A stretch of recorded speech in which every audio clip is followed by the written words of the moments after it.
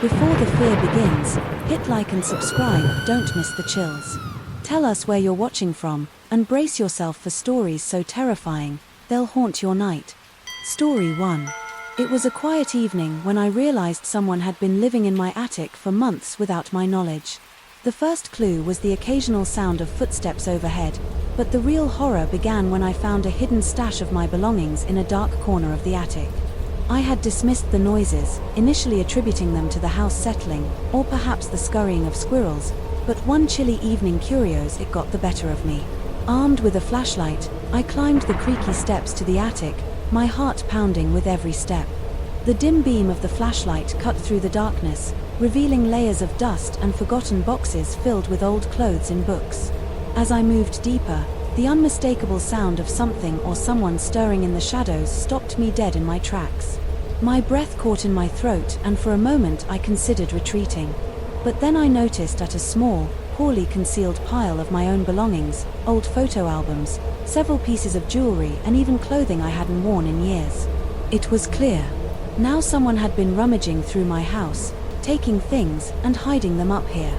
Panic set in and I hurried back downstairs, locking the attic door behind me. I called the police, my hands trembling as I dialed. They arrived within minutes and I led them into the attic.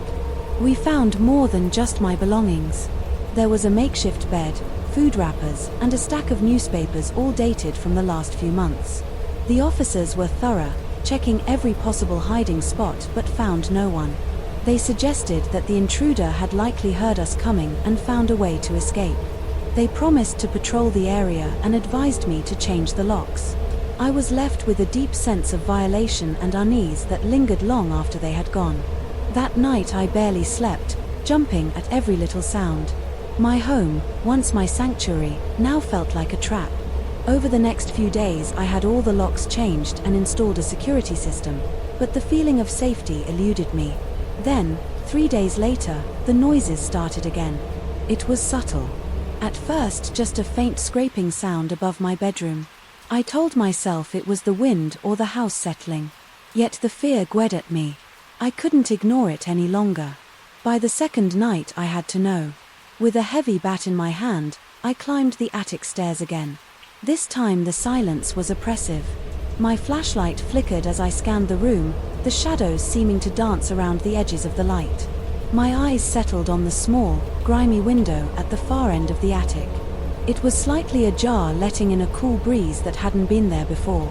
As I stepped closer, the floorboard beneath me creaked loudly and suddenly a shadow moved in the corner. I froze, my heart thawing painfully against my ribs. The figure stepped into the light and I found myself face to face with a man, dirty, disheveled, and wild-eyed. He was thinner than any human ought to be. His clothes little more than rags. I raised the bat defensively, but he didn't attack. Instead he spoke in a hoarse whisper. "Please, I mean no harm. I just needed somewhere to stay. I didn't think you'd notice." His voice trembled with desperation and fear. There was a moment of silent standoff before I lowered the bat slightly. "You've been living here in my attic." "Why, how?" He sank down onto the makeshift bed, his eyes never leaving mine. "I've been on the streets for months. I found an opening one night when it was so cold and I just stayed. I'm sorry for taking your things. I was going to return them. I was just so cold, so hungry." His story poured out in broken fragments. Lost job, lost family, nowhere to go. As I listened, my initial fear melted into a profound sadness. Here was a man broken by circumstances, driven to hide away in the darkness of my attic. The police came again, and this time they took him with them. They assured me he would get help. As they led him away, he looked back at me, his eyes filled with something like gratitude. I watched him go, the weight of his despair lingering in the air. The house was silent. After that, the attic empty and still. But the shadows seemed less menacing, and slowly I began to reclaim the peace I thought I'd lost. Yet sometimes, in the quiet of the night, I find myself listening for the faint sounds of movement above, a reminder of the unseen struggles that exist just out of sight. Story 2. I used to love taking late-night walks in my neighborhood. The streets, usually bustling during the day, transformed into tranquil pathways under the moonlight. It was a peaceful ritual that cleared my mind, a slice of solitude in the otherwise chaotic rhythm of my life. That was until one particular night when the sense of safety these quiet walks afforded me was shattered forever. It started off as any other night. I laced up my sneakers, pulled on my hoodie and set out. The air was crisp, the slight chill hinting at the approach of fall. I strolled along the familiar route lost in thought when a slow-moving car caught my attention. Initially I thought little of it.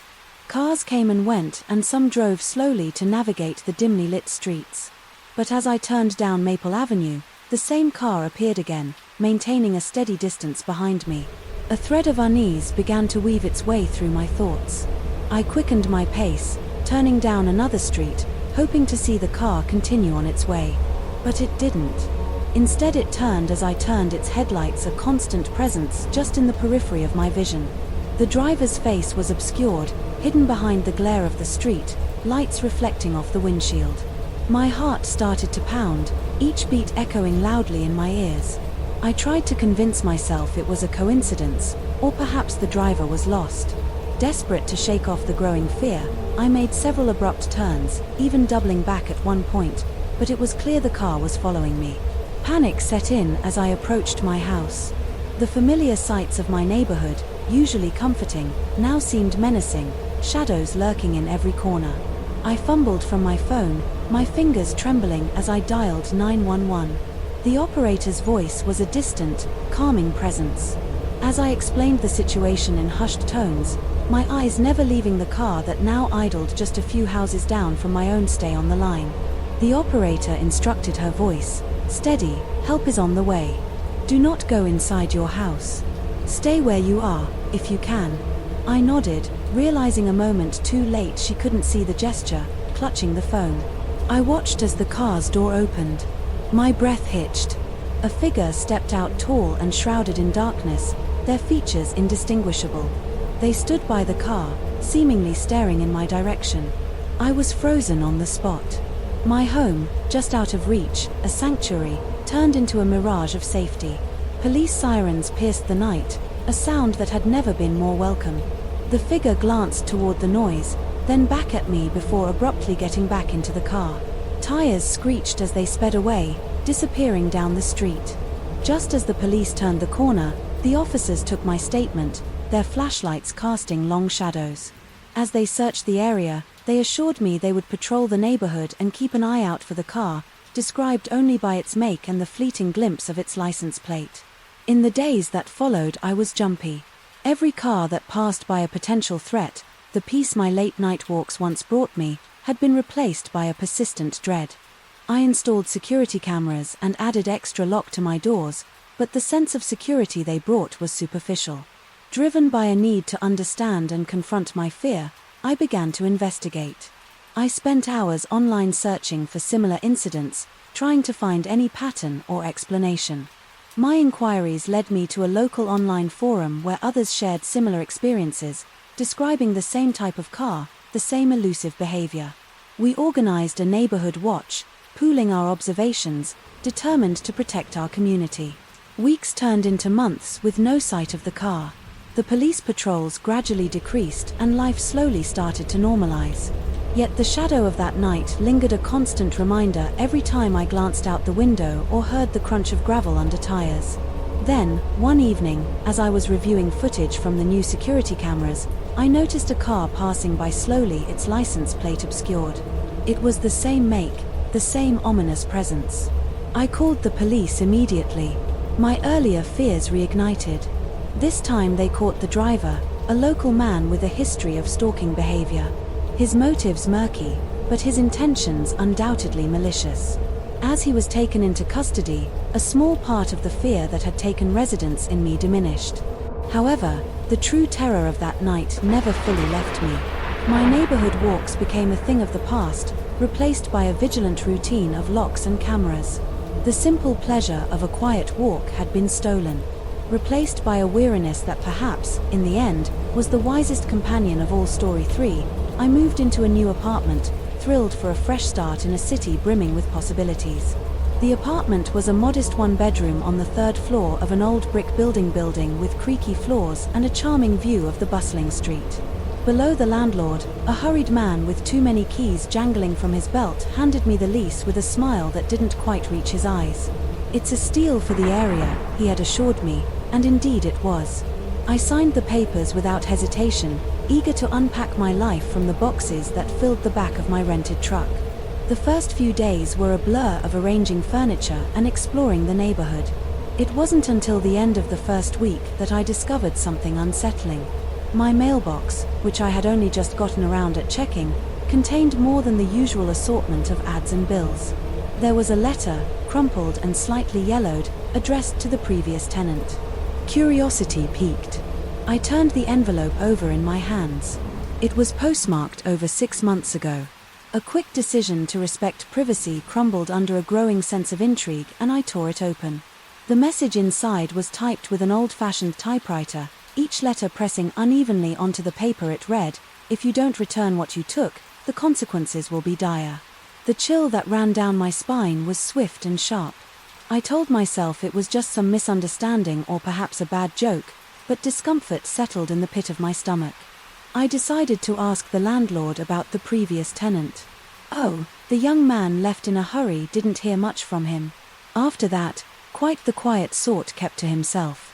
The landlord explained, avoiding my eyes as he fumbled with his keys.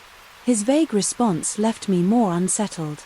As the days passed, more letters arrived, each more threatening than the last. They were all addressed to the previous tenant, each one escalating in tone and desperation. "Time is running out. We know you have it. We will come for it." Each letter twisted my stomach into knots. The thought of someone watching, waiting, and possibly mistaking me for the previous tenant kept me up at night. My initial excitement for my new home turned into a creeping dread. One evening, as I returned from a walk trying to clear my head, I found my apartment door slightly ajar. My heart pounded against my rib cage as I pushed the door open. The apartment was dark, the only light coming from the street lamps outside casting long shadows across the floor. I reached for the light switch, my hand trembling. The apartment had been ransacked. Drawers were pulled out, their contents strewn across the floor, cushions slashed and my few valuables tossed aside as if worthless in the intruder's desperate search for something else. On the coffee table, under the dim light, lay another letter. "This is your final warning." I called the police, my voice barely a whisper. As I explained the situation, they arrived quickly, taking statements and dusting for fingerprints that I knew would lead nowhere. They advised me to stay somewhere else for the night, an offer I readily accepted to shaken. To imagine sleeping in the chaos of my violated sanctuary. Over the next few days, I stayed with a friend grappling with the decision to leave the apartment. Yet something inside me resisted the idea of being driven out by fear. I needed answers. I returned to the apartment, cleaned up the mess and then went to the library to research the building's history in the previous tenant. Hours, spent scrolling through old news articles and public records, revealed the disturbing past of my apartment. The previous tenant, a young journalist, had vanished without a trace 6 months ago. He had been investigating a local crime syndicate rumored to be involved in everything from smuggling to extortion. His articles had hinted at a significant discovery, something he promised would be revealed in his next piece that never got published. Realizing the gravity of what the previous tenant might have uncovered, I understood that the letters were not just threats. They were a search for whatever evidence he had left behind. My next step was unclear, but I knew I had to protect myself. I contacted a detective mentioned in one of the articles about the journalist's disappearance, sharing my findings and the threatening letters in. Intrigued and concerned, the detective agreed to help. Together we scoured the apartment, eventually finding a hidden compartment and the floorboards beneath my bed. Inside was a small encrypted flash drive, likely with the senders of the letters, had been desperately seeking with it in safer hands. The investigation into the crime syndicate resumed, this time with me inadvertently involved. As the weeks turned into months, my role in the unfolding drama grew. I testified in a trial. My apartment, a fortress of surveillance and precaution, the crime syndicate was eventually brought down. Their secrets exposed, all thanks to the evidence that had been hidden just beneath where I slept. My life eventually returned to a semblance of normality, but the shadows of those months lingered. I learned that home isn't just a place but a feeling of safety that, once lost, is hard to regain. The letters stopped, the threats ended, but the experience left a mark that no amount of time could fully erase. Story 4. Working the night shift at a gas station on the outskirts of town, I had braced myself for long hours of monotony, peppered with the occasional late-night customer buying snacks or fuel. The flickering fluorescent lights and the soft hum of the highway were my constant companions, lulling me into a routine that felt as still as the night air itself. I thought it would be boring, until one night everything changed. It was just past 2 a.m. when the bell above the door jangled violently, startling me from my daze, and stumbled a man, his appearance sending a shock wave of alarm through me. He was covered in blood. With a primal fear, he collapsed against the counter, gasping for breath, his hands leaving smudged bloody prints on the laminated surface. "Help me. They're after me," he rasped, his voice, a strained whisper as he glanced over his shoulder towards the darkness outside. My first instinct was to call the police. I reached for the phone, dialing 911, as I kept my eyes on the man, afraid of what might follow him into the store. As I spoke with the dispatcher, the man's eyes darted around, his body tensed like a cornered animal. "Please hurry," I urged into the phone. "He's hurt and he says someone is after him." The dispatcher assured me help was on the way, instructing me to keep the man calm and stay on the line. But as I relayed this to him, he shook his head frantically. "No, you don't understand. Find me. I can't stay behind me," he stammered, trying to stand, his legs wobbling under his weight. "Please just sit down. Help is coming, you're safe here." I tried to reassure him, but my own voice trembled, betraying my fear. He looked at me, desperation etched into his features. Then back at the door for a moment. He seemed to weigh his options. Then, with a sudden burst of energy, he pushed off from the counter and staggered toward the back of the store, disappearing down an aisle. "Wait," I called out, but he was gone. I told the dispatcher what had happened and then cautiously followed, only to find the back door swinging open to the night. The cool air rushing in, the man was nowhere in sight. I returned to the front, the phone still pressed to my ear, and that's when I noticed the pool of blood he had left behind.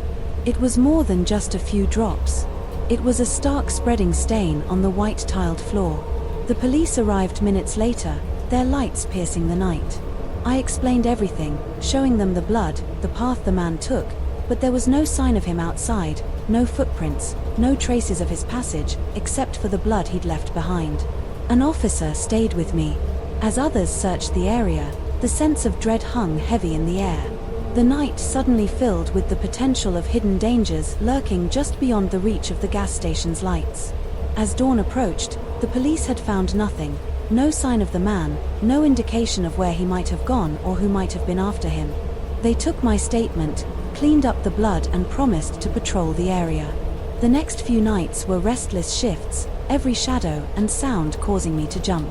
I replayed the night over and over, wondering about the man, whose fate remained a mystery. Was he safe? Had someone truly been after him, or was it the product of a deluded mind? Rumors started to circulate among the local, stories of gang violence and hauntings on the old highway, of people disappearing without a trace. The gas station became a hub for these tales, each customer adding their own twist to the story. Then, about a week later, a woman came into the station. During my shift, she was quiet, her eyes scanning the aisles. Before coming up to the counter with a newspaper in hand, she pointed to an article on the front page of Story about a man found in a ditch 20 miles away, an apparent victim of a hit and run, his identity unknown. "I heard about what happened here," she said in a low voice. "Do you think it's him?" I took the paper, looking at the grainy photo of a man much like the one who had come into my station. The blood, the fear, this frantic escape, it all made a haunting sort of sense. Now, as the days turned into weeks, the incident became another ghost story for the stretch of highway near the gas station. For me, it remained a chilling memory, a night when the mundane was shattered by the intrusion of a terrifying reality story. 5. My friends and I had always been adventurous spirits seeking thrills in the wild corners of the world, away from the hum of civilization. This time, our hunger for isolation had drawn us to a remote forest known for its sprawling wilderness and stunning views. We set up our campsite in a small clearing surrounded by towering pines, in the promise of peace. The first day passed in a bliss of hiking and laughter, the evening concluding with stories by the campfire under a starlit sky. It was on the morning of the second day when the sense of adventure began to sour. While searching for firewood around the campsite, I stumbled upon something unnatural that sent a shiver down my spine. A small camouflaged camera hidden in the brush, its lens pointing directly at our campsite. My initial confusion turned to alarm as I called over my friends to take a look. "This has to be a joke, Sarah," one of my friends said, examining the device, but the uneasy looks we exchanged told a different story. We fanned out to search the area and found more cameras, each expertly hidden, to oversee different parts of our campsite. The realization that we had been watched all this time sunk in like a cold weight. Our decision to leave was unanimous. We packed up with hurried motions, the eerie feeling of being observed, making us twitch at every rustle in the underbrush. But our urgency turned to despair. When we reached our vehicles, all 4 tires on each of our 2 cars were slashed. The jagged cuts a clear and menacing message. We were not supposed to leave. Panic clawed at my chest as the implications dawned on us. We were stranded miles from the nearest road, with someone or something intent on keeping us there, without cell service. In the nearest ranger station, hours away on foot, our options were limited and grim. "We need to stay calm," I managed to say, though my voice shook. "Let's secure the camp and keep watch. Someone has to come down this road." Eventually, we returned to the campsite, fortifying our position as best we could. We gathered all the cameras we found and disabled them, not knowing if they were still transmitting or recording. As night fell, the forest's friendly whispers turned sinister. Each shadow of a potential threat our night was a rotation of uneasy watches. Every snapped twig or rustle of leaves jerked us to alertness, our hands gripping whatever makeshift weapons we could find. Despite our vigilance, nothing approached the camp as dawn broke, with no incidents. Our initial fear mingled with confusion. Had our watcher retreated, or was this a game, a psychological torment? We couldn't decide which was worse. The day was spent bent in an exhausting hike to the ranger station, each of us carrying the weight of fear and fatigue. The ranger listened to our story with a frown. Immediately calling in law enforcement, they escorted us back to the campsite. Their presence a small comfort against the vast watching woods. The police found additional cameras. We had missed their feeds, leading them to a small hidden cabin deeper in the forest. Inside, they discovered monitors displaying BU feeds from various parts of the forest, including our campsite. The cabin was abandoned. A quick search revealing it contained numerous maps, photos of other campers and lists of scheduled patrols in the area. The chilling discovery confirmed we had been part of some twisted surveillance setup. The owner of the cabin, however, remained a mystery. Their identity obscured by layers of prepaid phones and fake IDs. The police launched a full investigation, but the person responsible was never found. In the weeks that followed, our ordeal made the local news a story of a camping trip turned survival scenario.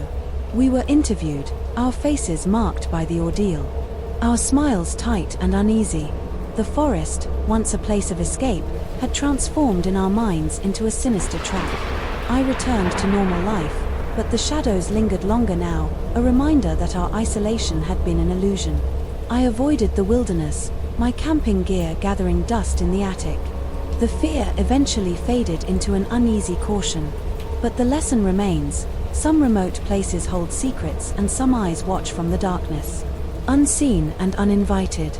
Story 6. As a true crime writer, I've delved into the darkest corners of human nature, exploring cases that would make most people's skin crawl.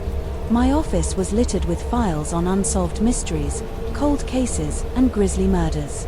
This latest project, however, was different. It was about a serial killer active over the past 2 decades, known for leaving cryptic clues at his crime scenes. What started as a routine research job quickly spiraled into a terrifying realization that changed everything. I first came across the case while scanning old newspaper clippings. The killer, dubbed the cipher by the media, was notorious for his complex puzzles and the taunting notes he left behind, each signed with a cryptic symbol. Intrigued, I decided to make him the subject of my next book, unaware of how deeply I would be drawn into his twisted world. My research started, as it always did, with visits to libraries, requests for police records and interviews with detectives who had worked on the cases. The cipher had been meticulous and, despite their best efforts, the authorities were always one step behind. His pattern was erratic. The victim profiles diverse, making it impossible to predict his next move. The only constants were the bizarre clues he left, which seemed only to mock those who tried to decode them. Months into my research, I received an anonymous package at my P.O. box, a common enough occurrence given my line of work, as sources often preferred to stay anonymous. Inside, however, was not the usual tip or document, but a small, intricately carved wooden box. I opened it to find a single piece of paper adorned with the same cryptic symbol that the cipher used. Chills ran down my spine as I unfolded the paper. It was a poem filled with vague and menacing allusions to my own work. In the cases I had written about, the realization hit me like a ton of bricks. The cipher knew who I was and, worse, he was drawing me into his game. I contacted the police immediately, handing over the letter in the box. They were skeptical at first, suggesting it could be a prank or an attempt by a deranged fan to scare me.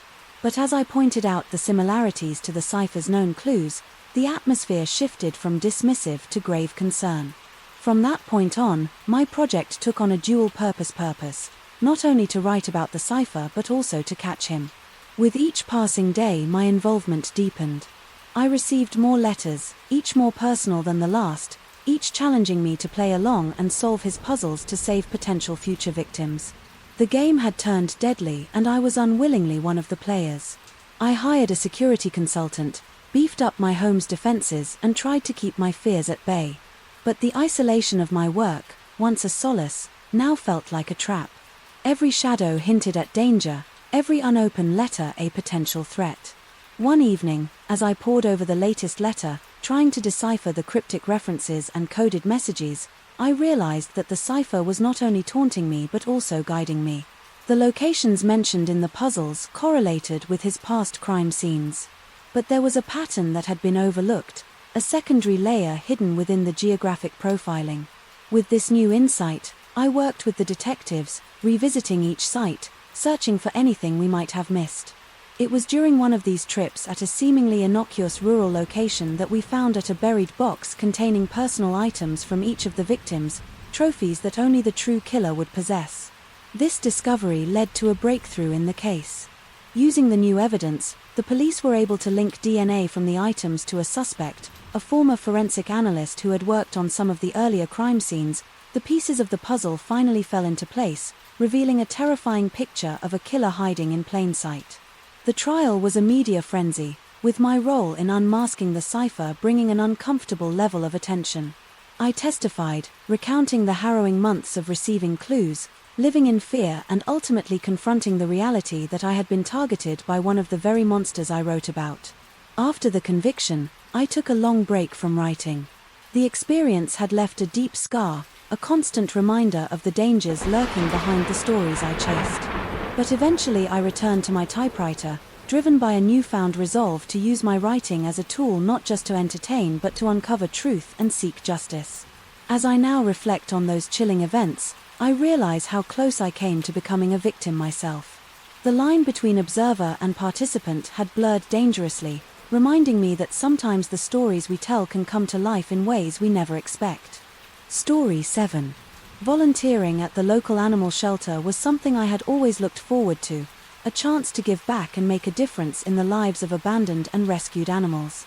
The shelter, nestled on the outskirts of town, was a small haven where the worst of humanity's discards found love and care. My days were filled with feeding schedules, cleaning duties and, the most rewarding part, playing with the animals. It was supposed to be a fulfilling experience, a bright spot in my otherwise routine life. However, that changed when I began to notice unsettling discrepancies that turned my dream volunteer job into a nightmare. It started subtly. I would arrive in the morning to find one less dog in the kennels or a cat missing from the city. At first, I chalked it up to adoptions. Perhaps the staff had processed them after I left, but when I checked the records there were no adoptions listed concerned. I brought it up with the shelter manager, a weary woman named Mara, who had been running the place for over a decade. She frowned, puzzled, but dismissed it as a possible clerical error. However, as days turned into weeks, the pattern continued. Animals disappeared, always one at a time, always without a trace. No one else seemed to notice, or, if they did, they didn't speak up. The shelter was understaffed and those who were there seemed too overworked to question the oddities. I couldn't let it go. I needed answers. Determined to understand what was happening, I volunteered for night shifts under the pretense of helping with new animal intakes that were often dropped off after hours.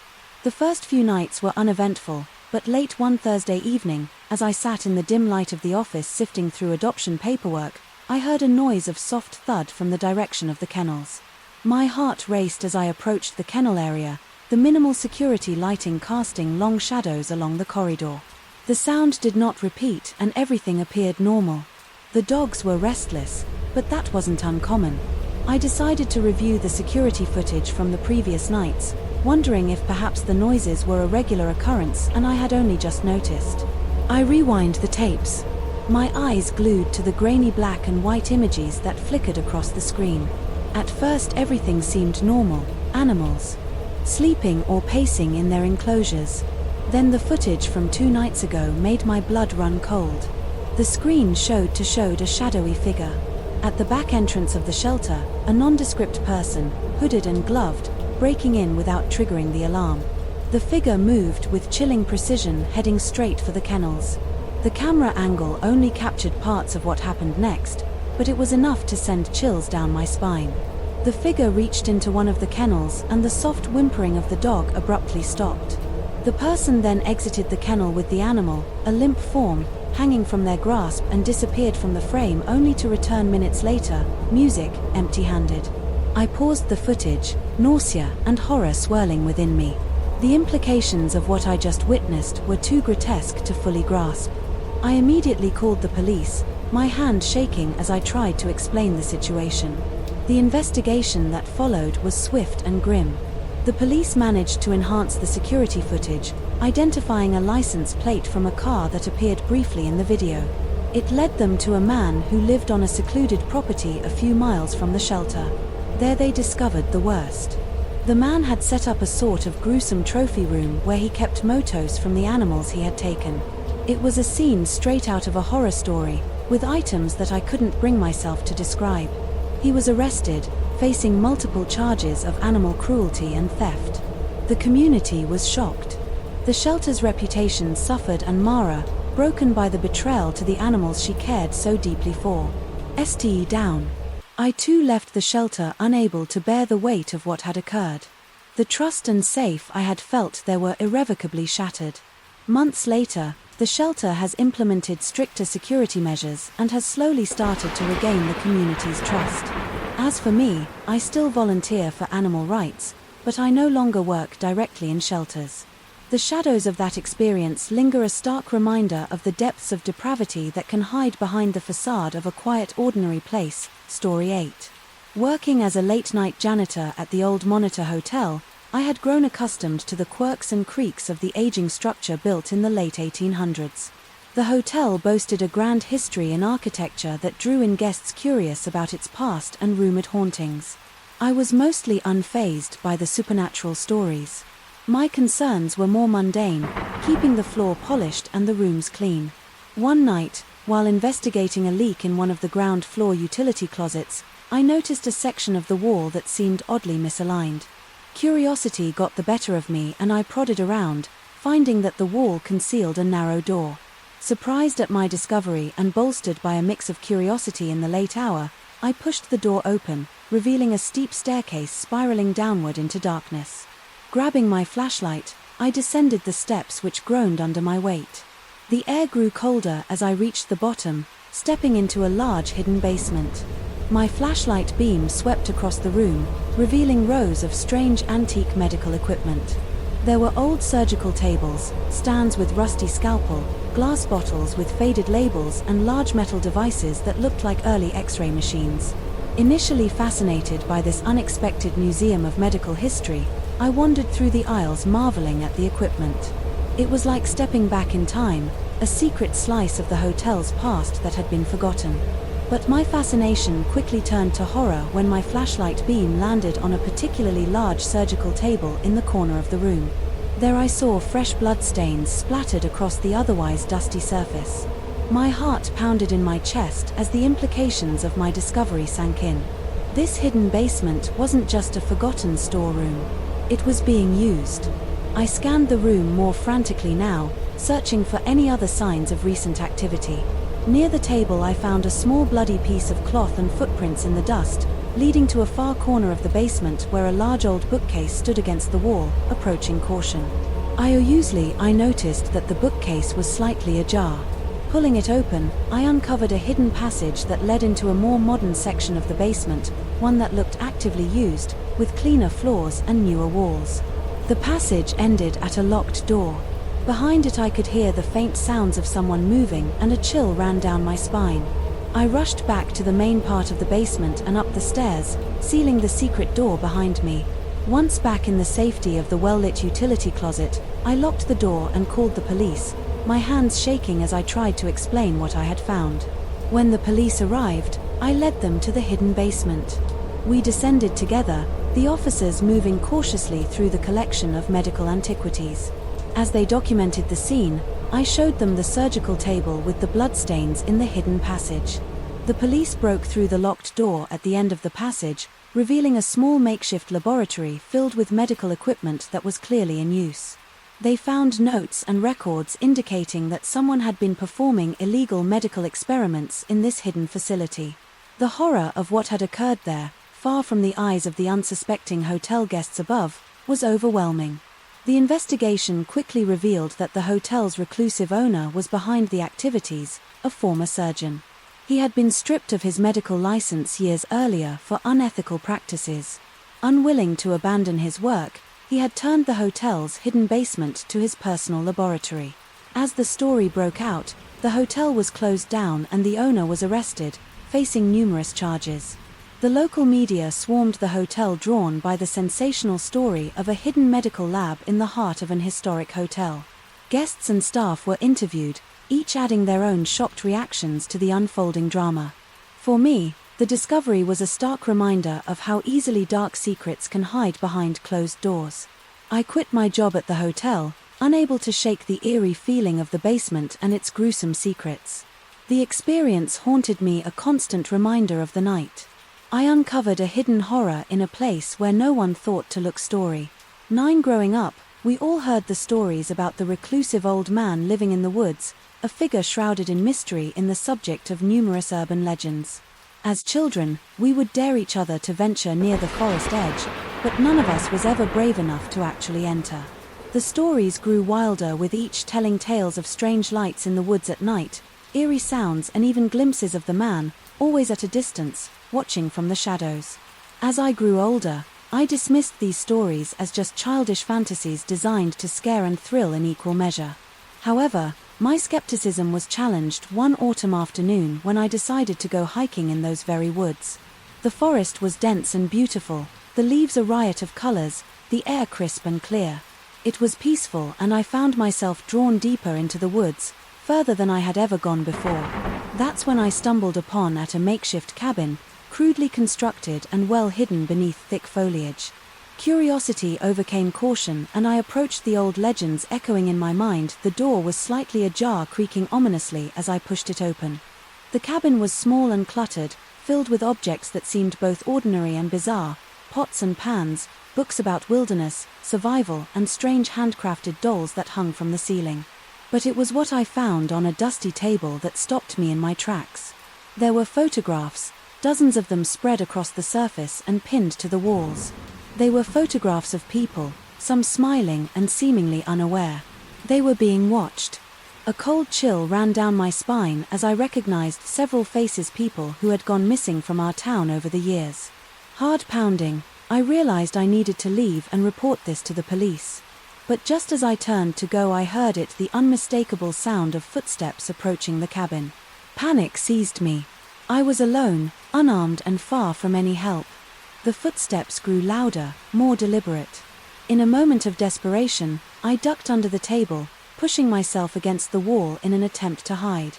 The door creaked loudly as it fully opened, and through the gaps between the rickety floorboards I could see dirty, worn boots pacing slowly inside the cabin. The old man's voice, rough and unfamiliar, broke the silence. "Who's there? I know someone's here. I can feel," you muttered to himself, or perhaps to me. I held my breath, trying to make myself as small as possible. He moved around the cabin, his steps heavy and searching. After what felt like an eternity, he stopped right by the table. I could hear his ragged breathing, smell the musty scent of his clothes. My heart raced, fear gripping me tightly. Suddenly the cabin door swung open again and another voice called out, strong and authoritative: "Police. Is anyone here?" Relief washed over me in an overwhelming wave. I crawled out from under the table. My hands raised, eyes meeting those of the police officer at the door behind him. More officers approached, their presence a guarantee of safety. The old man didn't resist. It seemed he had been expecting this moment. As they handcuffed him, he looked directly at me, his gaze unsettlingly calm. "It wouldn't leave me alone. I just wanted peace," he said. But his words made little sense in the face of the evidence around us. The police had been searching for him for a while, tipped off by new evidence linked to the missing persons cases. My stumble upon his cabin had accelerated his capture. The aftermath of the discovery was chaotic. The cabin was a gold mine of evidence that unraveled many of the town's most troubling mysteries. Families who had been searching for answers for years were finally given some closure, though the truth was often darker than they had anticipated. As for me, I was hailed as a hero, a title I accepted reluctantly. The woods no longer held the allure they once did. The legends had been far too real. I couldn't shake the image of those photographs, the eyes of the missing staring back at me, their fate sealed by a man they had never known. Months later, as the old man was tried and convicted, our town slowly returned to normal, but the shadows of those woods lingered long in our collective memory. We had learned a harsh lesson about the thin line between myth and reality and how easily one could become the other. Story 10. I took a job as a delivery driver, for the solitude had offered. The open road was my escape from the daily grind. The rolling landscapes a canvas for my thoughts for months. It was the perfect arrangement, delivering everything from furniture to packaged goods to all corners of the state. That was until I received a peculiar delivery request that changed everything. The order came through on a slow Tuesday afternoon. The destination was an abandoned warehouse on the outskirts of town. A place rumored to have been closed down after a series of unexplained accidents made the headlines. The pickup was from a nondescript building downtown, and the package I was to deliver was unusually heavy and awkwardly shaped. Curiosity got the better of me, and before I loaded the package into the truck, I decided to check its contents. What I found inside sent a chill down my spine: several old dolls with missing eyes, a collection of rusty old kitchen knives, and a stained dress that looked decades old. It was like something out of a horror movie, and for a moment I considered refusing the delivery but rationalizing it as a prank or some weird art project. I loaded the package and set off driving to the warehouse. The weather took a turn for the worse. Dark clouds rolled in and a thick fog settled over the road, reducing my visibility to just a few feet ahead. The GPS led me to a dilapidated structure, its walls graffitied and windows boarded up. The gate was oddly ajar, creaking ominously as I pushed it open to drive through. I parked the truck inside the open loading bay and quickly unloaded the package, eager to leave the eerie place. As I set it down, a sudden noise caught my attention. A soft scuffling sound like someone dragging their feet across the floor. I froze, listening intently. The sound stopped, replaced by the heavy silence that filled the vast empty space. Feeling uneasy, I decided to leave quickly, but as I turned to walk back to my truck, I noticed a shadow darting behind a column.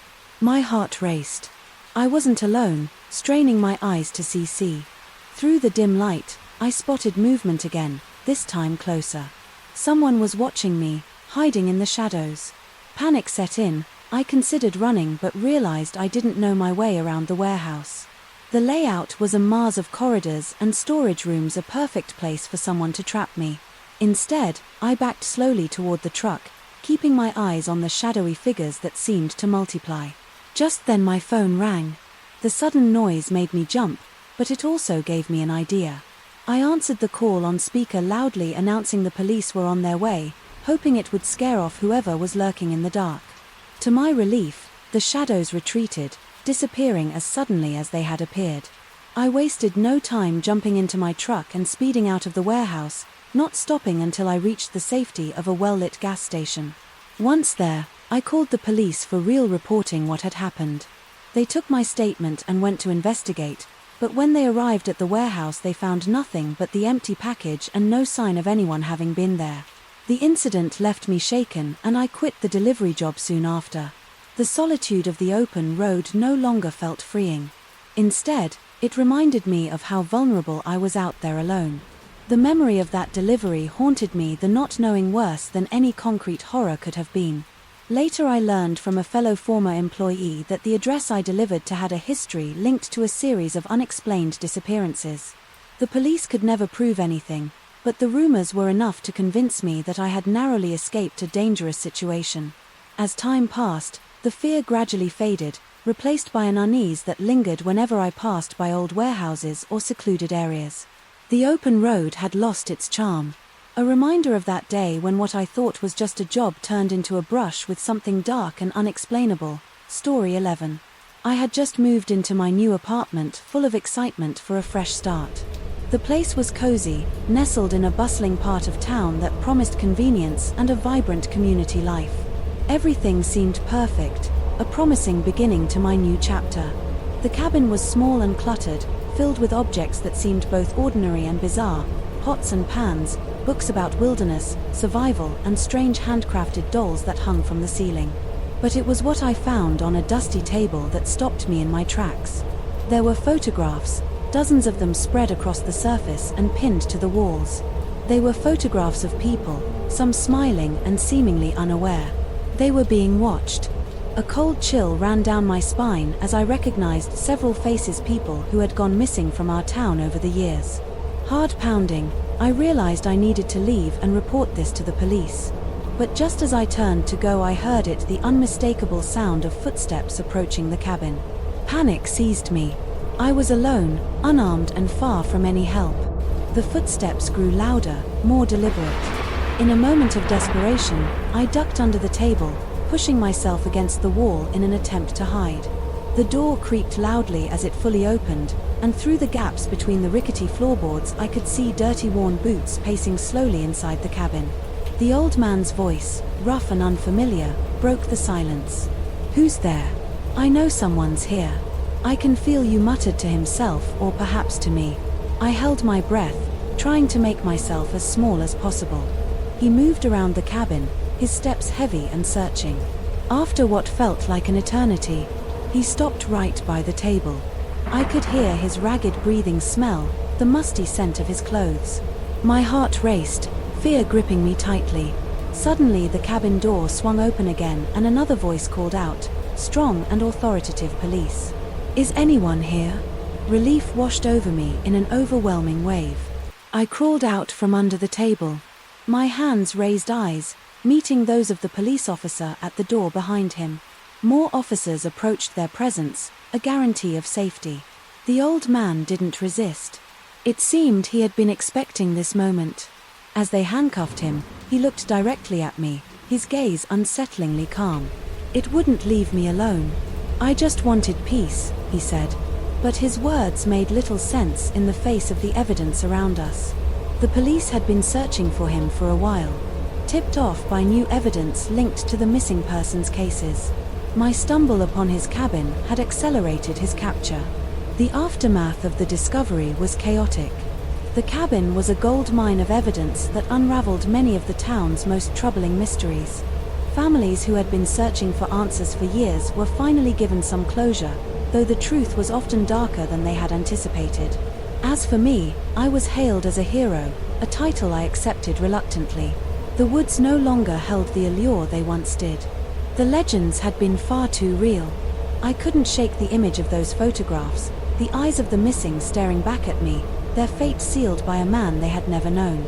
Months later, as the old man was tried and convicted, our town slowly returned to normal, but the shadows of those woods lingered long in our collective memory. We had learned a harsh lesson about the thin line between myth and reality and how easily one could become the other. Story 10. I took a job as a delivery driver, for the solitude had offered. The open road was my escape from the daily grind. The rolling landscapes a canvas for my thoughts for months. It was the perfect arrangement, delivering everything from furniture to packaged goods to all corners of the state. That was until I received a peculiar delivery request that changed everything. The order came through on a slow Tuesday afternoon. The destination was an abandoned warehouse on the outskirts of town. A place rumored to have been closed down after a series of unexplained accidents made the headlines. The pickup was from a nondescript building downtown, and the package I was to deliver was unusually heavy and awkwardly shaped. Curiosity got the better of me, and before I loaded the package into the truck, I decided to check its contents. What I found inside sent a chill down my spine: several old dolls with missing eyes, a collection of rusty old kitchen knives, and a stained dress that looked decades old. It was like something out of a horror movie, and for a moment I considered refusing the delivery but rationalizing it as a prank or some weird art project. I loaded the package and set off driving to the warehouse. The weather took a turn for the worse. Dark clouds rolled in and a thick fog settled over the road, reducing my visibility to just a few feet ahead. The GPS led me to a dilapidated structure, its walls graffitied and windows boarded up. The gate was oddly ajar, creaking ominously as I pushed it open to drive through. I parked the truck inside the open loading bay and quickly unloaded the package, eager to leave the eerie place. As I set it down, a sudden noise caught my attention. A soft scuffling sound like someone dragging their feet across the floor. I froze, listening intently. The sound stopped, replaced by the heavy silence that filled the vast empty space. Feeling uneasy, I decided to leave quickly, but as I turned to walk back to my truck, I noticed a shadow darting behind a column. My heart raced. I wasn't alone, straining my eyes to see. Through the dim light, I spotted movement again, this time closer. Someone was watching me, hiding in the shadows. Panic set in. I considered running but realized I didn't know my way around the warehouse. The layout was a maze of corridors and storage rooms, a perfect place for someone to trap me. Instead, I backed slowly toward the truck, keeping my eyes on the shadowy figures that seemed to multiply. Just then my phone rang. The sudden noise made me jump, but it also gave me an idea. I answered the call on speaker loudly, announcing the police were on their way, hoping it would scare off whoever was lurking in the dark. To my relief, the shadows retreated, disappearing as suddenly as they had appeared. I wasted no time jumping into my truck and speeding out of the warehouse, not stopping until I reached the safety of a well-lit gas station. Once there, I called the police for real, reporting what had happened. They took my statement and went to investigate, but when they arrived at the warehouse they found nothing but the empty package and no sign of anyone having been there. The incident left me shaken, and I quit the delivery job soon after. The solitude of the open road no longer felt freeing. Instead, it reminded me of how vulnerable I was out there alone. The memory of that delivery haunted me, the not knowing worse than any concrete horror could have been. Later I learned from a fellow former employee that the address I delivered to had a history linked to a series of unexplained disappearances. The police could never prove anything, but the rumors were enough to convince me that I had narrowly escaped a dangerous situation. As time passed, the fear gradually faded, replaced by an unease that lingered whenever I passed by old warehouses or secluded areas. The open road had lost its charm. A reminder of that day when what I thought was just a job turned into a brush with something dark and unexplainable. Story 11. I had just moved into my new apartment, full of excitement for a fresh start. The place was cozy, nestled in a bustling part of town that promised convenience and a vibrant community life. Everything seemed perfect, a promising beginning to my new chapter. The first sighting of him was innocuous enough, a fleeting glimpse of a man at the grocery store. his features unremarkable and quickly forgotten amidst the aisles of produce and packaged goods. But then I saw him again at the coffee shop down the street from my apartment. He was seated at a table near the window, his gaze briefly meeting mine, before I redirected my attention to my order. At that moment I chalked it up to coincidence. After all, we were neighbors in a busy neighborhood bound to cross paths. Occasionally, however, the encounters didn't stop. I began noticing him everywhere I went. He was always there, sometimes just a figure in the distance, other times uncomfortably close. A chill of unease began to creep into my daily routine. His constant presence became impossible to ignore, and I found myself constantly looking over my shoulder, a weight of anxiety pressing down on me. It wasn't just the frequency of our encounters, but the intensity of his stares that unnerved me. There was something in his eyes, a sort of relentless curiosity, that felt invasive. The situation escalated when I found the first note. It was placed under the windshield wiper of my car, a piece of folded white paper that stood out against the dark glass. My hands trembled slightly as I unfolded it. "Hey, I see you're settling in. Welcome to the neighborhood," at read and neat block letters. The note was unsigned, but I knew it was him. I tried to convince myself it was just a neighborly gesture, albeit a bit unusual. But then more notes followed, each one more personal than the last. "I love the red dress you wore yesterday. You looked beautiful." My heart raced as I read the words. A mix of fear and disbelief. Settling in this was no friendly welcome. I was being watched, studied and followed. Terrified, I reported the incidents to the police. They took my statements and promised to patrol the area, but without more concrete evidence or threats. There was little they could do. I felt frustrated and vulnerable, my new start turning into a nightmare. Desperate for some sense of security, I started changing my routines. I varied my routes, frequented different stores, and avoided walking alone whenever possible. Despite these precautions, I would still see him loitering near my apartment, walking a few paces behind me on the street, always there like a shadow. The fear took a toll on my life. I became wary of going out. My interactions became strained, and the walls of my apartment felt more like the sides of a prison. The vibrant life I had envisioned in my new home was overshadowed by the constant threat of his presence. One evening, as I returned from a rare outing with friends, my heart sank. There was a bouquet of flowers waiting at my doorstep. A note nestled among the blooms: "Can't wait to see you again at Reed." That night I didn't sleep. Every creak and whisper of wind sounded like someone attempting to enter by morning. I had made a decision. I couldn't live like this. I installed security cameras around my apartment and invested in better locks. I reached out to a friend's brother, who was a private investigator. He agreed to help. Intrigued and concerned by my situation, we worked together gathering evidence of my stalker's activities.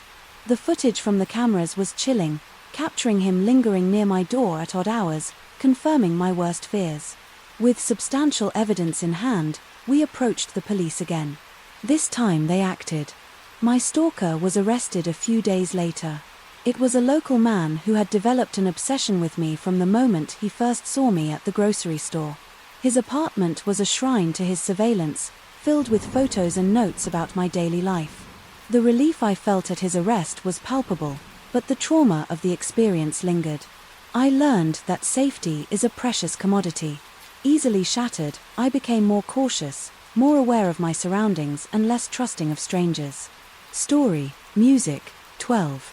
One night, nestled deeply in the quiet sanctuary of my home, I was jolted awake by a sound that sliced through the silence like a blade, the creaking of my back door. At first I lay frozen, hoping it was just the wind playing tricks or the house settling as it often did, but then another sound broke, the hopeful illusion of clear, unmistakable sound of footsteps inside my house.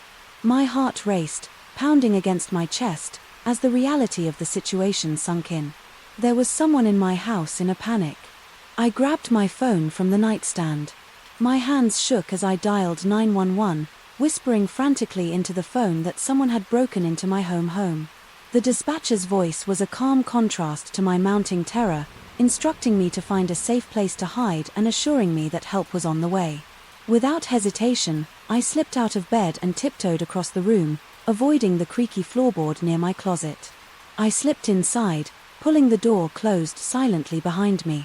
The closet was dark and cramped, filled with the musty scent of old coats and forgotten shoes. I crouched behind a row of hanging clothes, my breath shallow, trying to silence the loud pounding of my heart. As I waited, the intruder's footsteps grew louder, more deliberate. I could hear them moving through the kitchen. The sound of drawers being opened and closed items being shuffled around. The casual nature of their movements terrified me even more. This person was not in a hurry, not worried about being caught. They were taking their time as if they belonged there. Minutes stretched into what felt like hours each second, a sharp tick in the overwhelming silence of the closet. I heard the footsteps approach the living room, the soft thud of my belongings being disturbed, the faint sound of my television being switched on. It was surreal hearing someone else move through my personal space with such ease, such disrespect. Then the footsteps started up the stairs. My breath caught in my throat. They were coming closer. I tightened my grip on my phone. The dispatcher's voice a whisper in my ear, reminding me that the police were only minutes away. But minutes were not fast enough. The intruder was now in the hallway, their presence looming just beyond the closet door. I prayed a silent, desperate plea that they would pass by, that they would leave, that this nightmare would end. But luck was not. On my side, the closet door creaked open, a sliver of light cutting through the darkness. I stifled a gasp, pressing myself further into the shadows hidden behind an old winter coat. The intruder paused, and for a heart-stopping moment I thought they had seen me, but then they moved on their footsteps, retreating down the hallway. The relief was short-lived, however. They entered the bedroom and I could hear them rummaging through my dresser, the bedside drawers. The intimacy of the violation was profound, a personal attack on my private world. I remained silent, barely breathing, my entire focus on the sounds that filled the house. Finally, after what felt like an eternity, the footsteps began to recede. The intruder was leaving. I heard the back door open and then closed with a soft click. Silence settled over the house, once again heavy and thick.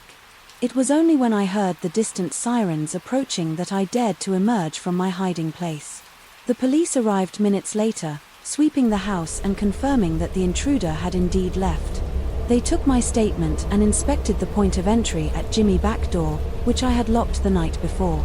The aftermath of the home invasion was a blur of police reports, insurance claims, and sleepless nights. The intruder had stolen valuables and irreplaceable personal items. But the greatest theft was my sense of security. My home no longer felt safe, no longer a sanctuary. In the weeks that followed, I installed a security system, added better locks to the doors, and started a neighborhood watch program with my nearby residents. The experience had shaken me, but it also fortified my resolve not to be a victim. Recovery was slow. Each night a challenge, each creak and whisper a potential threat. But with time the sharp edges of terror dulled and I began to reclaim my peace of mind, determined to not let fear define my life story. 13. While driving through an unfamiliar part of town late at night, I took a wrong turn and ended up in a desolate neighborhood. The streets were poorly lit, lined with dilapidated houses that cast eerie shadows under the faint glow of the street lamps. The deeper I drove, the more I realized that I had strayed far from the bustling city center into an area that seemed almost forgotten by time and progress. As I navigated the narrow, twisting roads trying to find a way back to a main thoroughfare, I noticed a car in my rearview mirror. At first it seemed like just another late-night traveler, but as I made turn after turn, attempting to find my way out, the car persisted. Mirroring each of my movements, anxiety began to bubble up inside me. The possibility that their presence was mere coincidence started to fade, as every decision I made was closely followed by the mysterious car. With my heart pounding, I tried to rationalize the situation, telling myself to keep calm, that maybe they were just as lost as I was. But as I made a sudden turn down another street, the car not only followed but sped up, closing the distance between us. This aggressive maneuver left no room for doubt. I was being deliberately followed. Panic set in. I took sharp, random turns hoping to confuse them or find some bustling area where I could seek help. But the neighborhood remained dark and desolate, with not a soul in sight. The other car became more aggressive, at times pulling up dangerously close, as if trying to force me to stop. In desperation, I pushed my car faster, the engine worrying in protest. As I sped through stop signs and barely navigated tight corners, the following car matched every move, its headlights, a constant, ominous presence just behind me. My mind raced through options, calling the police the most sensible action, but my phone was, in the passenger seat, difficult to reach while I maneuvered the car. When I finally managed to snatch the phone, my trembling fingers dialed 911. I relayed my situation between quick glances at the road, my voice quivering with fear. The dispatcher was calm, instructing me to stay on the line and keep heading towards any well-lit area I could find. Encouraged by her steady voice, IF focused on escaping my pursuer. The dispatcher suggested I head towards a nearby police station, guiding me through the streets. As I drove, the knowledge that help was close gave me a burst of courage, though the other car still loomed menacingly behind me. As I neared the police station, relief washed over me. I saw the flashing lights of a police cruiser at a junction ahead and drove straight towards it, realizing what was happening. The car behind me finally turned and sped away, disappearing into the night from which it had emerged. I pulled over, shaking uncontrollably as the police approached. After explaining everything, the officers were quick to act, broadcasting a description of the car and checking the area. I sat in my car, the adrenaline slowly ebbing away, leaving me exhausted and emotionally spent. The officers escorted me to the station, where I gave a formal statement. They suspected that I had unintentionally entered a part of town controlled by a gang known for car theft and drug trafficking. It seemed I had been mistaken for someone else or marked as an easy target for robbery. The following days were tough. The fear of being followed lingered every time I drove, a constant check in my rearview mirror, becoming part of my driving routine. The incident left me wary of unfamiliar places, especially after dark. However, it also reminded me of the importance of staying alert and the protective presence of the emergency services just a call away. Eventually, life returned to normal, but I was more cautious, always planning my routes carefully and avoiding unknown parts of town late at night. The experience had been a terrifying reminder of how quickly a situation could turn dangerous, a wrong turn leading to unexpected peril. Story for 14. During a solo camping trip in the remote woods, I sought peace and a chance to reconnect with nature, far from the hustle and bustle of city life. My campsite was set in a serene clearing surrounded by towering pines and the calming presence of an ancient landscape. As night fell on my first day, I settled into my tent. The sounds of the forest, a symphony of wind, distant animal calls and rustling leaves lulled me into a deep sleep. However, the tranquility was abruptly shattered. In the dead of night, I awoke to the sound of someone or something rummaging through my campsite. My heart raced as I lay frozen, listening to the clinks and clatters of what sounded like my cooking gear and supplies being disturbed. The initial thought of a curious animal searching for food quickly dissipated, as I heard distinctly human noises of cough, the shuffling of heavy boots on the forest floor. With trepidation, I slowly unzipped the tent, just enough to peek outside. The sight that met my eyes sent a chill down my spine. There, illuminated by the moonlight, was a man. His back turned to me, going through my backpack. He was not just any trespasser. In his hand was a knife glinting ominously under the night sky. Panic set in as I realized the gravity of my situation. I was alone, without self-service and virtually trapped, trying to stay calm. I zipped the tent back up as quietly as I could. My mind raced for options. Running blindly into the dense woods was dangerous, especially in the darkness. Confronting the man seemed equally perilous. Given his apparent weapon, the best I could do was stay put. Hope he would leave after pilfering whatever he could find and not discover. Me hiding mere feet away for minutes, crawled by like hours as I listened to the intruder. Eventually the rummaging stopped and I heard footsteps approaching my tent. I held my breath, gripping the small pocket knife. I always carried a pathetic defense against his larger blade, but the only protection I had. The tent flap lifted slightly and a flashlight beam briefly pierced the darkness, sweeping across the interior. By some miracle he did not seem to notice the slight movement of the fabric where I was hiding, or perhaps he was not interested in finding a person.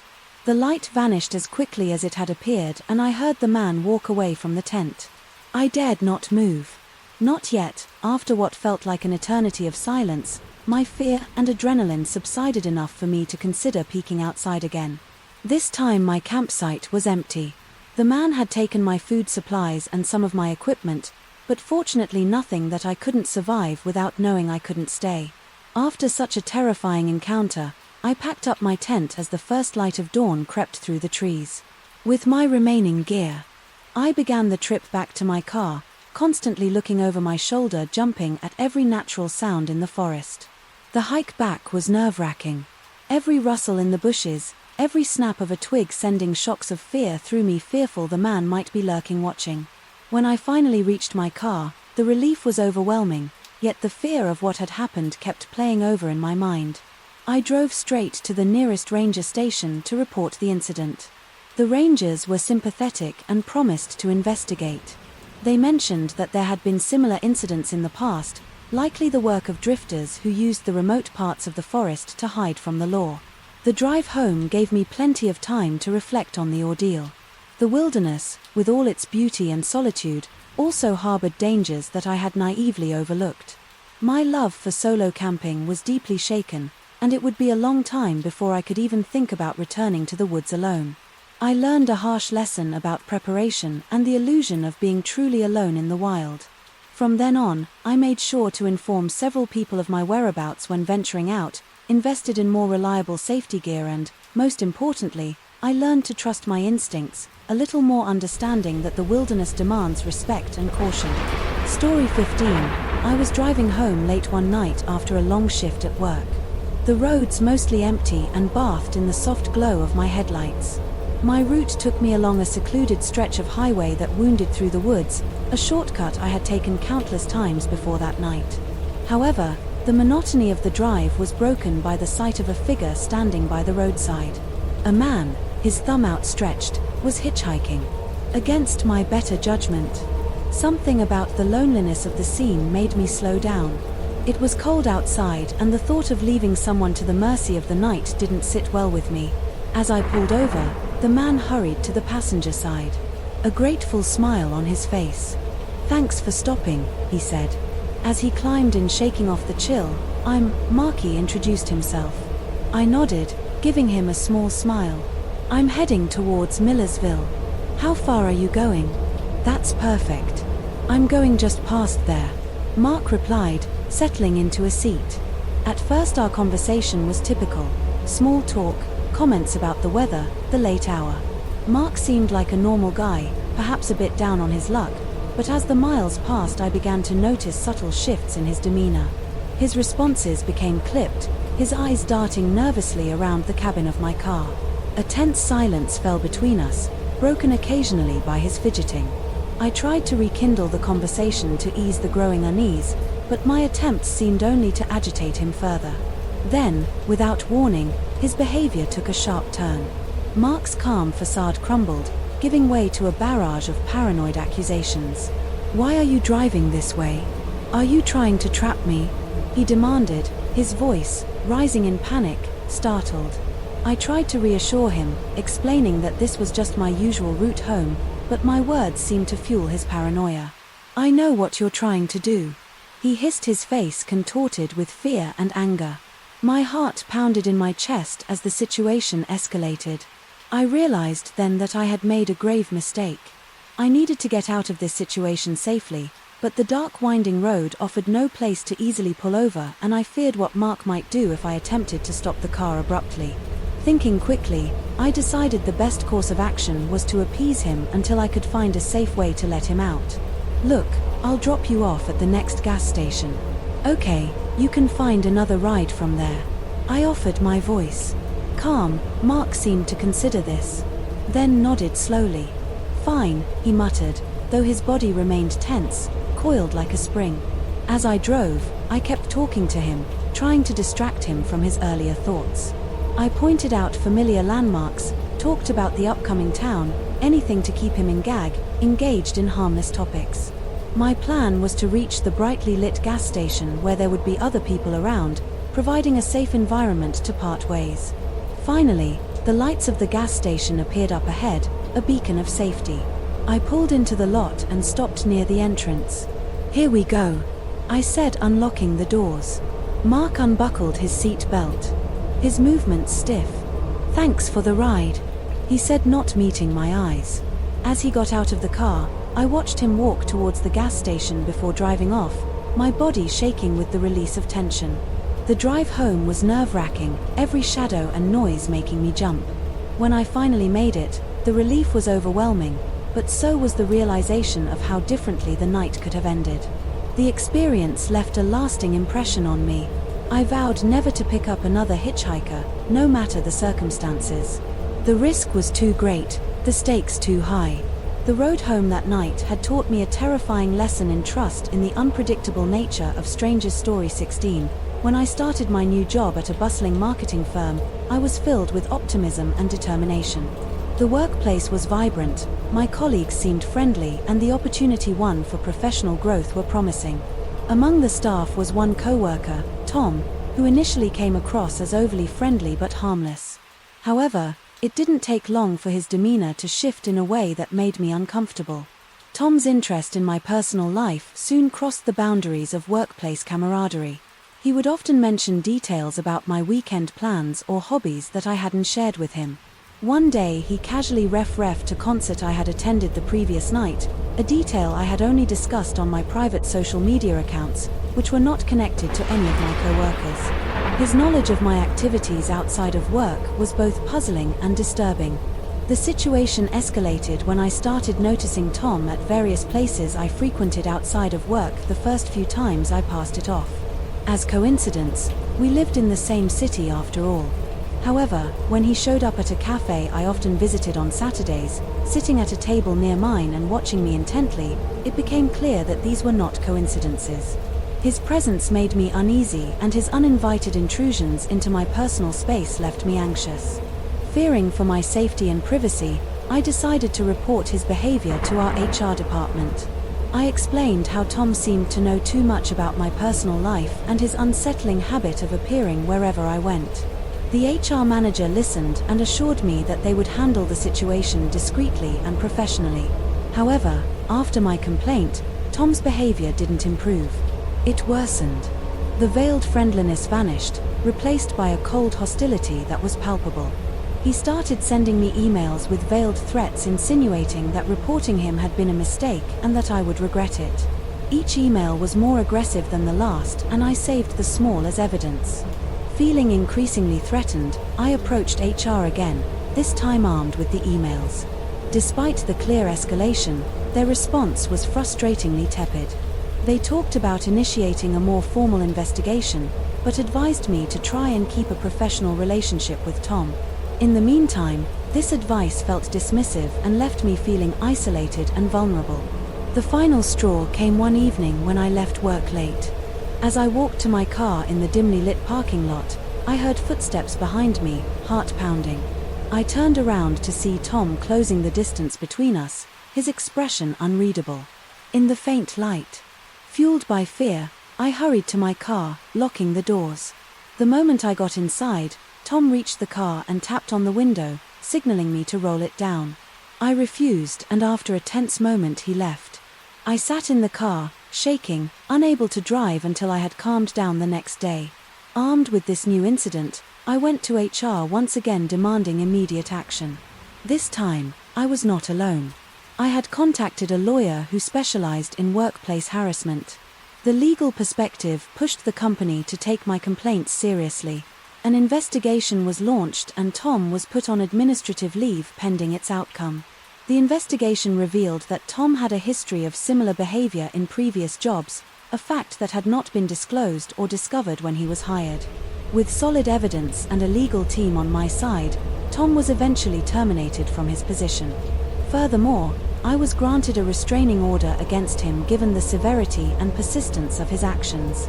The company also implemented new policies to handle harassment complaints more effectively and provided additional training for all employees on workplace boundaries in respect. Despite the resolution, the experience left a lasting impact on me. I became more guarded, both professionally and personally. The ordeal taught me the importance of setting firm boundaries and the necessity of having robust support systems in place for handling such situations. Moving forward, I focused on rebuilding my sense of security and advocating for clearer, stronger protocols for handling harassment in the workplace. No one should have to fear for their safety at work or feel that their concerns are not taken seriously. Story 17. After relocating for a new job, I found myself settling into a quaint neighborhood that seemed ideal for starting fresh. The houses were neatly arranged along clean, quiet streets, each with its well-tended garden and welcoming front porch. However, not long after moving in, I began to notice peculiar behavior from my next-door neighbor, a middle-aged man named Mr. Clarkson. At first, Mr. Clarkson appeared to be the typical friendly neighbor. He introduced himself the day I moved in, offering a warm smile at a brief chat about the weather, but soon his demeanor shifted in ways that left me unsettled. I would often catch him watching me through the slats of his blinds, his eyes tracking my every move as I worked in the garden or left for work. His gaze was intense, almost piercing, and it sent a shiver down my spine each time I noticed. The discomfort escalated when I started finding notes on my doorstep. The first few were seemingly harmless, if a bit odd messages commenting on the plants in my garden or the color I had painted the front door. But the tone of the notes began to change. They became more personal, with comments like, "I saw you come home late last night. Hope everything is all right and you looked really nice in that outfit yesterday." It was clear that he was watching me far more closely than I had realized. Feeling my privacy invaded, I decided it was time to confront Mr. Clarkson. I walked over to his house one evening, my nerves on edge, but determined to set clear boundaries. I knocked on his door and he answered with that same eerie calmness he exhibited from the first day we met. "Mr. Clarkson, I need to talk to you about the notes you've been leaving. It's inappropriate and, frankly, it's making me uncomfortable. I'd appreciate it if you could stop," I said, trying to keep my voice steady. His reaction was not what I had anticipated. His face contorted into a mask of rage and he stepped closer, his voice dropping to a menacing whisper. You think you could just come here and tell me what to do? You don't know anything," he hissed. Startled by his intense anger, I took a step back, my heart racing. "I'm just asking for a bit of privacy. There's no need to get upset," I replied, trying to defuse the situation, but Mr. Clarkson didn't calm down. Instead, he became more agitated. His words slurred and erratic. "You don't belong here, you'll never understand. Understand what this place is about," he shouted, stepping onto the porch as if to follow me. Alarmed by his threatening behavior, I hurried back to my house, locking the door behind me. The encounter left me deeply shaken and I knew I had to take action. The next morning, I filed a report with the local police explaining the situation and showing them the notes. They promised to talk to Mr. Clarkson and keep an eye on the situation over the next few days. I saw less of Mr. Clarkson, but the sense of being watched never fully disappeared. I installed security cameras around my property and made sure to keep my doors locked at all times. The police spoke to him and for a brief period the unsettling behavior seemed to cease. However, the peace was short-lived. One evening, as I reviewed the footage from my new security cameras, I saw Mr. Clarkson standing at the edge of my property in the middle of the night, just staring at the house. It was a chilling sight that reignited all my previous fears. The next day, I went back to the police with the footage and they agreed to increase patrols in the area and have a more serious talk with him. As weeks turned into months, the direct confrontation stopped, but the discomfort lingered. I learned from another neighbor that Mr. Clarkson had experienced some personal tragedy that might have affected his mental health, including the loss of his family in a previous house fire on the property. While this information made his actions somewhat more understandable, it didn't alleviate the fear and anxiety his behavior had instilled in me. The situation gradually stabilized, with Mr. Clarkson keeping to himself after the police intervention. However, the experience left a lasting impact on me. I became more vigilant and less trusting, always aware of the fragility of privacy and safety in one's own home. Story 18. While driving home from work one evening, I found myself caught in the usual rush hour traffic that snaked its way through the city streets. My mind was preoccupied with the day's events and the evening ahead, which might explain the lapse in my usual cautious driving. Without realizing it, I accidentally cut off another driver. As I changed lanes, the blare of a horn snapped me back to reality, and I glanced in my rearview mirror to see a large pickup truck right on my tail. The driver, visibly irate, gesturing wildly and shouting, apologizing through the safety of my closed window. I hoped the driver would see my remorseful expression and the situation would end there. However, as I continued on my route, it became clear that the other driver was not willing to let it go. The truck followed closely behind me, weaving through traffic to keep up, honking incessantly and shouting obscenities whenever we stopped at a light. Feeling increasingly threatened, I decided not to head straight home in case the driver decided to follow me all the way. Instead, I pulled into a nearby gas station, thinking that the public setting would deter any further confrontation and give me a chance to calm down. Unfortunately, the other driver interpreted my action as an invitation to escalate the situation. He followed me into the gas station, screeching to a halt beside my car. I stayed inside my vehicle, doors locked, hoping he would eventually leave, but he stormed out of his truck and marched over to my car, banging on the window and demanding that I get out and face him. His face was red with anger, his body language aggressive and threatening. My heart pounded as I dialed 911, but I knew that help might not arrive in time. "Open up, you think you can just cut people off and drive away?" he yelled. His voice muffled through the glass. I shook my head, trying to stay calm as I spoke to the dispatcher. The man seemed to grow even angrier with my refusal to engage with him, and he started pulling at the door handle, trying to force his way. In realizing the doors were firmly locked and he couldn't get in, he went back to his truck and returned with a tire iron. My breath caught in my throat as I saw the metal bar in his hand. He swung at my window and the glass shattered, shards flying into the car. I shielded my face with my arms, glass bits sprinkling over me at that moment. Panic set in, I shoved my car into gear and drove off from the pump, glass crunching under my tires.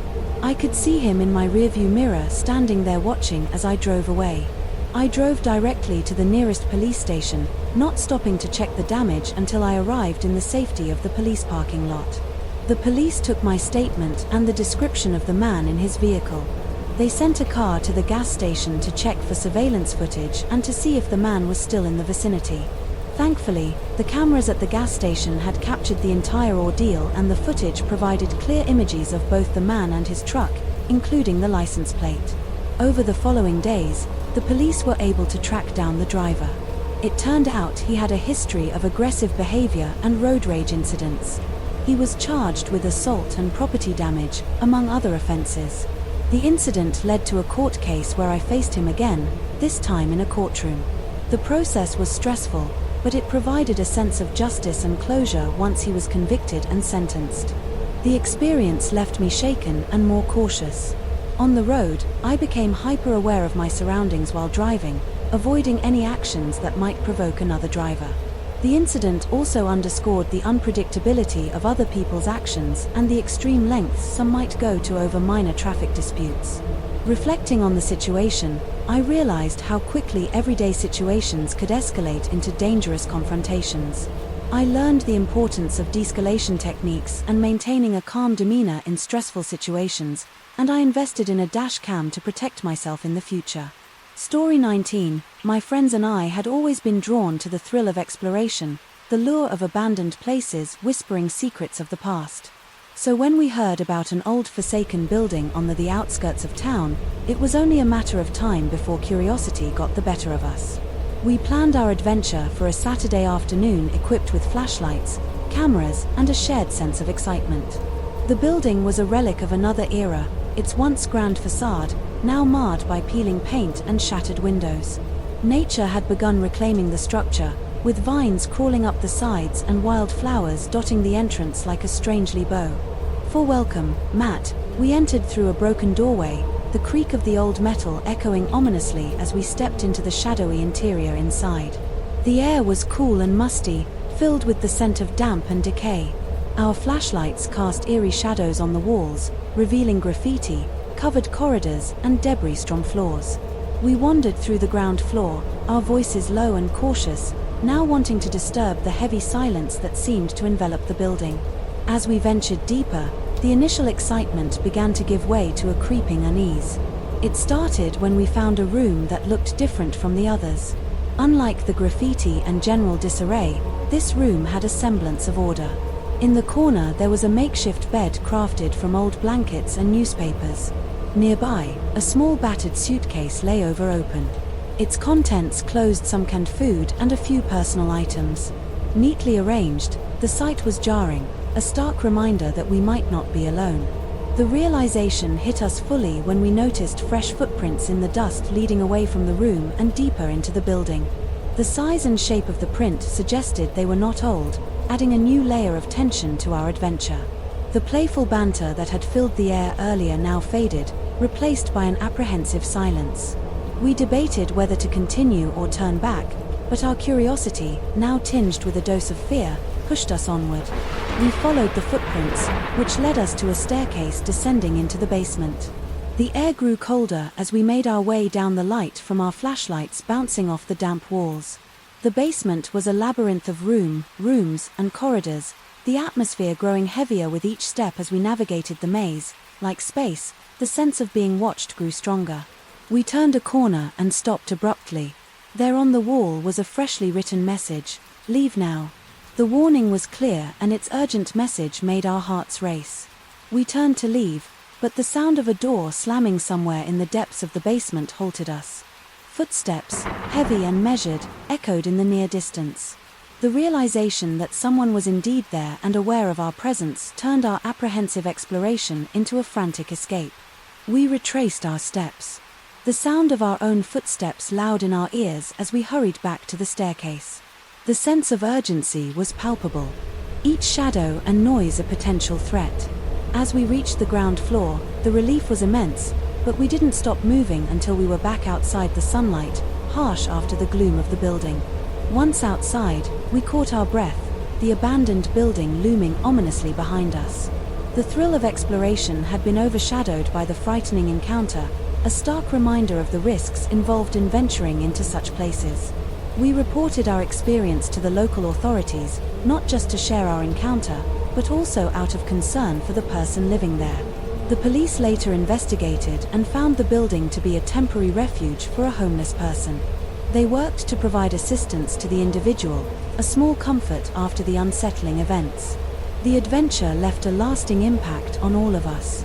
We were more cautious in our explorations, more aware of the potential dangers, in the fact that our playgrounds were sometimes someone else's sanctuary. The experience was a profound lesson in respect and boundaries, teaching us that curiosity must always be balanced with consideration for others. Story 20. Online dating had always been a hit-or-miss experience for me, but when I matched with Alex on a popular dating app, it seemed like I had hit the jackpot. He was charming, had a good sense of humor, and shared a lot of my interests. Our conversations flowed easily, and soon we were texting daily. After a week of constant chatting, we decided to meet in person. Our first date was magical. We met at a cozy cafe where the conversation moved as smoothly as it had through texts. Alex was attentive and seemed genuinely interested in my life and dreams. By the end of the evening, I was smitten, and it was clear the feeling was mutual. We quickly planned a second date and then a third. Each meeting was as enjoyable as the last, and I felt a connection that I hadn't experienced in a long time. However, as our relationship progressed, I began to notice a shift in Alex's demeanor. What had once seemed like attentiveness started to feel overbearing. He would text me constantly, expecting immediate replies. If I took too long to respond, a barrage of messages would follow. Each more insistent than the last, he began to comment on my social media posts, aggressively questioning me about friends who left comments and demanding to know my whereabouts constantly. His behavior escalated from clingy to controlling. He disliked me spending time with friends, especially if he wasn't invited. He would sulk or get angry if I make plans without him, even if it was just coffee with a colleague or a night out with girlfriends. His charming facade began to crumble, revealing a possessive and obsessive nature. Feeling suffocated and concerned, I decided it was best to end things before the relationship progressed any further. When I told Alex I wanted to break up, he took it badly. He pleaded and promised to change, but I was firm in my decision, wanting to set clear boundaries. However, Alex refused to accept it. His refusal turned into outright defiance when he began showing up unannounced at my home.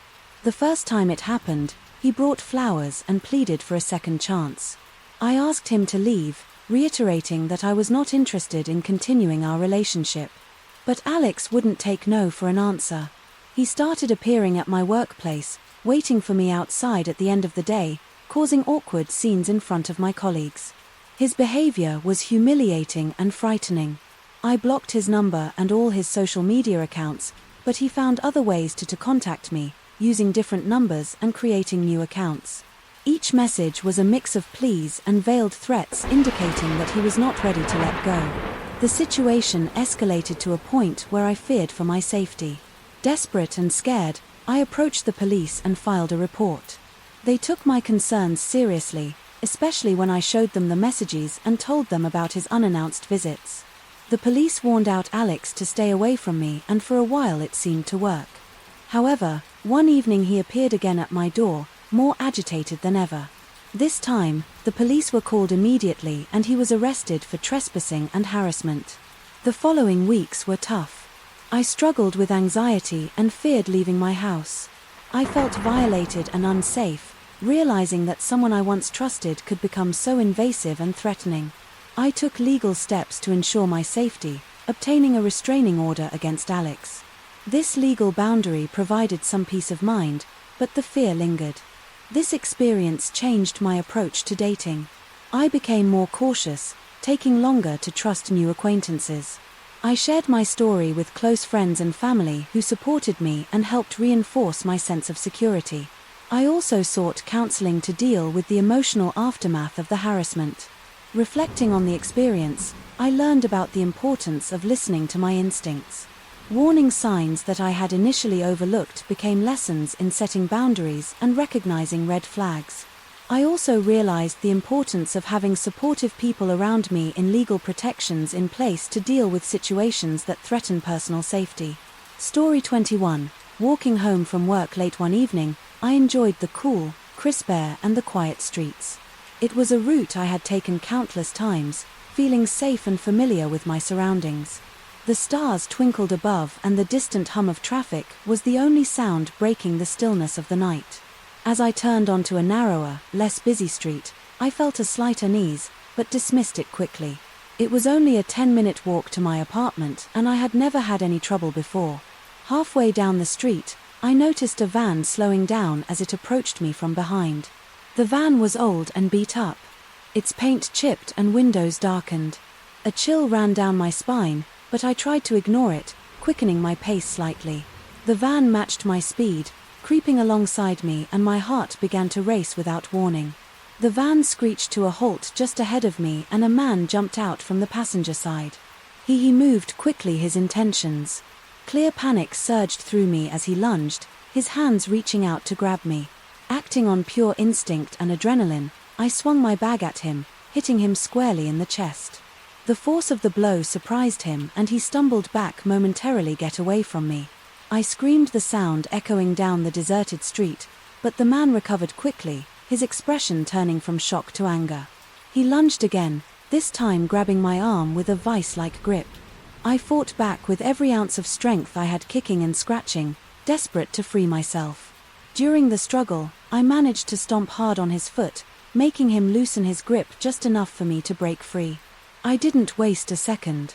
I turned and ran as fast as I could, my breath coming in ragged gasps, my heart pounding in my ears. I could hear the man shouting behind me, but I didn't dare look back. The nearest open business was a small convenience store a few blocks away. I sprinted towards it, my legs burning with the effort. As I neared the store, I could see the bright light spilling out onto the street, a beacon of safety. I burst through the door, startling the cashier behind the counter. "Help, please, someone." Someone tried to grab me. I gasped, collapsing against the counter. The cashier, a middle-aged man with kind eyes, immediately came around to help, locking the door and calling the police. Minutes later the police arrived and I recounted the harrowing experience to them. Still shaking from the adrenaline and fear, They took my statement, assured me they would search for the van and its occupants, and offered to drive me home. The ride home was filled with their reassurance, but my mind was racing with the WHIFS and the lingering terror of the encounter. The days that followed were a blur of police follow-ups, conversations with friends and family, and attempts to return to a normal routine. The police managed to find the van, abandoned a few miles away, but had yet to apprehend the suspects. The uncertainty of knowing the men were still out there filled me with a sense of dread. I took steps to protect myself, altering my routines and avoiding walking alone at night.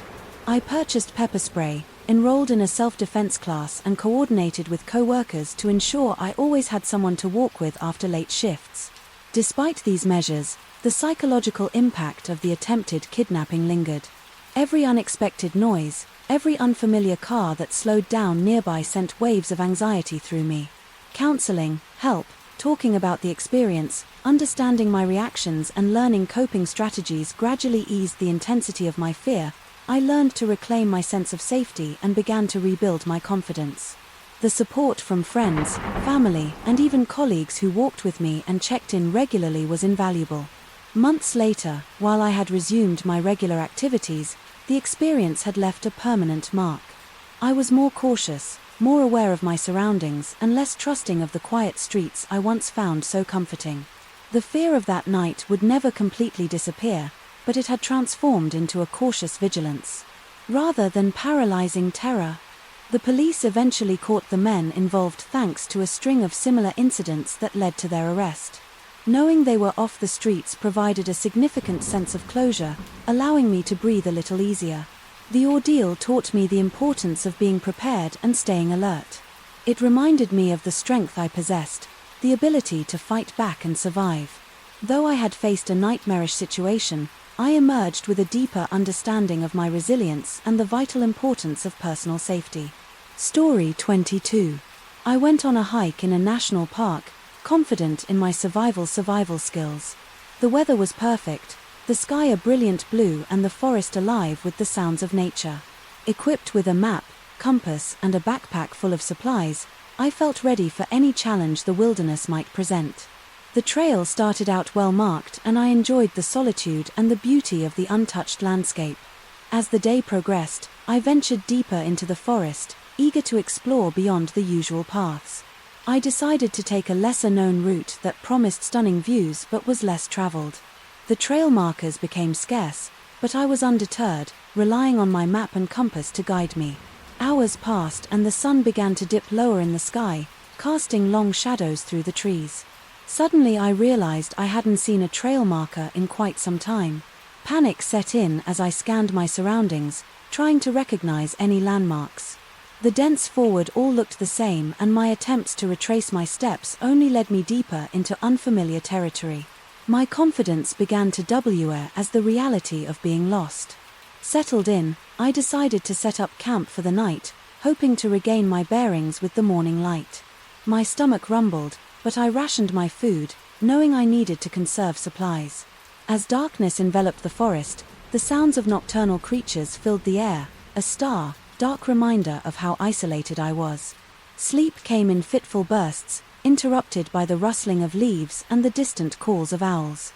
The next morning I awoke with renewed determination. I checked my map and compass, convinced that I could find my way back to the main trail. However, hours of hiking only led me further into the wilderness. My water supply dwindled and the oppressive heat made every step an effort. I tried to remain calm, but fear no. At the edges of my resolve, days passed in a blur of exhaustion and desperation. My food ran out and finding water became a dire necessity. I drank sparingly from streams, boiling the water when I could, but dehydration loomed. The forest, once a place of beauty, now felt like a vast indifferent expanse that threatened to swallow me whole. I battled the elements, facing blistering heat during the day and chilling cold at night. My clothes were torn, my body covered in scrapes and bruises. From navigating the rough terrain, the growing hunger weakened me and my thoughts grew increasingly fragmented. The isolation was suffocating and I began to doubt I would ever be found. One afternoon, as I staggered through the underbrush, my legs barely able to support me, I stumbled upon a small clearing. In the center was a cluster of wild berries. I fell to my knees, hands trembling, as I plucked the berries and ate them greedily. The sweet taste was a momentary relief, but I knew it wouldn't be enough to sustain me for long. I pressed on. Driven by sheer willpower, my mind wandered to thoughts of home, of the people who would be worried about me and the life I might never return to. The fear of never being found was a constant companion, a shadow that loomed over every step I took. Just when I felt I could go no further, I heard it. The faint hum of an engine. Hope surged through me and I stumbled towards the sound, my heart pounding with a mix of excitement and fear. Breaking through the tree line, I saw Ranger's vehicle parked on a dirt road. The sight was almost surreal, a lifeline in the vast wilderness. I waved my arms frantically, shouting for help. The ranger spotted me and rushed over his face. A mix of concern and relief. He helped me into the vehicle, offering me water and a blanket. As I essayed the water, tears streamed down my face. A mix of gratitude and the release of days of pent-up fear. The ranger radioed for assistance and soon I was on my way to the park's main station. There I received medical attention, my body weak from the ordeal, but my spirit lifted by the kindness of the park staff. They contacted my family, who had been anxiously awaiting news, and I was finally able to assure them that I was safe. The experience left a profound impact on me. I realized the fine line between confidence and hubris and the importance of respecting the power of nature. My survival skills had been ed to their limits and I emerged with a deeper appreciation for life and the fragile balance of the wilderness. Reflecting on those harrowing days, I learned the value of preparedness and the importance of staying calm under pressure. The fear of never being found had been real, but so was the determination to survive. I vowed to return to the wilderness with a renewed respect and a more cautious approach, grateful for the second chance to explore the world with wiser eyes. Story 23. During a business trip to a small town, I had to book a last-minute room at a budget hotel. It wasn't my first choice, but everything else was either fully booked or far beyond my expense allowance. The hotel was an old run-down building that had seen better days, but after a long day of meetings, all I wanted was a bed to collapse into. The room was sparse but clean enough, with thin walls that allowed the sounds of the nearby highway to filter in. I settled in, hoping to get a good night's sleep before my early morning presentation. I double-checked the lock on the door, noting how flimsy it seemed, but told myself it was just one night and it would be fine. Sometime in the early hours I was jolted awake by a noise that set my heart racing, a scratching, rattling sound at the door. Groggy and disoriented, I listened, my mind struggling to make sense of what was happening. Then came the unmistakable sound of the doorknob turning, the door shuttering as someone tried to force it open. Panic surged through me. I bolted upright in bed, staring at the door as it shook under the pressure the lock was holding, but only just whoever was on the other side was determined to get in. I scrambled out of bed and grabbed my phone, dialing the front desk with shaking hands. "Hello," I whispered urgently, trying to keep my voice down. "Someone is trying to break into my room." There was a pause on the other end. Then a tired, disinterested voice responded. "Which room are you in?" "Room 305. I replied, my voice barely more than a hiss. "Please send someone up here." "We'll send security right away," the voice said, but I could hear the lack of urgency. Minutes dragged by like hours. As I waited, my back pressed against the far wall, eyes locked on the door. The banging and rattling continued, each noise like a hammer to my nerves. I kept the phone pressed to my ear, begging the front desk for updates, but all I got were vague assurances that help was on the way. As the minutes ticked by, I considered my options. The window was too small to climb out of and there was no other way out of the room. I looked around for anything I could use as a weapon, my eyes landing on a heavy lamp on the bedside table. I grabbed it, holding it tightly, my heart pounding in my chest. Finally, the noise stopped. I held my breath, straining to hear any sign of movement outside. There was a long, tense silence. I hoped the intruder had given up and left, but I couldn't shake the feeling of being watched, of danger lurking just outside the door. After what felt like an eternity, there was a knock on the door. "Security," a voice called out. I hesitated, unsure if it was a trick. "Can you show me some idea?" "Under the door," I asked, my voice trembling. There was a pause. Then an ID card was slid under the door. I glanced at it, confirming it was legitimate, and slowly unlocked the door, my hand still gripping the lamp. A burly security guard stood in the hallway looking annoyed rather than concerned. "What took you so long?" I demanded, my fear giving way to anger. "We checked the area, but there's no one here now," he said dismissively. "Probably just a prank." "A prank?" T echoed incredulously. "Someone was trying to break into my room." The lock barely held. He shrugged, clearly not taking me seriously. "We'll keep an eye out. Just lock your door and try to get some rest." Frustrated and still shaken, I closed the door and relocked it, dragging a chair over to wedge under the doorknob. Sleep was out of the question, so I spent the rest of the night sitting in the chair, lamp in hand, eyes fixed on the door. Warning couldn't come fast enough. As soon as the sun rose, I packed my bags and checked out, vowing never to stay in a budget hotel again. I reported the incident to the hotel manager, but his response was as dismissive as the security guards had been. There was no apology, no offer of compensation, just a curt assurance that they would look into it. The experience left me rattled. Long after I left the hotel, the sense of vulnerability, the feeling of being trapped and helpless haunted me. I found myself double-checking locks, avoiding budget accommodations, and generally being more cautious when traveling. In the end, I realized the importance of personal safety over convenience or cost. No business trip or presentation was worth compromising my security. I became more diligent in researching accommodations, prioritizing safety features and reviews from other travelers. The memory of that night served as a stark reminder of the potential dangers lurking in seemingly mundane situations and the need to always be prepared and vigilant. Story 24. I thought finding a roommate online would be safe. I had used a reputable website, checked references, and interviewed several candidates before settling on Mark. He was polite, seemed responsible, and had a steady job. At first everything seemed fine. We shared the rent, kept the common areas clean, and maintained a respectful distance from each other's personal spaces. However, after a few weeks I began to notice small things going missing from my room. At first it was minor items, pens, notepads, a pair of earrings. I wrote it off as my own forgetfulness, assuming I had misplaced them. But then larger, more personal items started to vanish. My favorite scarf, a book one had been reading, even a pair of shoes. Around the same time I started finding strange notes in my room. There were cryptic messages written on scraps of paper left in places. I would definitely find them. "I see you." One read "NI dress," said another, referencing an outfit I had worn the day before. My unease grew into annoying anxiety, and I began to suspect that Mark was behind it.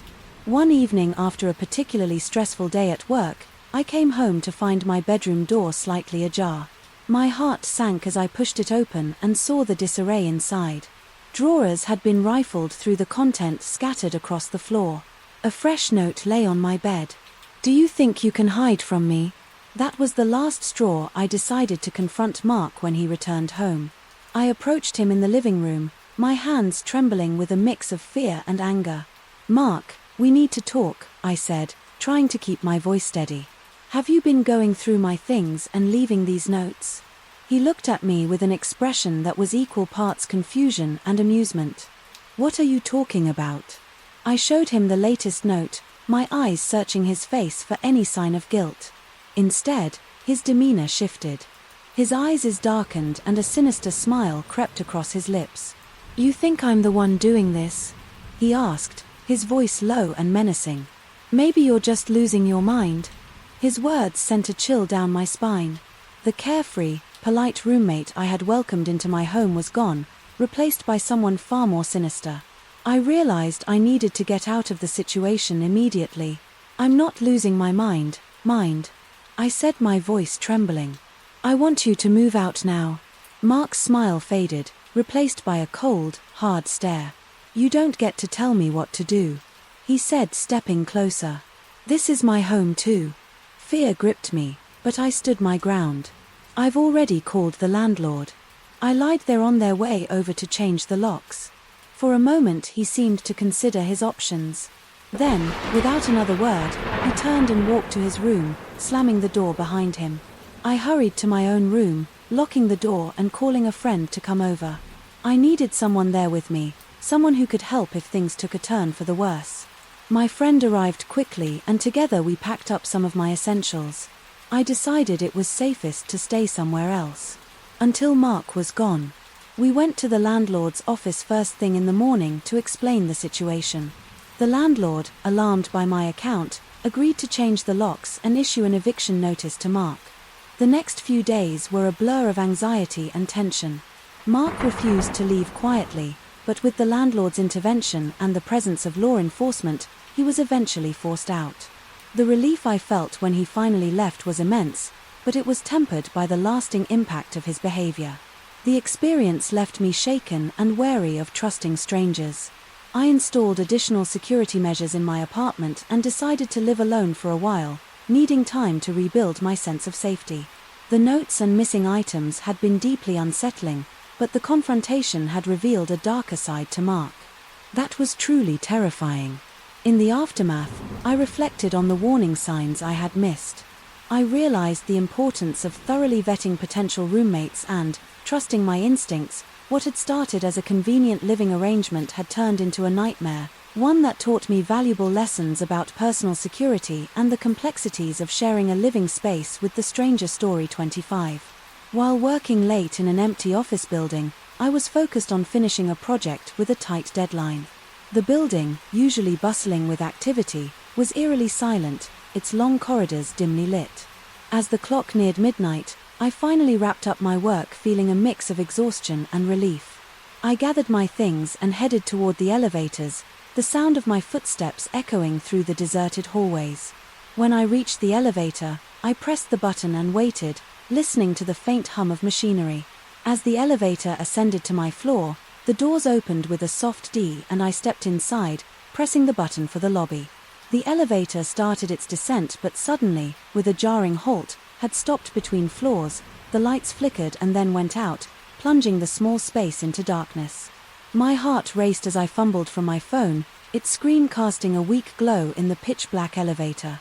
I tried to call for help, but there was no signal. I took a deep breath trying to stay calm. Okay, I told myself someone will notice I'm missing and come looking for me. I pressed the emergency button, repeatedly hoping to hear a reassuring voice from the intercom, but there was only silence.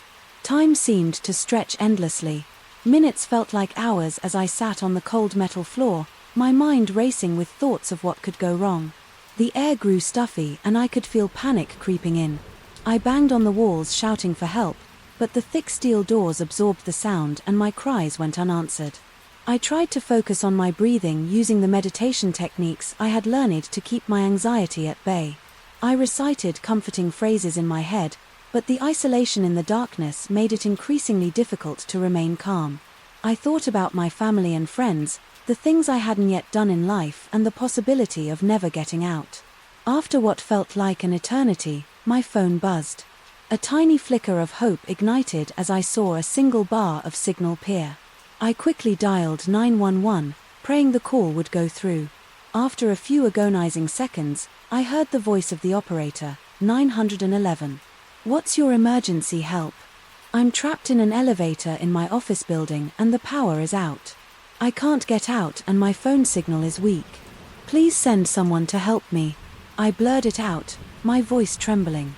The operator's calm demeanor was a lifeline in my sea of panic. Stay on the line with me. We'll send emergency services to your location right away. Can you tell me the address of the building? I gave her the address, trying to keep my voice steady. Thank you, I whispered, relief washing over me. Please hurry, help is on the way, she assured me. Keep your phone on and try to stay calm. You're going to be okay. Clinging to those words, I waited, the minutes ticking by with agonizing slowness. The battery on my phone was draining and I feared losing the only connection to the outside world. I tried to conserve power, turning off the screen and checking it intermittently. Finally, after what felt like another lifetime, I heard faint voices and the sound of tools working on the elevator shaft. I stood up, pressing my ear to the door and shouted, "I'm in here, please help." The voices grew louder and soon I could hear the reassuring sound of metal being pried. Open light flooded into the elevator as the doors were forced open, and I was greeted by the concerned faces of firefighters in building security. "Are you okay?" one of the firefighters asked, extending a hand to help me out. I nodded, tears of relief streaming down my face. "Yes, thank you. I've been stuck here for hours." They helped me out of the elevator and I took deep breaths of the fresh, cool air, feeling the weight of my fear and anxiety lifting. I thanked the emergency responders profusely, grateful beyond words for their help. As I made my way home, I reflected on the ordeal. The experience had been terrifying, but it also taught me about the importance of staying calm in a crisis and the incredible bravery and dedication of emergency responders. I vowed to always carry a portable phone charger and keep emergency numbers handy, just in case the next day I returned to the office, my co-workers offering words of comfort and relief that I was safe. The building management assured everyone that they were taking steps to prevent such incidents in the future. Though it took some time to shake off the lingering fear, I eventually returned to my normal routine, carrying with me a newfound appreciation for safety and preparedness. Story 26. I often jog through a quiet park near my home, enjoying the serenity and the escape from my daily routine. The park was a haven of winding paths, tall trees, and the soothing sounds of nature. It was a place where I felt at peace, my thoughts running free as my feet pounded the well-trodden trails. One evening, as the sun dipped below the horizon, casting long shadows through the trees, I set out for my usual run. The air was cool and the park was unusually quiet, with only a few other joggers and walkers in sight. I put in my earbuds and started my playlist, letting the music set my pace. About halfway through my route, I noticed something odd. A feeling of unease crept over me, a prickling sensation at the back of my neck. I glanced over my shoulder and saw a figure in the distance moving in the same direction as me. At first I dismissed it as another jogger, but something about the way they matched my pace felt off. I quickened my stride, hoping to put some distance between us. The path twisted and turned, leading into a dense grove of trees. As I navigated the bends, I dared another glance back. The figure was still there, closer now, their movements deliberate and unsettlingly synchronized with mine. My heart rate spiked, and it wasn't just from the exertion. Panic began to set in as I realized that this person was following me, not merely jogging along the same path. I turned off my music, pulling out my earbuds to better hear my surroundings. The sound of footsteps echoed through the park, each one amplifying my fear. I tried to keep calm, assessing my options. The park's paths were like a maze and the exits were a good distance away. I needed to lose this person before reaching the parking lot, where I hoped there would be other people around. I picked up my pace even more, my breath calm coming in quick shallow bursts. The path forked ahead and I took the right turn, a narrower trail that wounded through a thicker part of the park. The footsteps behind me quickened and I could hear the unmistakable sound of someone running. The realization that they were gaining on me fueled my panic. I pushed myself harder, muscles burning, but the fear of what might happen if they caught up kept me moving. As the trail twisted again, I spotted a small clearing up ahead, with a bench and a lamp post casting a dim circle of light. I made a split-second decision to sprint towards it, hoping to make a stand in the light where I might be more visible to any passers-by.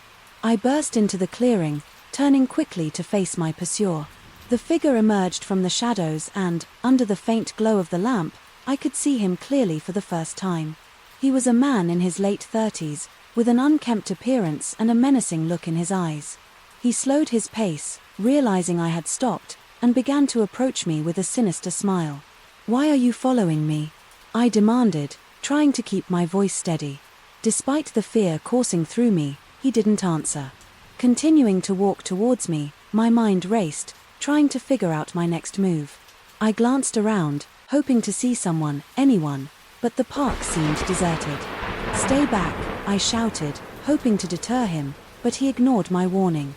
Just as I was about to turn and run again, I heard the distant sound of a dog barking, followed by the faint glow of a flashlight bobbing through the trees. The man froze his smile, faltering as the barking grew louder. A moment later, a jog with a large dog emerged onto the path, the flashlight illuminating the scene. "Hey, everything okay?"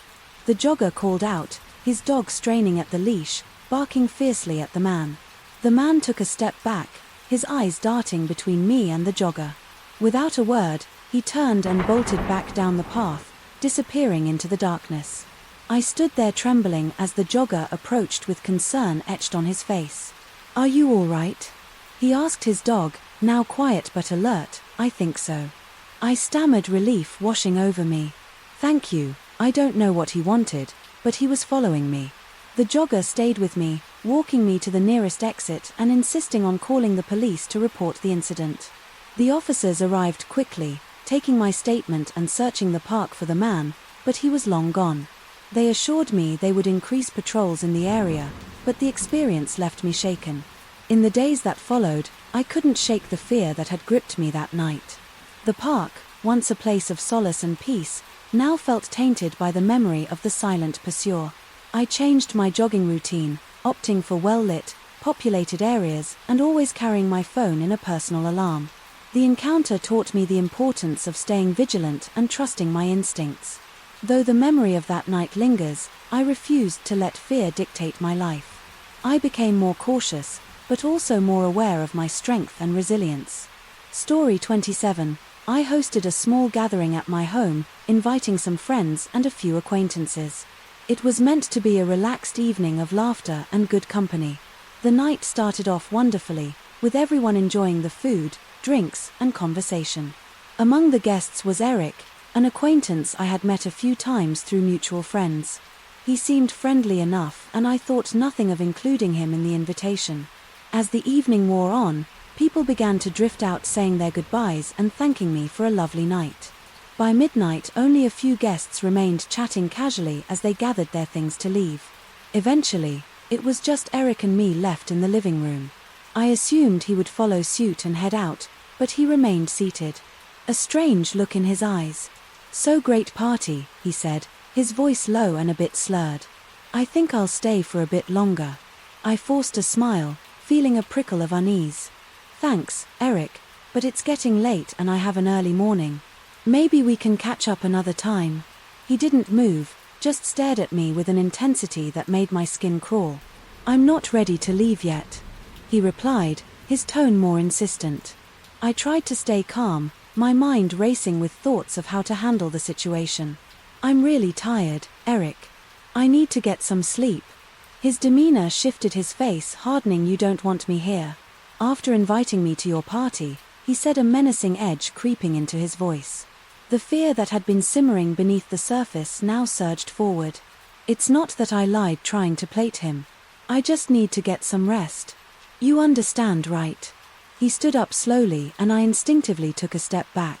"You know you're not being very hospitable," he said, advancing toward me. "I thought we were friends."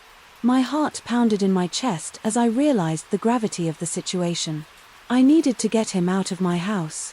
"Eric, please leave now," I said, trying to sound firm. Despite my trembling voice, his eyes flashed with anger. "You can't make me leave," he sneered, stepping closer until he was just a foot away. The threat in his posture was unmistakable. I glanced toward the kitchen, where my phone lay on the counter. "Eric, I'm going to call the police if you don't leave right now," I said, my voice shaking for a moment. He looked like he might challenge me, but then he laughed. A cold, mirthless sound. "Fine," he said, turning abruptly and walking toward the door. "But don't think this is over." I watched as he left my hands, shaking so badly I could barely lock the door behind him. Once I was sure he was gone, I grabbed my phone and called friend explaining what had happened. They urged me to call the police and make a report, which I did, my voice still trembling as I recounted the night's events to the dispatcher. The police arrived quickly, taking my statement and assuring me they would keep an eye out for Eric. They advised me to stay with a friend for the night and to call them if he returned. I packed a bag and headed to my friend's house, still shaken by the encounter. In the days that followed, I installed new locks and a security system in my home. The experience had shattered my sense of safety and I was determined to protect myself from any future threats. I also spoke to mutual friends about Eric, discovering that others had found his behavior disturbing as well. We agreed to avoid him and to warn others about his unsettling actions. Despite the precautions, the fear lingered every time I heard a noise outside or a knock at the door. My heart raced and I wondered if it was him. It took weeks for the anxiety to subside, but I eventually began to reclaim my sense of security. The incident made me more cautious about whom I invited into my home and reinforced the importance of trusting my instincts. It also strengthened my relationships with friends who supported me through the ordeal and helped me feel safe. Again, though the memory of that night still haunts me, it also serves as a reminder of my resilience and the importance of standing up for myself. I learned to trust my gut feelings and to take swift action when something feels wrong, ensuring that I never find myself in such a vulnerable position again. The experience changed how I approached social situations, making me more vigilant and aware of potential red flags. It was a hard lesson, but one that ultimately made me stronger and more prepared to protect myself in the future. Story 28. I was the last one to leave the office one night, finishing up a project that had kept me at my desk long after everyone else had gone home. The building was quiet, the usual hum of activity, replaced by the distant hum of fluorescent lights and the occasional creak of the old structure settling. I enjoyed the solitude, finding it easier to focus without the usual distractions. As I packed up my things and headed towards the exit, I noticed a coworker, Dave, lingering by the elevator. He was someone I didn't know well, but our interactions had always been polite, if somewhat distant. Tonight, however, something about his demeanor struck me as off. He was pacing, his movements jittery and erratic, and he looked up sharply when he saw me approaching. "Hey," I said, forcing a smile, "working late too?" Dave didn't respond right away. His eyes were dark, his expression unreadable. "Yeah, something like that," he muttered, his voice low and tense. He stepped closer, blocking my path to the elevator. One ness prickled at the back of my neck. "Is everything okay?" I asked, trying to keep my tone light. He didn't answer. Instead, he took another step towards me. His body language, aggressive. "You think you're so smart, don't you?" he hissed, his voice dripping with hostility. My heart began to pound. "Dave, I don't know what you're talking about," I said, taking a step back. "I think you should calm down." His eyes flashed with anger. "Calm down," he repeated, his voice rising. "You have no idea what I've been dealing with, and you come in here every day, acting like you're better than everyone else." I glanced around the empty hallway, the reality of my situation sinking in. There was no one else around to help, no one to hear. If things took a turn for the worse, I needed to think fast. "Dave, I don't want any trouble. Let's just talk about this," I said, trying to keep my voice steady. He lunged forward, grabbing my arm with a grip that was painfully tight. "We're going to talk, Hawk, all right," he snarled, pushing me back against the wall. Panic surged through me. I struggled to free myself, but he was stronger than I anticipated. "Let go of me," I shouted, hoping someone might still be in the building to hear. Dave's grip tightened, his face inches from mine. "No one's going to help you," he said, his breath hot against my skin. "It's just you and me." I realized I had to find a way out on my own. My eyes darted around, searching for anything I could use to defend myself. There, just a few feet away, was a fire extinguisher mounted on the wall. Desperation of my next move. I kicked out hard, aiming for his shin. He yelped in pain, his grip loosening just enough for me to break free. Without hesitation, I lunged for the fire extinguisher, ripping it from its mount.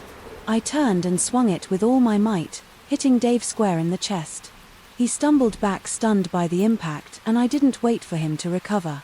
I sprinted down the hallway towards the stairwell, my breath coming in ragged gasps. I could hear him cursing behind me, his footsteps echoing as he gave chase. I burst through the door to the stairwell, taking the steps two at a time. My only thought was to put as much distance between us as possible. I reached the ground floor and bolted towards the exit, praying. The door wasn't locked. Luck was on my side. The door swung open and I ran out into the night, the cool air hitting my face like a splash of cold water. I didn't stop running until I reached the nearby convenience store, where I burst in and begged the clerk to call the police. The minutes that followed were a blur of fear and adrenaline. The police arrived quickly, taking my statement and assuring me they would search the building for Dave. I was shaken but grateful to be safe. The next day I spoke with HR and my manager about what had happened. They were horrified and took immediate action, placing Dave on leave while they conducted an investigation. I was given time off to recover and offered support to help me through the trauma. Reflecting on the incident, I realized how important it is to trust your instincts and act quickly in dangerous situations. The experience had been terrifying, but it also showed me my own strength and resourcefulness. I took self-defense classes, determined to be better prepared in the future, and the company implemented new security measures to ensure such an incident could never happen again. While the memory of that night still haunts me, it also serves as a reminder of my resilience and the importance of workplace safety. I continue to advocate for stronger protections and support for employees, knowing firsthand how crucial they are. Story 29. As a delivery driver, I've seen a lot of strange things, but one night I was sent to a remote address on the outskirts of town. The order came in just as my shift was ending and I reluctantly accepted it, knowing it would take me far from the familiar, well-lit streets I usually navigated. The address was in an area I had never been to before, and as I drove further away from the city center, the streets grew darker and the houses more sparse. The GPS guided me down a narrow winding road surrounded by thick trees that loomed ominously in the darkness. Finally, I arrived at the destination, a dilapidated house that looked like it hadn't been lived in for years. The windows were dark and the paint was peeling off in large chunks. Weeds and overgrown bushes choked the front yard, giving the place a haunted, abandoned feel. I parked the car and hesitated for a moment, my instinct screaming at me to turn around and leave. But I had a job to do and I didn't want to get in trouble for skipping a delivery. I grabbed the package, a small unmarked box, and made my way to the front door. The porch creaked under my weight and I couldn't shake the feeling that I was being watched. I knocked on the door, my heart pounding in my chest. After a long, uncomfortable silence, the door creaked open and a man stood in the shadows. He was tall and gaunt, with hollow eyes that seemed to bore into my soul. His clothes were dirty and tattered and he gave off a menacing vibe that made my skin crawl. "Delivery," I said, forcing a smile and holding out the packet AG. The man stepped forward, his eyes never leaving mine. He took the package from my hands, his fingers brushing against mine with a cold, clammy touch. "You're late," he said, his voice a low growly whisper that sent chills down my spine. "I'm sorry," I replied, taking a step back. There was a lot of traffic. He didn't respond, just stood there staring at me. The silence stretched on, becoming more unnerving by the second. I could feel the weight of his gaze and I knew I needed to get out of there. "Have a good night," I said, turning to leave. As I walked back to my car, I heard the door close behind me. With a soft click, I quickened my pace, eager to put distance between myself and that creepy house. Just as I reached my car, I heard a noise that made my blood run. Cold footsteps, slow and deliberate. Coming from behind me, I turned around and there he was standing on the porch, watching me with those hollow eyes. He didn't say anything, just stood there, his presence a silent threat. I fumbled with my keys, my hand shaking as I tried to unlock the car door. The footsteps grew closer and I could feel his gaze boring into my back. Finally, I managed to unlock the door and slid into the driver's seat. I locked the doors and started the engine, my heart pounding in my chest. As I pulled away, I glanced in the rearview mirror and saw him standing in the middle of the road watching me drive away. The drive back to the city felt like it took an eternity. My mind raced with thoughts of what could have happened if I had stayed any longer. I couldn't shake the feeling of dread that had settled over me and I kept checking my mirror, half expecting to see him following me. When I finally reached the safety of the well-lit city streets, I pulled over and took a few deep breaths, trying to calm my racing heart. I called my supervisor and told him what had happened, insisting that we never take deliveries to that address again. He was skeptical at first, but the fear in my voice must have convinced him the next day.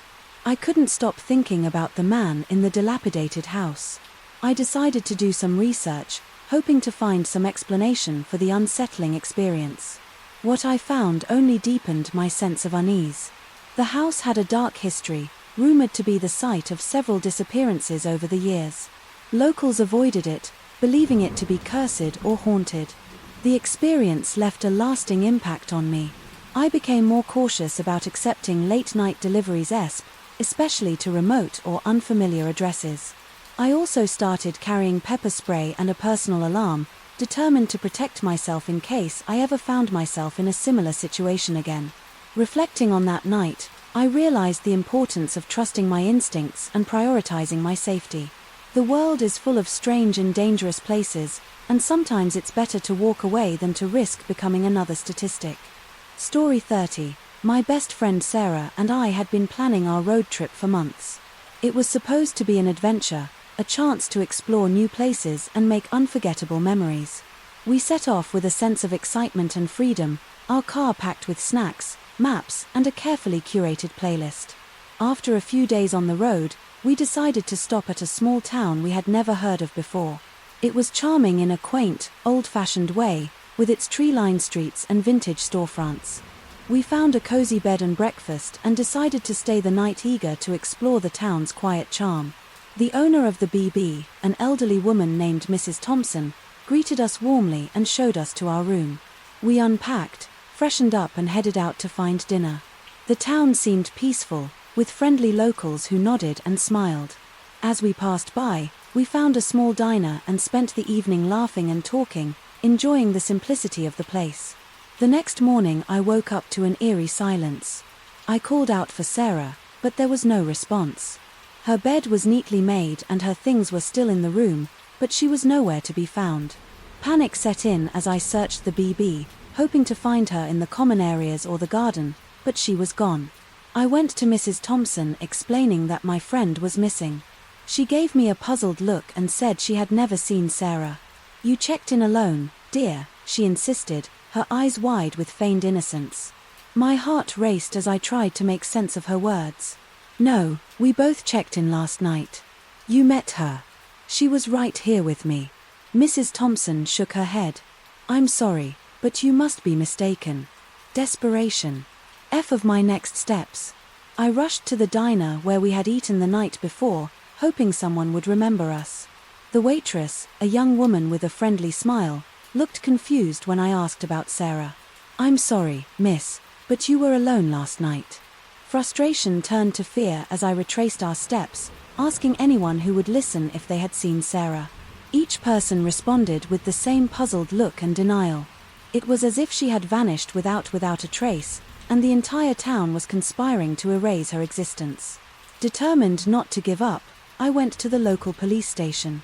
The officer on duty listened patiently as I explained the situation, but his expression remained impassive. "We'll look into it," he said, but I could tell he didn't believe me. As I left the station, I saw him making a call, his eyes following me with a look of suspicion. The feeling of being watched grew stronger as the day went on. The friendly smiles of the townspeople now seemed sinister, their eyes tracking my every move. I felt trapped, isolated, in a place where no one believed me and everyone seemed to know something I didn't. That evening I returned to the BB exhausted and terrified. I locked the door to my room and searched for any clue that might explain Sarah's disappearance. Hidden behind a loose floorboard, I found a small notebook filled with names and dates. It was a chilling record of people who had disappeared over the years, each entry describing a similar pattern, visitors who came to the town and were never seen again. My blood ran cold as I realized Sarah's name was the latest entry, with the date of our arrival marked beside it. I knew I had to leave and find help, but fear of what the townspeople might do to me kept me paralyzed. In the middle of the night I heard footsteps outside my door, holding my breath.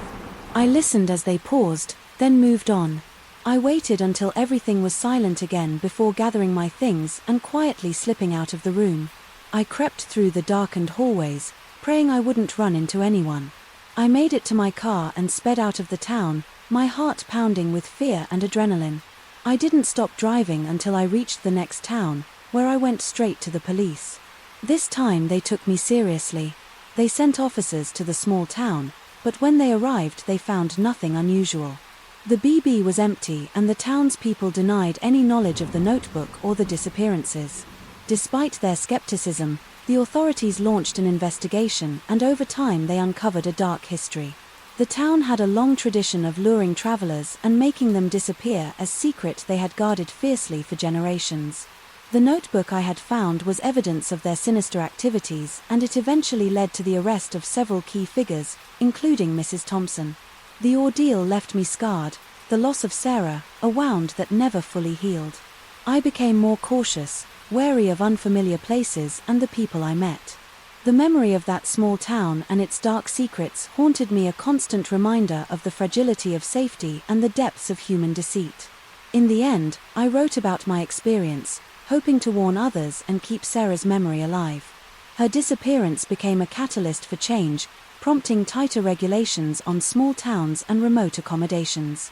While it couldn't bring her back, it was a step towards justice, ensuring that no one else would suffer the same fate. Story 31. I went for a run on my favorite forest trail, relishing the cool fresh air and the familiar rhythm of my feet. Hitting the ground, the trail wound through dense woods, a place where I often found solace and peace. That day, however, my tranquil escape turned into a nightmare I would never forget. As I rounded a bend, I noticed a figure ahead, partially hidden by the trees. My curiosity piqued. I slowed down and saw a man crouched in a small clearing, frantically burying something in the ground. The scene struck me as odd and suspicious, and a shiver of unease crept up my spine before I could turn and run. The man looked up and her eyes locked. His face was a mask of shock and anger. His eyes, dark and threatening. Panic surged through me, but I forced myself to remain calm. I quickly averted my gaze, pretending not to have seen anything, and continued running, hoping he would dismiss me as just another jogger passing by. I could hear my own breath, fast and shallow, as I pushed myself to maintain a steady pace behind me. The sound of rustling leaves and snapping branches grew louder. He was coming after me. My heart pounded in my chest, a mix of fear and adrenaline propelling me forward. The trail seemed to stretch endlessly before me, each step, a desperate attempt to put distance between us. I dared not look back, focusing solely on the path ahead. The forest, once a place of refuge, now felt like a maze of shadows and threats. I knew I needed to lose him, but the winding trail offered few options. My mind raced, considering possible escape routes up ahead. The trail forked, with one path leading deeper into the woods and the other towards a small, often deserted, parking lot. I chose the path towards the parking lot, hoping I might encounter someone who could help. As I neared the fork, I could hear the man's heavy footsteps gaining on me. My lungs burned and my legs felt like lead, but fear kept me moving. I veered sharply onto the path leading to the parking lot, praying it would be enough to throw him off. The parking lot came into view, a small gravel-covered area with a few scattered cars. Relief washed over me when I saw an older couple loading their hiking gear into their car. I sprinted towards them, shouting for help. The man was still behind me, but seeing others seemed to slow him down. "Help, please help me," I yelled, my voice cracking with panic. The couple looked up startled, but quickly realized the gravity of the situation. The man, a burly figure with a kind face, stepped forward, placing himself between me and my pursuer. "What's going on?" he demanded, his voice, firm and authoritative, before I could answer. The man who had been chasing me emerged from the trail, his eyes wild with fury. He stopped short when he saw the couple, his expression shifting from anger to calculation. "Just a misunderstanding," he said, his voice unnervingly calm. "I was trying to catch up with her to apologize." The older man glanced at me and I shook my head. "Vly, he was chasing me," I gasped. I saw him burying something in the woods. The tension was palpable as the two men sized each other up. The woman, sensing the danger, pulled out her phone and called the police. The man who had been chasing me took a step back, his eyes darting between us in the trail he had come from. "You should go," the older man said, his voice steady. "The police are on their way." For a moment it seemed like the man might refuse, but then he turned and bolted back into the woods, disappearing into the underbrush. Relief flooded over me, but it was quickly replaced by a lingering fear. The police arrived within minutes, taking my statement and searching the area where I had seen the man burying something. I stayed with the older couple, grateful for their presence and support. The officers found a shallow grave and inside a bag filled with stolen goods from recent burglaries in the area. It seemed the man had been using the forest to hide his loot. The realization of how close I had come to danger left me shaken. The police assured me they would do everything they could to find the man, and I knew I had to trust them. But the fear lingered a dark shadow over my once beloved trail. In the days that followed, I found it difficult to return to my normal routine. The memory of that day haunted me, a constant reminder of the fragility of safety. I became more cautious, changing my running routes and always letting someone know where I was going, though the experience left a lasting mark. It also taught me the importance of vigilance and trust in my instincts. The forest trail, once a place of peace, had become a symbol of resilience and the will to survive. And while I may never fully forget the terror of that day, I emerged stronger and more aware, determined to never let fear dictate my life again. Story 32. I rented a secluded cabin for a peaceful retreat, hoping to escape the chaos of my everyday life and reconnect with nature. The drive up was long and winding, taking me deep into the heart of a dense forest. The cabin itself was charming, nestled among towering trees with a clear sparkling lake nearby. It was perfect, or so I thought. The first day was blissful. I spent hours exploring the surroundings, enjoying the crisp air and the sounds of wildlife. As dusk fell, I made a simple dinner and settled in with a book by the fireplace. The crackling flames and the soft glow of the lanterns created a cozy, serene atmosphere. I felt a deep sense of contentment, the weight of my worries lifting away. However, that sense of peace shattered as soon as night enveloped the cabin. I was drifting off to sleep when I heard a faint scratching at the door. My eyes snapped open and I lay still, straining to hear. At first I thought it might be a branch or some small animal, but the scratching grew more insistent, more deliberate. It was clear that something or someone was trying to get in. I sat up in bed, my heart pounding in my chest. The cabin, which had seemed so inviting during the day, now felt isolated and vulnerable. I glanced at my phone, but there was no signal. I was miles from the nearest neighbor, utterly alone in the woods. The scratching continued, now accompanied by the sound of shuffling footsteps outside. I crept to the window and peered out, my breath fogging the glass. In the dim moonlight, I saw shadowy figures moving among the trees. Panic surged through me. As I realized I wasn't alone, I locked all the doors and windows, my mind racing with fear. The scratching stopped abruptly and an eerie silence fell over the cabin. I sat in the darkness, clutching a flashlight, every creak and rustle outside, making my nerves stand on edge. Hours passed with no further disturbances, but sleep was impossible. The shadows seemed to grow and shift, playing tricks on my eyes. I kept imagining figures just beyond the reach of the light. Watching, waiting, the sense of being hunted was overwhelming. As the first light of dawn broke through the trees, I finally dared to venture outside. The fresh morning air did little to calm my nerves as I inspected the area around the cabin. There were no clear footprints, no obvious signs of who or what had been outside, but the sense of unease lingered, a gnawing feeling that I wasn't truly safe. Determined not to let fear ruin my retreat, I decided to stay. I spent the day hiking, trying to shake off the events of the previous night, but as dusk fell again, the anxiety returned. I fortified the cabin as best as I could, gathering makeshift weapons and iron poker from the fireplace, a heavy flashlight, and prepared myself for another sleepless night. This time the disturbances began earlier. As soon as darkness fell, the scratching returned, louder and more persistent. I heard hushed whispers outside, indistinct but undeniably human. My heart raced as I sat in the center of the sea cabin, every muscle tense. Suddenly there was a loud thud against the door, followed by a sinister laugh. My blood ran cold. Whoever was out there wasn't just trying to scare me. They were enjoying it. I shouted through the door demanding they leave, but my voice sounded weak and shaky even to my own ears. The night seemed to stretch on forever. I could hear the intruders moving around the cabin, testing the windows, whispering to each other. Each noise was a jolt of terror, my mind conjuring images of what they might do if they got inside. At the first hint of dawn, the noises ceased. Exhausted and terrified, I decided I couldn't stay another night. I packed my things hastily, every shadow outside a potential threat. As I drove away, the relief was immense, but the fear still clung to me. When I reached the nearest town, I went straight to the police. They listened to my story with skepticism but agreed to check the cabin. Days later they informed me they found no signs of anyone being there, suggesting it might have been local teenagers playing pranks. But I knew what I had experienced was more than just a prank.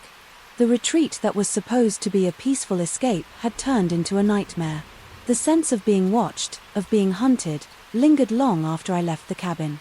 It was a stark reminder of how vulnerable we can be when isolated, far from help. Reflecting on the ordeal, I realized the importance of trusting my instincts. The serene beauty of the cabin had masked the dangers of being so secluded. While I still love nature and the peace it can bring, I am now much more cautious, always ensuring I have a way to communicate and a plan for safety.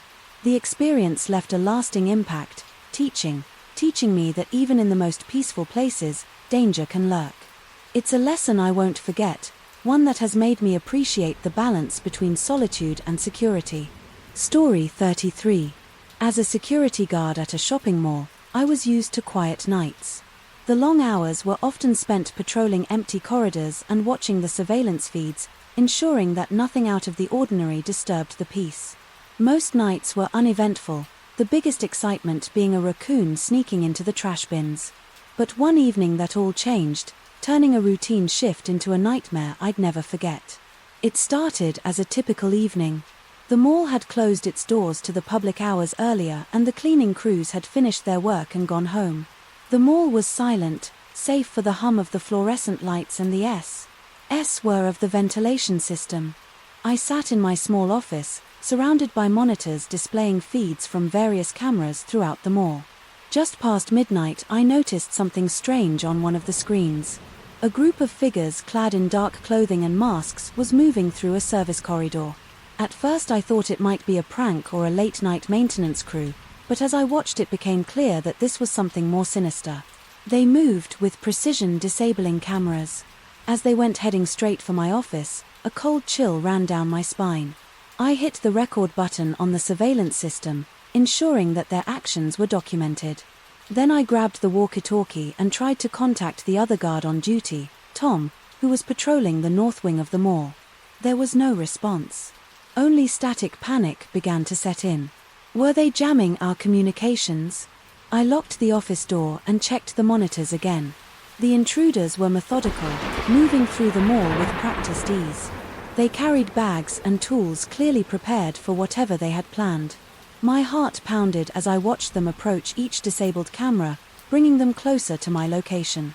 Realizing I needed help, I reached for my phone but there was no signal. The intruders had likely set up signal jammers. I was on my own. I glanced around the office, searching for anything that could be used as a weapon. My eyes landed on a heavy flashlight and a metal baton, the standard issue tools for a security guard. It wasn't much, but it would have to do. The monitors showed the masked group splitting up, with 2 heading towards the main entrance and the other 3 continuing towards my office. My mind raced, trying to devise a plan. The exit was too far and they'd likely cut me off before I could reach it. My best bet was to hide and hope they didn't find me. I turned off the lights in the office, plunging the room into darkness. The only illumination came from the faint glow of the monitors. I slipped under the desk, my heart racing as I listened for any sound outside. The muffled footsteps grew louder and I could hear the low murmur of voices. The door handle rattled, followed by the sound of a lockpick at work. My breath caught in my throat as I realized they were breaking in. I tightened my grip on the flashlight and baton, ready to defend myself if necessary. The door creaked open and I could see the beams of flashlight sweeping the room clear. One of the intruders whispered, his voice barely audible. They moved further into the room, checking the corners in the storage closet. One of them approached the desk and I held my breath, praying they wouldn't look under the flashlight. Beam passed over the desk, but then the man turned away, satisfied that the room was empty. "Nothing here," he said. "Let's move on. We need to find the guard." They left the office and I waited a few moments before daring to move. My hands were shaking and I could feel sweat trickling down my back. I crawled out from under the desk and checked the monitors. Again. The intruders were heading towards the security room in the north wing where Tom would have been stationed. I knew I had to do something. If they found Tom, they'd likely force him to give up the keys to the mall's secure areas where the high-value items were stored. I couldn't let that happen. Steeling myself, I decided to follow them, hoping to catch them off guard. I moved silently through the darkened corridors, keeping to the shadows. The mall was an eerie maze at night, the usual bustle replaced by an oppressive silence. I could hear the intruders ahead, their footsteps echoing softly. They reached the security room and forced the door open. Peeking around the corner, I saw Tom bound and gagged in a chair, his eyes wide with fear. One of the intruders was demanding the access codes while another searched the room. I knew I had to act quickly, but I took a deep breath and stepped out of the shadows, swinging the baton at the nearest intruder. The blow landed with a satisfying thud and the man crumpled to the floor. The other two turned in surprise, but I was already swinging the flashlight at the second man. He dodged the blow, but it gave Tom enough time to kick his chair over, causing a commotion. In the chaos, I managed to land a few more hits and Tom freed himself, joining the fight. We struggled against the intruders, but the element of surprise had given us the upper hand. Finally, we subdued them, tying them up with the zip ties we kept for emergencies. With the immediate danger over, I used the landline to call the police. They arrived quickly, arresting the intruders and praising our quick thinking. It turned out the group was part of a gang that had been targeting malls in the area and our actions had put an end to their spree. The experience left me shaken, but it also reinforced my sense of duty. The mall, once a place of mundane routine, had become a battleground. I took pride in knowing that Tom and I had protected it, standing firm in the face of danger, and in the days that followed, the mall increased security measures, installing more robust systems and ensuring that no guard would ever be alone again. The night shift returned to its quiet routine, but the memory of that harrowing encounter remained a reminder of the importance of vigilance and courage in the face of adversity. Story 34. It was late afternoon when I pulled into this small town. I was on a cross-country trip, eager to see parts of the country I'd never visited before. The sky was starting to take on that dusky, orange hue, and I figured it was a good time to stop for a meal. I spotted a diner off the main road, its neon sign flickering as if it had a life of its own. Hungry and curious, I decided to give it a try. As soon as I walked in, I felt the weight of a dozen eyes on me. The locals, scattered at tables and along the counter, paused their conversations and stared. It was as if they had never seen an outsider before. I tried to brush off the unease creeping up my spine and made my way to an empty booth. The waitress, a middle-aged woman with a tired smile, came over with a menu. "What can I get, ya?" she asked, her voice lacking the warmth I hoped for. "Just a coffee and a cheeseburger, please," I replied, handing back the menu without really looking at it. She nodded and walked away, and I could feel the eyes of the other patrons still on me. As I waited for my food, I glanced around the diner. It was your typical small-town joint, with faded wallpaper and a few framed pictures of local events from decades past. Yet something felt off the way. The locals whispered among themselves, occasionally shooting me. Furtive glances made me feel like I was under some kind of scrutiny. When my food arrived, I ate quickly, eager to get back on the road. The burger was surprisingly good, but the oppressive atmosphere made it hard to enjoy. I left a tip on the table and headed outside, relieved to escape the claustrophobic diner, but my relief was short-lived. I slid into the driver's seat and turned the key, but the engine wouldn't start. I tried again, my heart sinking as the car remained silent. Panic began to set in. I popped the hood and got out to check the engine, though I knew little about cars. As I fumbled around, an old man approached me. He wore a worn-out cap and overalls, and his face was etched with deep lines. "Car trouble?" he asked, though his tone suggested he already knew the answer. "Yeah," I replied, trying to keep my voice steady. "It was fine earlier. I don't know what happened." He peered under the hood and made a clicking noise with his tongue. "Looks like someone messed with your engine. Sabotage. Maybe my blood ran cold." "Who would do that?" He shrugged. Strangers ain't always welcome here might be someone's idea of a joke. A sinking feeling settled in my stomach. Do you know anyone who can fix it?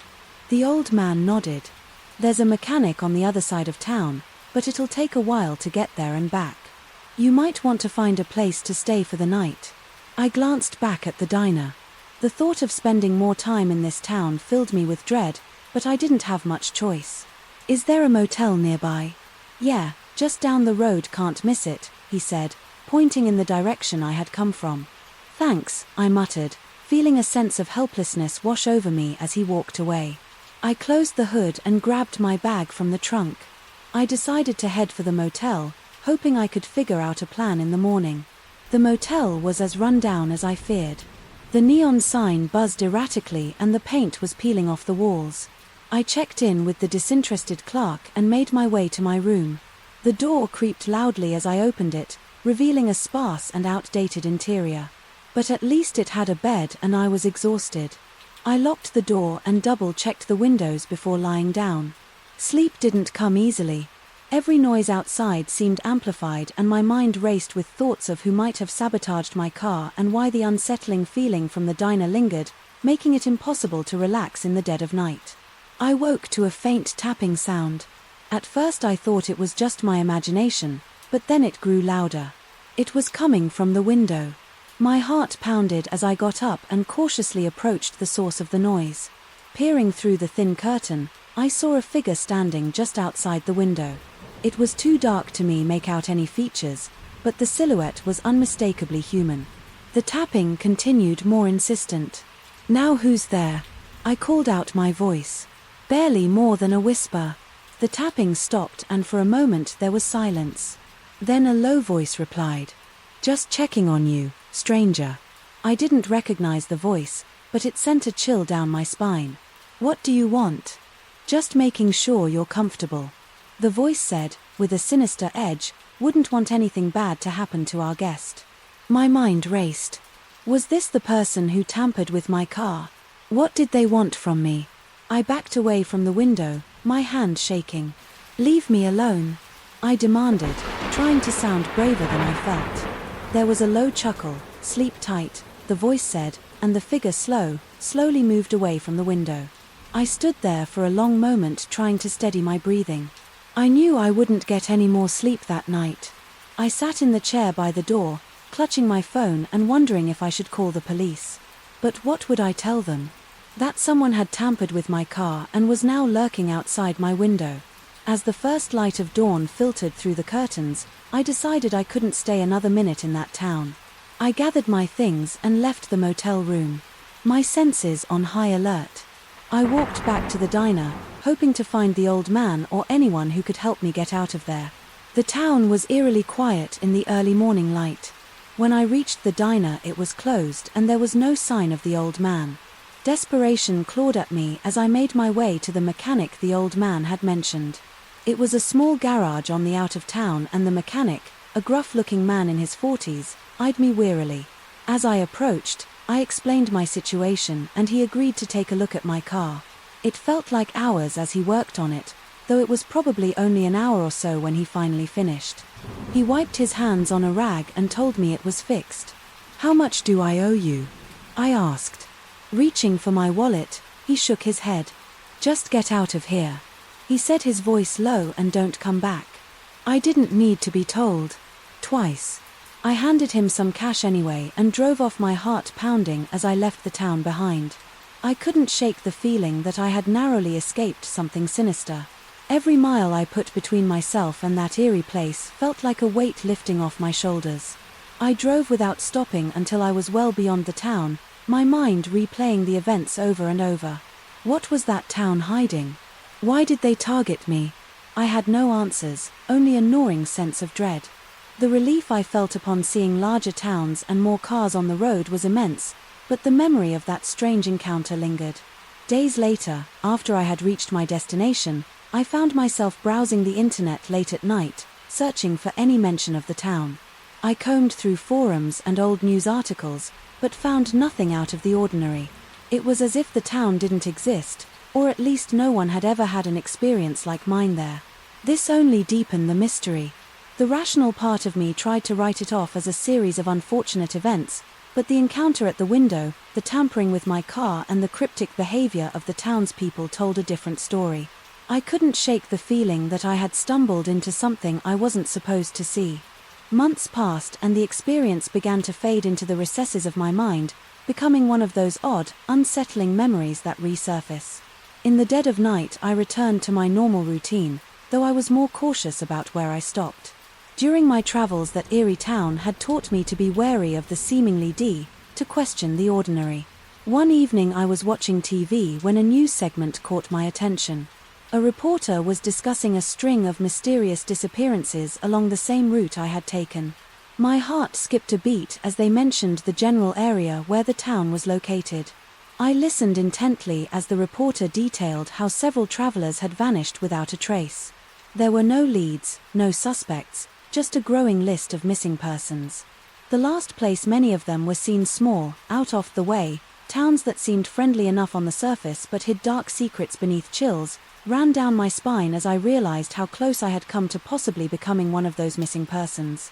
The sinister feeling I had experienced was not unfounded. I turned off the TV and sat in silence, my mind racing. I decided to write down my experience, hoping that sharing it might help others avoid the same fate. I posted it anonymously on a travel forum, detailing every eerie detail, every uneasy moment. The responses were varied. Some people dismissed it as paranoia or fiction, while others shared their own unsettling encounters on the road. One reply stood out.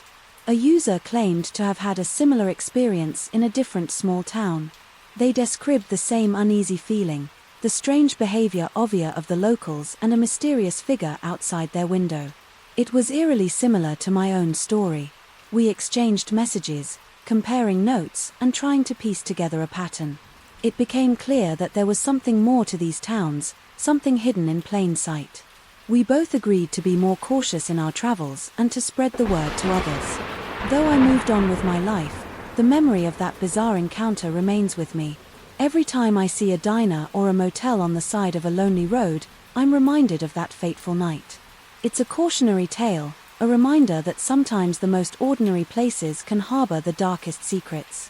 If you ever find yourself driving through an unfamiliar town and feel the hairs on the back of your neck, stand up, trust your instincts, and, whatever you do, don't let your guard down.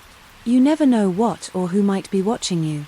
From the Shadows Story 35, it all started with a simple text message. I see you. I brushed it off as a prank, but the sender knew my name, my schedule, and intimate details about my life. At first I convinced myself it was a friend playing a joke, but then the messages became more frequent, more detailed, and increasingly disturbing. Nice red dress. Today, one message read on a day when I had indeed worn a red dress. Hope you enjoy your coffee, said another, just as I was taking my first sip at my favorite cafe. It was unnerving, but I tried to ignore it, hoping it would stop. The breaking point came when they sent a photo of me taken through my living room window. I was sitting on the couch completely unaware, the blinds barely open. The realization that someone was watching me in my own home was terrifying. I felt exposed, violated my home. My sanctuary no longer felt safe. I went to the police, showing them the messages in the photo. They took it seriously, but after a few days they told me the number was untraceable. It was a burner phone, impossible to track. They advised me to change my routine, be cautious, and install security cameras. I did everything they suggested, but the messages kept coming. Nice try with the cameras. I'm closer than you think. My heart raced as I read the latest message. How could they know about the cameras unless they were watching me install them? I started to suspect everyone: neighbors, friends, even acquaintances. Paranoia settled in, and I felt like I was constantly under surveillance. Nights were the worst. Every creak and rustle sounded like a threat. I barely slept, and when I did, I was plagued by nightmares of shadowy figures lurking just beyond my sight. I kept my phone by my bed, dreading the next message. One evening as I was getting ready for bed, my phone buzzed again. This time it was a video with trembling hands. I opened it. The footage was shaky, but I recognized my bedroom. The camera panned slowly, showing me lying in bed asleep. I felt a cold dread wash over me. The video had been taken from inside my house. I called the police again, frantic and desperate. They came immediately, searched the house and found nothing. No signs of forced entry, no hidden cameras, nothing. They suggested I might be dealing with a very skilled stalker, someone who knew how to cover their tracks. They recommended I stay with someone else for a while, and I reluctantly agreed. I moved in with my sister, hoping the distance would keep me safe, but the messages followed me there. Family time, nice try. My sister and her husband were supportive, but I could see the strain it put on them. I felt like a burden, bringing my nightmare into their home. One night after another sleepless evening, I received a message that made my blood run cold. "Lets me detached." Was a photo of me standing outside my sister's house, taken just minutes before my fear turned to anger. I was tired of being scared, tired of running. I needed to confront this person, end this nightmare once and for all. I replied where the response was immediate. At the park midnight, my sister tried to talk me out of it, but I was determined. I needed to face this person, see who was tormenting me. I didn't tell the police. I didn't want them scaring off the stalker. I went to the park alone, my heart pounding with every step. The park was eerily quiet, the usual sounds of the night. Amplified by my anxiety, I walked to the bench mentioned in the message and waited. Minutes felt like hours, and just when I thought they wouldn't show, I heard footsteps behind me. I turned to see a figure approaching their face obscured by a hood. They stopped a few feet away and I could feel their eyes on me. "Why are you doing this?" I demanded, my voice, shaky but firm. The figure chuckled, a sound that sent shivers down my spine. "Cause, I can, cause, it's fun." They took a step closer and I saw a glint of something metallic in their hand. Panic surged through me, but I stood my ground. "You need help," I said, trying to keep them talking, hoping someone might come by, see us, anything to break this standoff. "Maybe," they replied, their voice dripping with malice. "But so do you, thinking you could get away from me?" Suddenly the park lights flickered on, illuminating the figure. It was a man, unremarkable and average-looking, which somehow made it even more terrifying. He grinned and I saw the blade in his hand glint under the light. I took a step back, my heart hammering in my chest. "Stay away from me," I warned, though I knew how futile it sounded. Before he could respond, I heard sirens in the distance. The man cursed under his breath, then turned and sprinted into the darkness. Relief and terror washed over me simultaneously. I collapsed onto the bench, my legs unable to support me any longer. The police arrived moments later, having been tipped off by my sister, who had secretly followed me, and called them. When she saw the man approach, they searched the park but found no trace of him. They took my statement and assured me they would do everything in their power to find him. I moved back into my home, fortified with new security measures and a renewed sense of vigilance. The messages stopped, but the fear lingered. I couldn't shake the feeling that he was still out there watching, waiting. The police never caught him, and I learned to live with the uneasy peace that had settled over my life. Months later, as I was going through my day, my phone buzzed with a new message. My heart skipped a beat as I read it. "Miss me." There was no photo this time, but the message was clear. He was still out there, still watching, and my nightmare was far from over. Story 36. I was driving along a deserted highway late one night, the moon casting an eerie glow over the landscape. I was tired but determined to make it to my destination by morning. The road was empty and the silence inside the car was almost oppressive. That's when I saw him, a lone figure standing by the side of the road, out looking for a ride. I hesitated for a moment, my mind racing through all the warnings I had heard about picking up hitchhikers. But he looked harmless enough and I couldn't shake the feeling that leaving him there would be wrong. I slowed down and pulled over, rolling down the window. "Need a lift?" I asked, trying to sound casual. "Yeah, thanks," he replied, a wide grin spreading across his face. He was a young man, probably in his late 20s, with a scruffy beard and a worn backpack slung over one shoulder. He seemed grateful and I felt a pang of guilt for even considering leaving him behind. He climbed into the passenger seat and I pulled back onto the highway. "Where are you headed?" I asked, trying to make conversation just up the road a bit. He said, his eyes scanning the horizon, "Name's Jake. By the way, I'm Alex." I replied, offering a brief smile. We fell into a comfortable silence, the hum of the engine filling the space between us. At first, Jake seemed friendly enough. He told me a bit about his travels, how he'd been hitchhiking across the country to see as much of it as he could. I found myself relaxing, thinking maybe I'd made the right choice after all. But then his questions started to get personal. "So, Alex, where are you from?" he asked. His tone casual, but his eyes sharp. "Just a small town." "A few hours back," I replied, keeping my answers vague. Something about his curiosity made me uneasy. "Got any family waiting for you?" He pressed his gaze fixed on me. I felt a prickle of unease. "No, just visiting a friend," I lied, hoping to steer the conversation away from my personal life. He nodded, but his questions didn't stop. "What do you do for a living? Got a boyfriend or girlfriend?"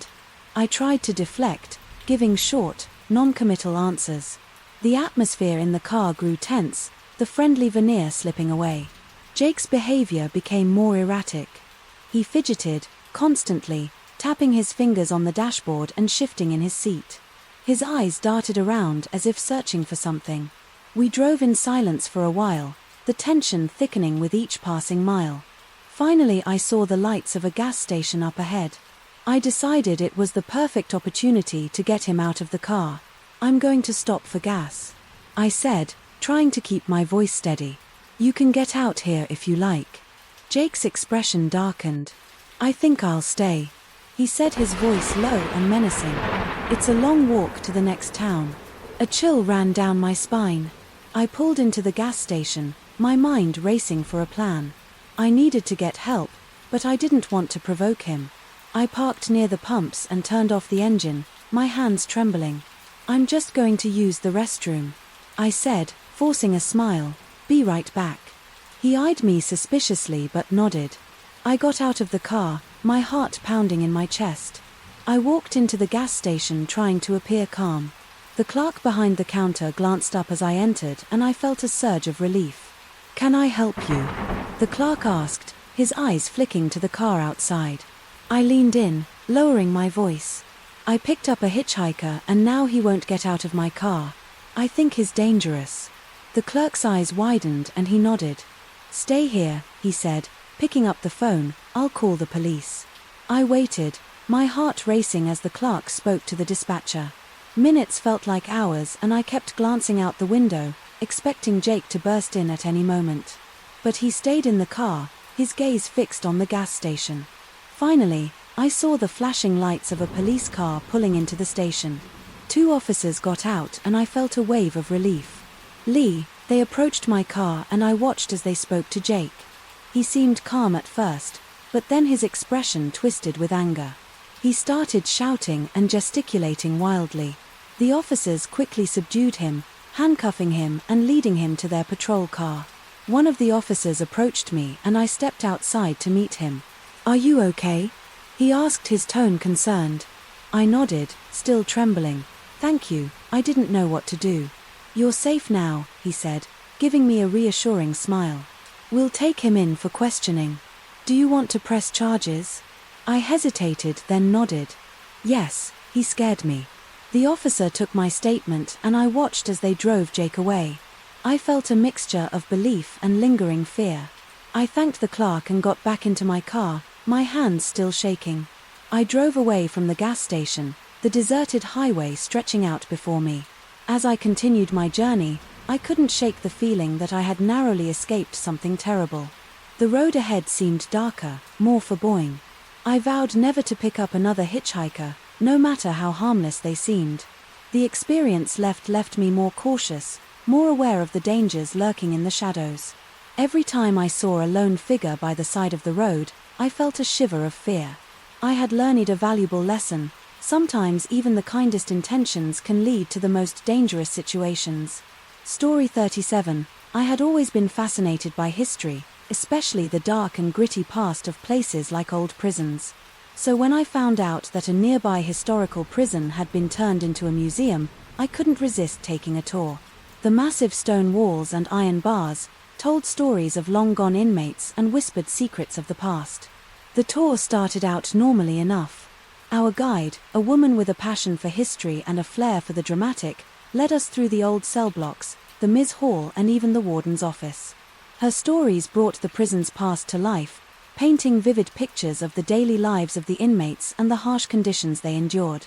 As we moved from one area to another, I found myself lagging behind, mesmerized by the eerie atmosphere and the sense of history that permeated the place. I stopped to examine an old cell, its heavy door ajar, the iron bed frame rusted and the walls covered in ancient graffiti. I imagined the lives of the men who had once been confined here, their despair and their fleeting moments of hope. I was so engrossed in my thoughts that I didn't notice the tour group moving on by the time I realized I was alone. They were already out of earshot. I hurried to catch up, but as I rounded a corner I found myself in a dimly lit corridor I hadn't seen before. The air was colder here, the silence oppressive. I turned back the way I had come, but the door through which I had entered was now locked. Panic started to set in. I tried the handle again, but it wouldn't budge. I was trapped, taking a deep breath. I tried to calm myself. I had my phone with me, but there was no signal. I would have to find another way out. I decided to follow the corridor, hoping it would lead me back to a familiar part of the prison. The further I walked, the darker it became. The flickering lights overhead cast eerie shadows on the stone walls, and every creak and groan of the old building seemed amplified. In the silence I passed more cells, each one a silent reminder of the countless lives that had been spent within these walls. I came to a heavy iron door at the end of the corridor. It looked ancient. Its surface pitted and scarred. I hesitated, then pushed it open the hinges, protesting loudly. The room beyond was even darker, the only light coming from a small barred window high on the wall. As I stepped inside, the door slammed shut behind me with a deafening clang. I was plunged into near total darkness. The faint light from the window, barely enough to see by my heart, raced as I fumbled for my phone, using its flashlight to illuminate my surroundings. The room was small, bare, more than a cell itself. There was a wooden chair in the corner, old and splintered, and a heavy wooden table covered in dust. On the table was a stack of old papers, yellowed with age. I picked one up and saw that it was a record of an inmate detailing his crimes and his punishment. As I read, I heard a faint sound of shuffling, like someone moving quietly in the darkness. My breath caught in my throat. I wasn't alone. Hello. I called out, my voice trembling. Is anyone there? There was no response, just the eerie silence. I shone my flashlight around the room but saw nothing. I tried the door again, but it was firmly locked. My mind raced with thoughts of the stories the tour guide had told us, stories of inmates who had gone mad, of mysterious deaths of restless spirits said to haunt the prison. I knew I had to stay calm. Panicking wouldn't help me get out. I returned to the table and picked up another piece of paper. This one was a map of the prison showing the different cell blocks, the mess hall, the warden's office and the exits. I studied it closely, looking for any clues that might help me find my way out. According to the map, there was an old service tunnel that led from this part of the prison to the main building. It was supposed to be off limits to visitors, but I had no other choice. I had to find it using my flashlight. I found the door that led to the service tunnel. It was hidden behind a stack of crates and it took all my strength to move them out of the way. The door itself was rusty and stiff, but I managed to pry it open. The tunnel beyond was narrow and claustrophobic, the walls damp and the air musty. I squeezed through the opening and began to make my way down the tunnel, my footsteps echoing in the confined space. The light from my phone flickered and I prayed it wouldn't die. Before I found my way out after what felt like an eternity, I saw a faint light ahead. I quickened my pace, hope surging within me. The tunnel opened up into a larger corridor, one that looked more familiar. I followed it and soon I found myself back in the main part of the prison. I heard voices up ahead. The tour group. Relief flooded through me. As I hurried toward the sound, I turned a corner and saw them, the guide in the middle of a story, the group hanging on her every word. I called out, my voice breaking with relief over here. The guide turned, her eyes widening in surprise. "We were wondering where you went," she said as I joined the group, breathless, shaking. "Are you okay?" "I got locked in one of the off-limits areas," I explained, trying to keep my voice steady. "It was ... an experience." She nodded her expression, understanding that happens sometimes. "This place has a way of pulling you in." I stayed close to the group for the rest of the tour, my nerves still on edge. When we finally exited the prison, I felt the warm sun on my face and breathed a sigh of relief. I had made it out before nightfall. As I walked to my car, I couldn't shake the feeling that the prison had let me go, but only just the experience had been harrowing, a reminder of the dark history that still lingered within those walls. I knew I would never forget the time I had been trapped alone in the dark, in a place where the past refused to stay buried. Story 38. I had always been wary of renting out my basement, but financial strain left me with little choice. The house, an old Victorian with creaky floors and drafty windows, needed constant maintenance, and the extra income would be a godsend. So when a quiet, polite man named Martin inquired about the space, I decided to take the plunge. Martin seemed like the perfect tenant. He was polite, paid his rent on time, and kept to himself. For the first few weeks I barely noticed he was there. It was almost too good to be true, and maybe it was. It started with the smells. At first it was just a faint, unpleasant odor that I could almost ignore, but over time it grew stronger, permeating through the floorboards and into my living space. It was a mix of chemicals and something else, something bot 10. I mentioned it to Martin casually one day and he brushed it off, saying he was working on a small project and it would be over soon. I tried to take his word for it, but the smells continued. Then there were the noises, strange, rhythmic sounds. Late at night it was as if he was moving heavy objects or dragging something across the floor. My curiosity grew, but so did my fear. What was he doing down there? One night I couldn't take it anymore. The noise was louder than ever and the smell was making me nauseous. I decided to confront Martin. I knocked on the basement door, but there was no answer. I knocked again, harder this time, but still nothing. The sounds had stopped. Abruptly, a sense of dread washed over me. I had to know what was going on. I fetched my spare key and unlocked the basement door, my hands trembling. As I descended the stairs, the smell intensified, nearly making me gag. The basement was dimly lit and I could see the usual clutter of boxes in old furniture. But as I moved deeper into the space, I noticed something odd. There was a section of the wall that looked different, a makeshift panel that seemed out of place.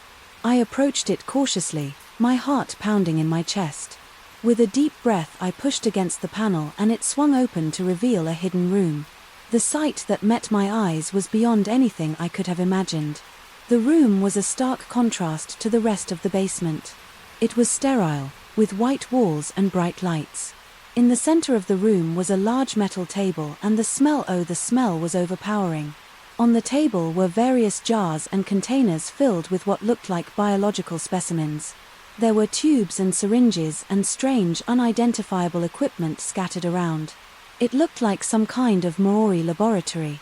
My stomach churned as I realized what the source of the smell was, and then I saw the freezer. It was large and industrial, humming quietly in the corner.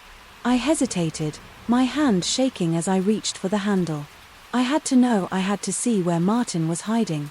The freezer door creaked open and I recoiled at the sight.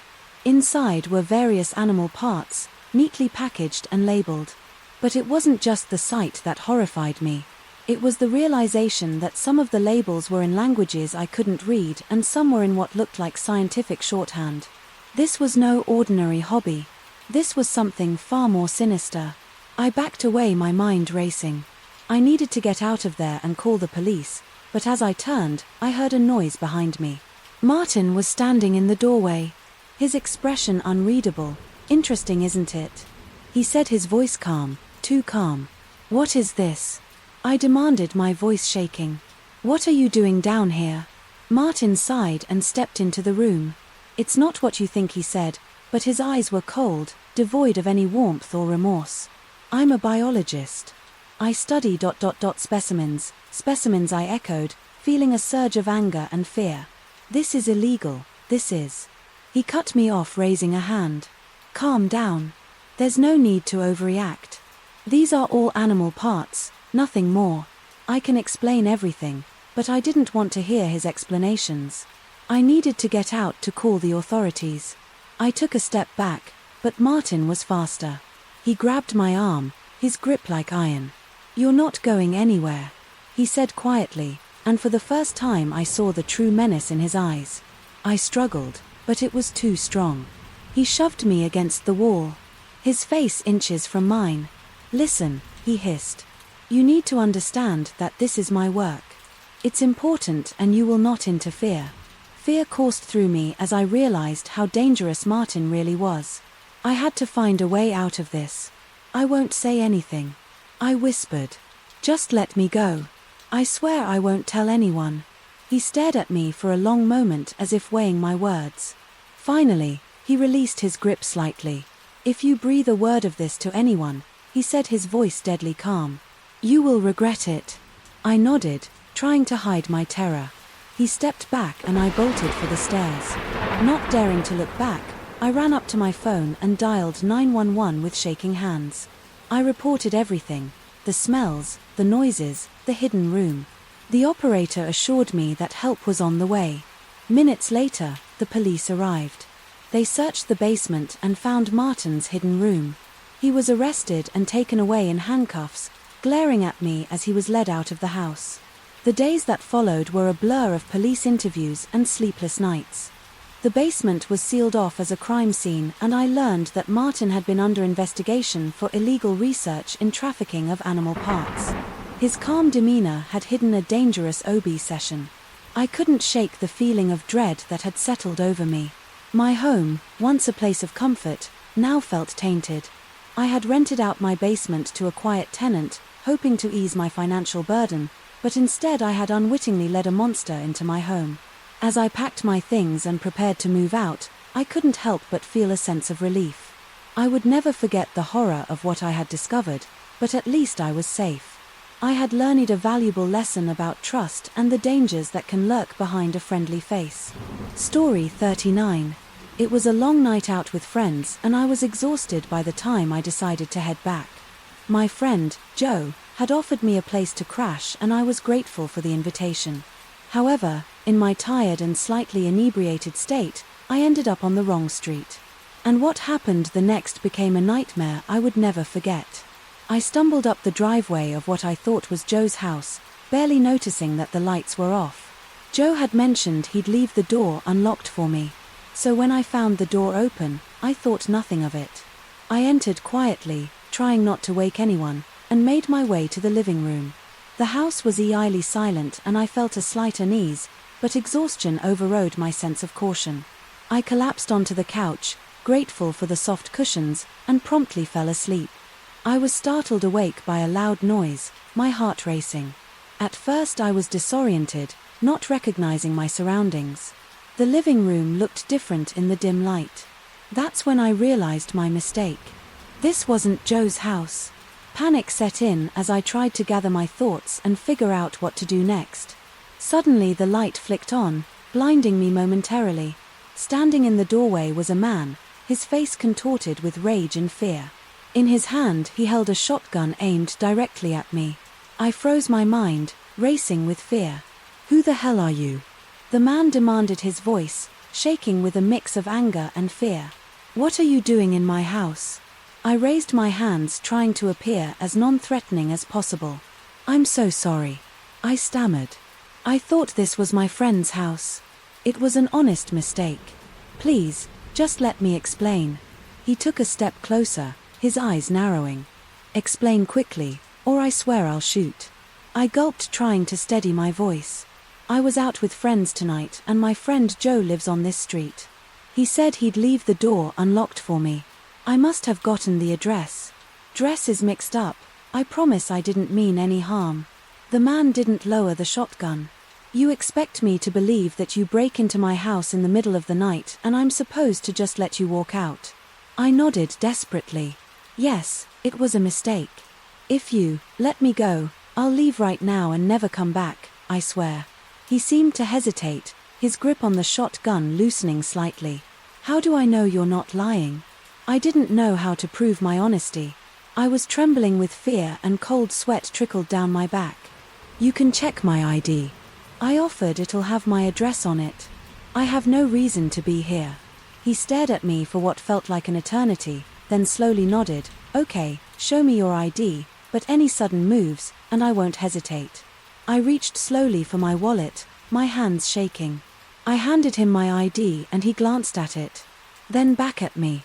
"You're not from around here," he muttered. "No, I'm not, I'm just visiting," I said, hoping he would see the truth in my eyes. He lowered the shotgun slightly but didn't put it down. "All right, get up slowly and get out of my house. If I see you around here again, I won't be so forgiving." I nodded gratefully and stood up, my legs feeling weak. I walked to the door, my heart pounding in my chest. As I stepped outside, I turned to face him one last time. "I'm really sorry for the scare. It was an honest mistake." He didn't respond. Just watched me with weary eyes as I backed away from the house. Once I was a safe distance away, I turned and ran, not stopping until I was several blocks down the street. When I finally reached Joe's house, I was shaking with a mix of fear and relief. I pounded on the door and told Joe, looking bewildered and half asleep. "Answered, what the hell happened to you?" he asked. Taking in my disheveled appearance, I recounted the night's events and Joe's eyes widened in shock. "You went into old Mr. Thompson's house. That guy is paranoid as hell. You're lucky he didn't shoot you." We both sat down and I tried to calm my racing heart. I know, it was a stupid mistake. I just saw a house that looked like yours and the door was open." Joe shook his head. "That man has had a rough time. His wife left him and has been alone ever since. He's always on edge." The gravity of the situation sunk in even deep. I really need to apologize to him properly. I can't believe I scared him like that. Joe nodded. "Yeah, but maybe give it a day or two. Let things cool down first." The next morning, after a restless night of sleep, I decided to write a letter to Mr. Thompson. I explained my mistake again, apologizing profusely for the fear and inconvenience I had caused. I left the note in his mailbox, hoping he would understand and forgive me. Her days passed without incident and I began to relax. One afternoon I found a note in my mailbox. It was from Mr. Thompson.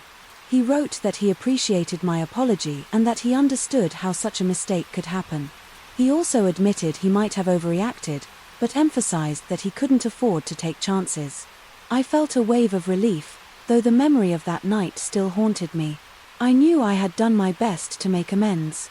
The experience taught me a valuable lesson about the importance of caution and awareness, especially when dealing with strangers.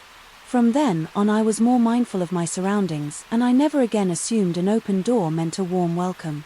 Looking back, I realized how fortunate I had been. A simple mistake had nearly cost me my life, but it brought about a strange sense of understanding and connection between two strangers.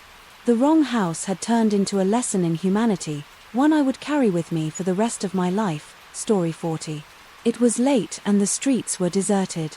As I made my way home, the moon hung low in the sky, casting long eerie shadows across the pavement. I had taken this route many times before, a shortcut through a quiet alley. That saved me several minutes. Normally it didn't bother me, but that night something felt off. As I entered the alley, the usual sounds of the city faded, replaced by an oppressive silence. My footsteps echoed against the walls, each step sounding louder than the last. I told myself it was just my imagination, a trick of the mind conjured by the darkness and solitude. Halfway through the alley, I heard a faint sound behind me, footsteps echoing in time with my own. I slowed down and the footsteps slowed too. I stopped and they ceased. My heart began to pound, a cold sweat breaking out on my forehead. I turned around, squinting into the shadows, but saw nothing. The alley was empty.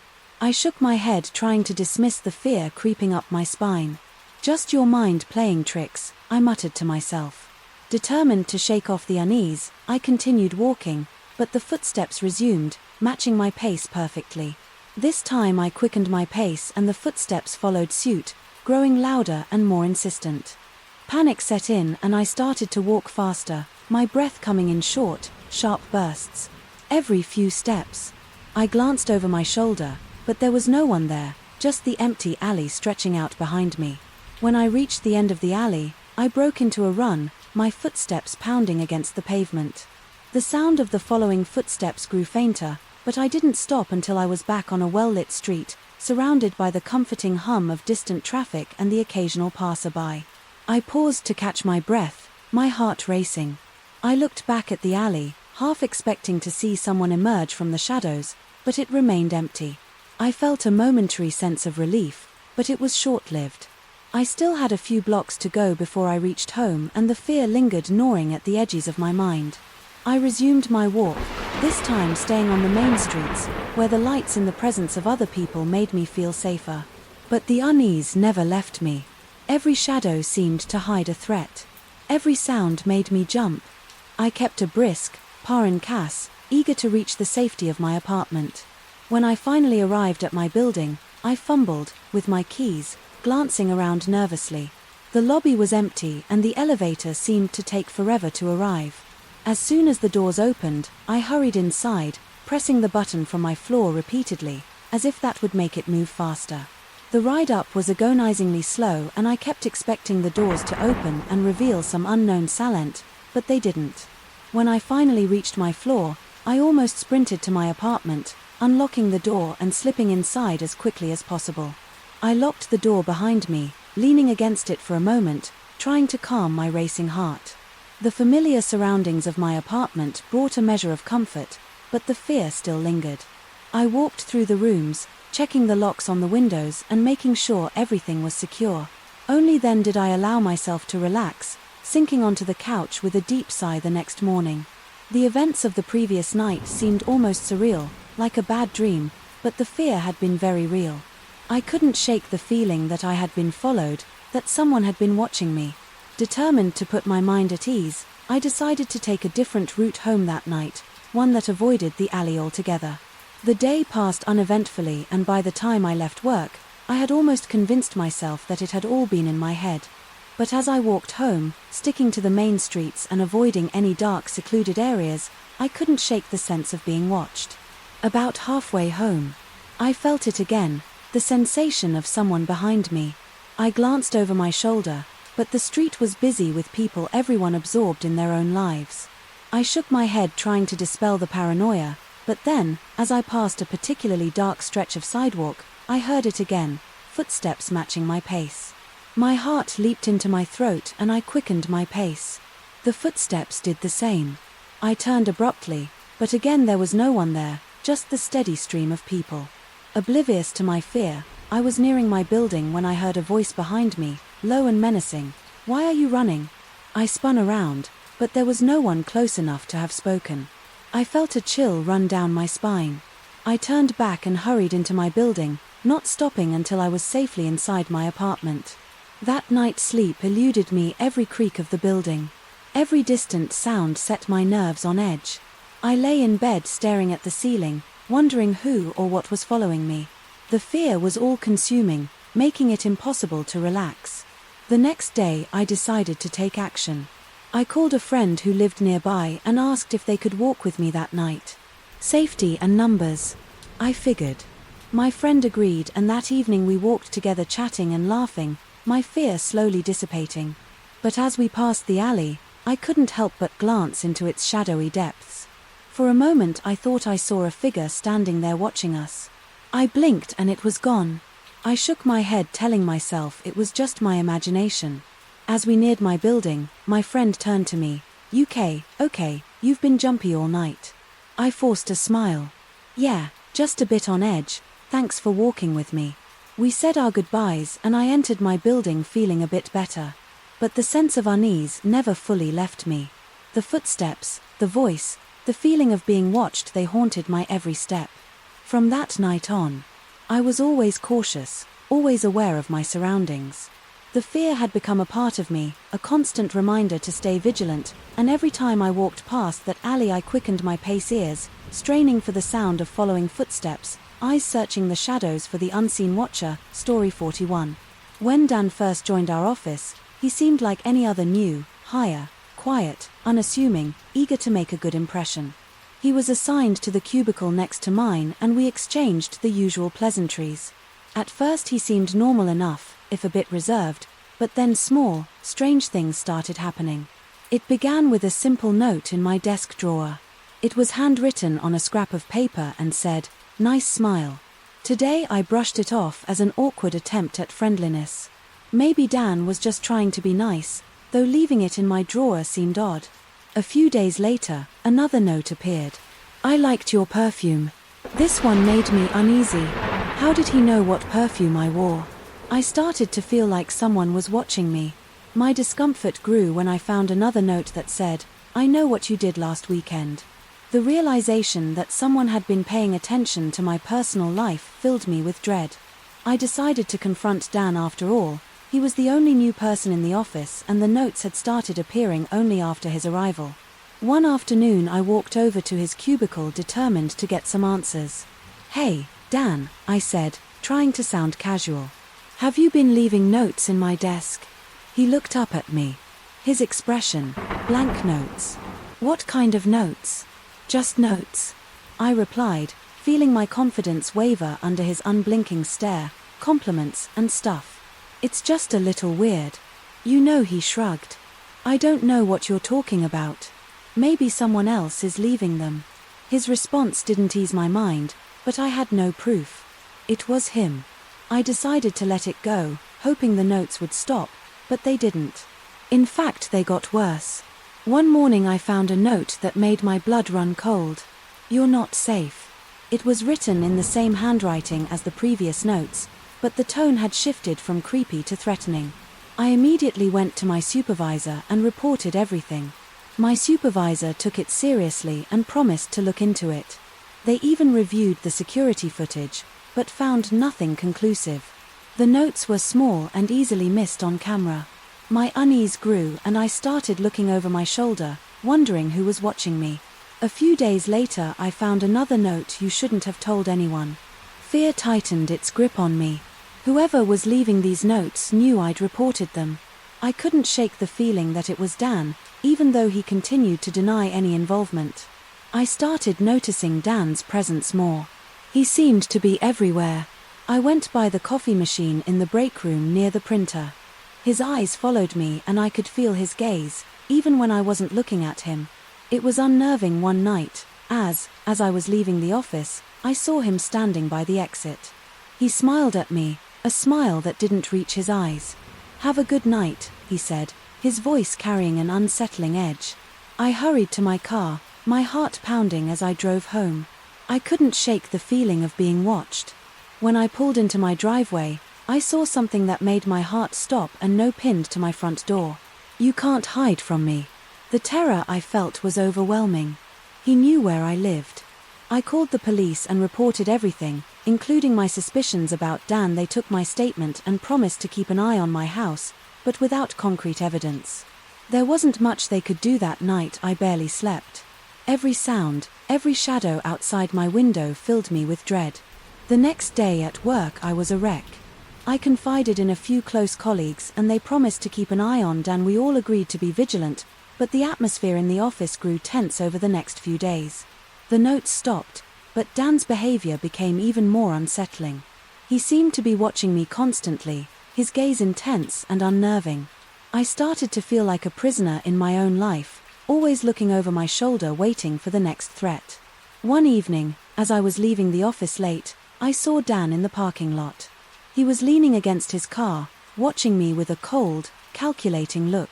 I hesitated, then decided to confront him one last time. "What do you want from me, Dan?" I demanded, my voice shaking. He smiled, that same eerie smile. "I just wanted to get to know you better," he said, "but you had to go and make it difficult." "Difficult," I echoed, feeling a surge of anger and fear. "You're the one leaving threatening notes and stalking me." His expression darkened. "You shouldn't have told anyone now.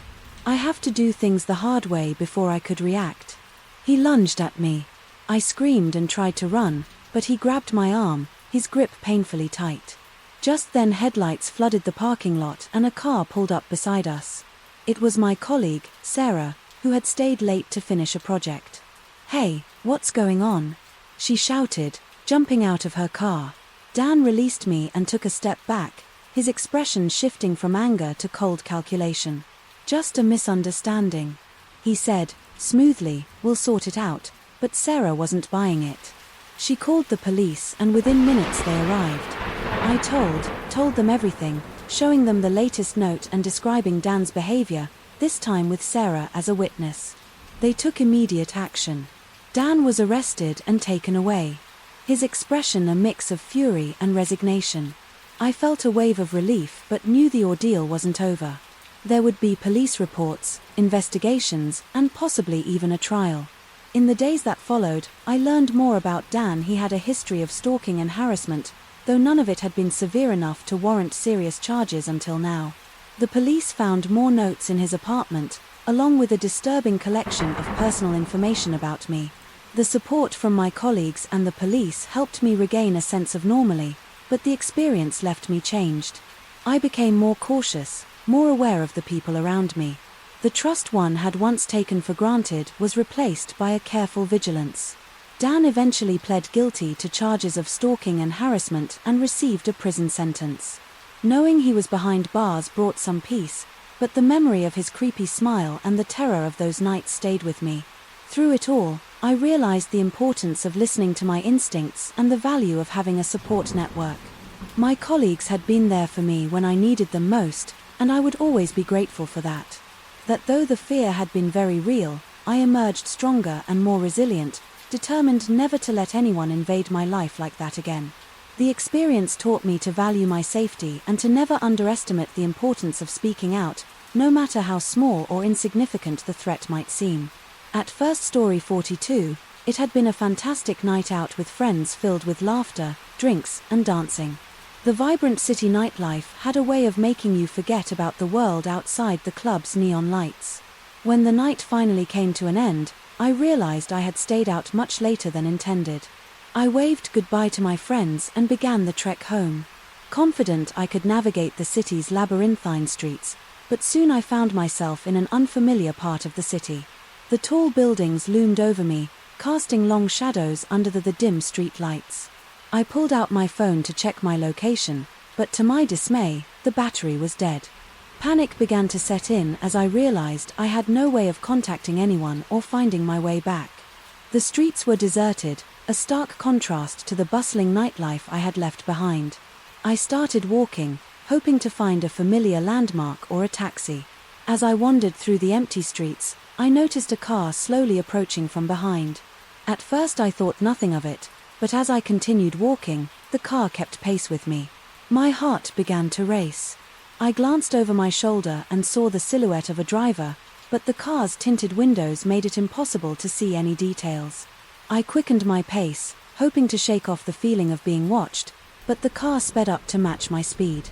The sound of the engine idling chills down my spine. Fear gripped me as I realized the car was following me. I had to find a way to lose it. I spotted an alleyway up ahead and darted into it, hoping to find a shortcut or a place to hide. The alley was narrow and dark, with only a flickering street light casting eerie shadows on the walls. I ran deeper into the alley, but my heart sank when I reached a dead end. There was no way out. Panic surged through me as I turned to face the entrance of the alley, my breath coming in short, rapid gasps. The car had stopped at the entrance, the headlights casting a harsh glare down the narrow passage. I pressed myself against the cold brick wall, praying the driver would just go away. The car door opened and a figure stepped out. The man was tall and broad, shouldered, his features obscured by the shadows. He started walking toward me, his footsteps echoing ominously in the confined space. My mind raced, trying to think of a way out, but there was nowhere to go. "Hey," he called out, his voice low and menacing, "you lost." I didn't respond, my fear paralyzing me. He took another step closer and I could see the glint of something metallic in his hand, a knife. I had to do something. Summoning every ounce of courage, I shouted, "Stay back, leave me alone." He paused for a moment, seemingly taken aback by my defiance, but then he smirked and continued advancing. I was trapped, my options running out. Just as he was about to reach me, a loud noise shattered the tension. The sound of a police siren blared in the distance, growing louder. The man hesitated, glancing toward the alley's entrance. The siren grew closer and I saw the flash of blue and red lights reflecting off the walls. The man cursed under his breath and turned, sprinting back to his car. He jumped in and sped off the tires, screeching on the pavement. I stood there trembling as the police car rounded the corner and pulled up at the entrance to the alley. 2 officers got out their flashlights, cutting through the darkness. "Are you okay? One of them asked. His voice filled with concern. I nodded, tears of relief streaming down my face. He was following me. He had a knife. The officers exchanged a glance and one of them spoke into his radio, relaying the description of the car and the suspect. They escorted me back to their patrol car, where I finally felt safe. They took my statement and assured me they would do everything they could to find the man. As I sat in the back of the police car, the reality of what had just happened began to sink in. I had been lost, alone and terrified, but I had managed to stay calm enough to call for help. The officers drove me to the nearest police station, where I was able to charge my phone and contact a friend to come pick me up. While waiting, I reflected on the night's events. I had always thought of the city as a vibrant, welcoming place, but now I saw a darker side. I realized the importance of being prepared and aware of my surroundings, especially when alone at night. When my friend arrived, she hugged me tightly, her face pale with worry. "I'm so glad you're okay," she said, her voice trembling me too. I replied, feeling a surge of gratitude for her support. "Let's get out of here." As we drove home, I vowed never to let myself get into a situation like that again. I would always make sure my phone was charged, plan my routes carefully and stay in well-lit areas. The fear I had felt in that alley was something I never wanted to experience again. The police never caught the man who had followed me, but I took comfort in knowing that I had done everything I could to protect myself. The city, with all its lights and life, now held a cautionary tale for me. I learned to navigate it with a mix of respect and vigilance, always aware of the hidden dangers that could lurk in the shadows. And though the memory of that night still haunted me, it also served as a reminder of my own strength and resilience. I had faced my fear and survived, and that knowledge gave me a new sense of confidence. No matter what happened, I knew I could handle it one step at a time. Story 43. I was excited for my weekend getaway after weeks of stress at work. A secluded cabin in the woods sounded like the perfect escape. I found an Airbnb listing that seemed ideal, a cozy, well-kept cabin with a friendly host named Greg. His profile showed excellent reviews and our messages were pleasant and reassuring. When I arrived, Greg was there to greet me. He was a middle-aged man with a warm smile and an easygoing demeanor. He gave me a quick tour of the cabin, pointing out the amenities and ensuring I knew how everything worked. I thanked him and settled in, looking forward to a relaxing weekend. The first night was peaceful.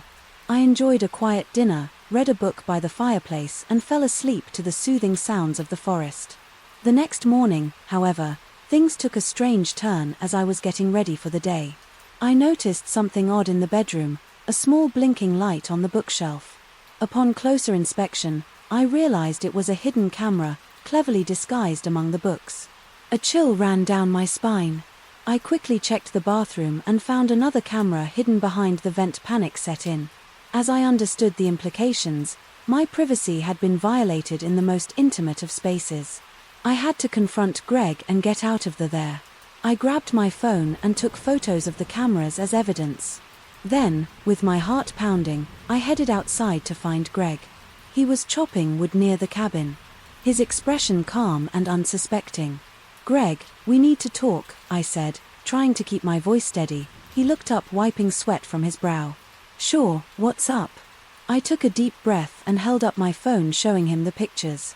"I found these in the cabin, hidden cameras," care to explain. His expression changed in an instant, the friendly mask slipping to reveal something much darker. "You're not supposed to find those," he said coldly. I took a step back, fear gripping me. "Why are there cameras in the bedroom and bathroom?" Greg's eyes narrowed. "For secretary security," he said, though his tone suggested otherwise. "You can't be too careful these days." "Security," I echoed, incredulous. In the bathroom, I'm leaving and I'm reporting this. I turned to head back to the cabin, but Greg grabbed my arm, his grip painfully tight. You're not going anywhere, he hissed. I tried to pull away, but he was much stronger. Panic surged through me. Let go of me. He tightened his grip, his eyes cold and menacing. You don't understand. You're not leaving until I say you can. I felt a wave of terror. I was completely isolated, with no one around to help. I had to think fast. Please, I said, trying to keep my voice calm. Let's talk about this. We can sort it out. Greg released his grip slightly, but his eyes were still fixed on me. Fine, inside. Now I followed him back into the cabin, my mind racing once inside. He locked the door and turned to face me. Give me your phone. I hesitated, then handed it over, hoping to avoid escalating the situation. He took it and smashed it against the wall, the pieces scattering across the floor. My only lifeline was gone. Now, he said, his voice eerily calm. We need to set some ground rules. You stay here, you don't try to leave, and you don't contact anyone. Understand? I nodded, fear choking me. I had to find a way out, but for now I needed to play along. Okay, I said softly. I understand. Greg seemed satisfied with my compliance. Good, now, sit down, we need to talk. I sat on the couch, my mind racing with possible escape plans. Greg sat opposite me, his eyes never leaving mine. You're going to stay here for the weekend, he said. No calls, no internet, just you and me. I forced myself to remain calm, nodding slowly. All right, I said, just please, don't hurt me. He leaned back, his expression softening slightly. I won't hurt you if you cooperate. Just do as I say and everything will be fine. The hours passed in a tense, uneasy silence. Greg kept a close watch on me, making sure I didn't try to escape or signal for help. As the day turned to evening, I knew I had to act. I couldn't wait until the end of the weekend. Who knew what he might do? That night, after Greg had gone to his room, I lay awake formulating a plan. I needed to find a way to disable him long enough to make a run for it. The cabin was small and my chances were slim, but I had to try. I waited until I heard his snores from the other room. Quietly, I slipped out of bed and tiptoed to the kitchen. I found a heavy frying pan and gripped it tightly. My heart pounded in my chest. As I approached his room, I pushed the door open, slowly cringing at the creak it made. Greg was asleep, his back to the door. I took a deep breath and raised the pan, bringing it down with all my strength. The impact was loud and Greg groaned, rolling over but not waking up. I hit him again harder, this time until he was still, my hands shaking. I grabbed his keys in my bag and I bolted out of the cabin. The night air was cold and biting, but I didn't stop running. I knew there was a small town a few miles away and I prayed I could reach it. Before Greg regained consciousness, I stumbled through the woods, the darkness disorienting me. Branches scratched my face and arms, but I kept moving, driven by sheer terror. Finally, after what felt like an eternity, I saw the lights of the town. In the distance, I burst into the first building. I found a small diner and collapsed on the floor, gasping for breath. The staff and patrons stared at me in shock as I tried to explain what had happened. They called the police and within minutes officers arrived to take my statement. Greg was arrested that night, still unconscious. When the police found him, they discovered the hidden cameras and other disturbing evidence in the cabin confirming my story. It turned out he had been recording guests for years, using the footage for his twisted purposes. In the days that followed, I tried to process the trauma of what had happened. The police were supportive and I received counseling to help cope with the ordeal. I never used Airbnb again and I became much more cautious about where I stayed and who I trusted. The experience left me with a deep sense of vulnerability, but also a renewed appreciation for my own resilience. I had faced a terrifying situation and survived using my wits and determination to escape. It was a harsh reminder of the dangers that can lurk behind friendly faces and the importance of trusting my instincts. Story 44. It all started on a seemingly normal Tuesday afternoon. I returned home from work to find a small package waiting on my doorstep. There was no return address, just my name scrolled in an unfamiliar handwriting. Puzzled, I picked it up and brought it inside. Curiosity piqued. Opening the package, I found a bouquet of dead flowers. Their petals were withered and blackened, crumbling at the slightest touch. A chill ran down my spine. There was no note, no explanation, just the dead flowers. I dismissed it as a prank, but I couldn't shake the uneasy feeling it left behind. The next day, another package arrived. This time it contained a broken doll. Its porcelain face was cracked, one eye missing, and its limbs were detached. My hands trembled as I held the pieces, the sense of dread growing stronger. Why would someone send me this? I threw the doll away and tried to forget about it, but the image lingered in my mind. As the days passed, the packages kept coming, each one more disturbing than the last. One contained a knife, its blade stained with what looked like dried blood. Another held a clump of human hair tied with a red ribbon. Every time I opened my door to find a new package, my heart would race with fear. I contacted the police hoping they could help. An officer came to my house, took my statement and collected the packages as evidence, but without a return address or any leads. There was little they could do. They advised me to be cautious and to report any suspicious activity. The sense of vulnerability was overwhelming. I installed security cameras around my house, hoping to catch whoever was leaving the packages. But days turned into weeks and the cameras recorded nothing but the empty street. The packages continued to appear as if by magic, each one more sinister than the last one morning. I opened my door to find the most horrifying package, yet inside was a small blood-stained piece of fabric. It looked like a part of a child's clothing. My hands shook as I called the police, tears streaming down my face. The officer who arrived tried to reassure me, but I could see the concern in his eyes. This was no longer just a prank, it was a threat. That night I could barely sleep. Every creak of the house, every rustle of the wind outside made my heart race. I kept my phone beside me, ready to call the police at the slightest sign of danger. The hours dragged on and I lay awake trapped in my own fear. The next day a package arrived that finally broke me. Inside was a photograph of my house taken from the perspective of my bedroom window. Someone had been watching me. My blood ran cold as I realized how close they had been, how easily they could have harmed me. Desperate and terrified, I reached out to a private investigator hoping they could uncover what the police had not. The investigator, a seasoned professional named Jack, took my case and began his work immediately. He combed through the security footage, questioned neighbors, and dug into my past to see if anyone had a motive to torment me. Days turned into weeks and the packages stopped. It seemed as though the investigation had scared off my tormentor, but the damage had been done. I no longer felt safe in my own home, constantly looking over my shoulder, waiting for the next threat to appear. Jack's investigation eventually led to a breakthrough.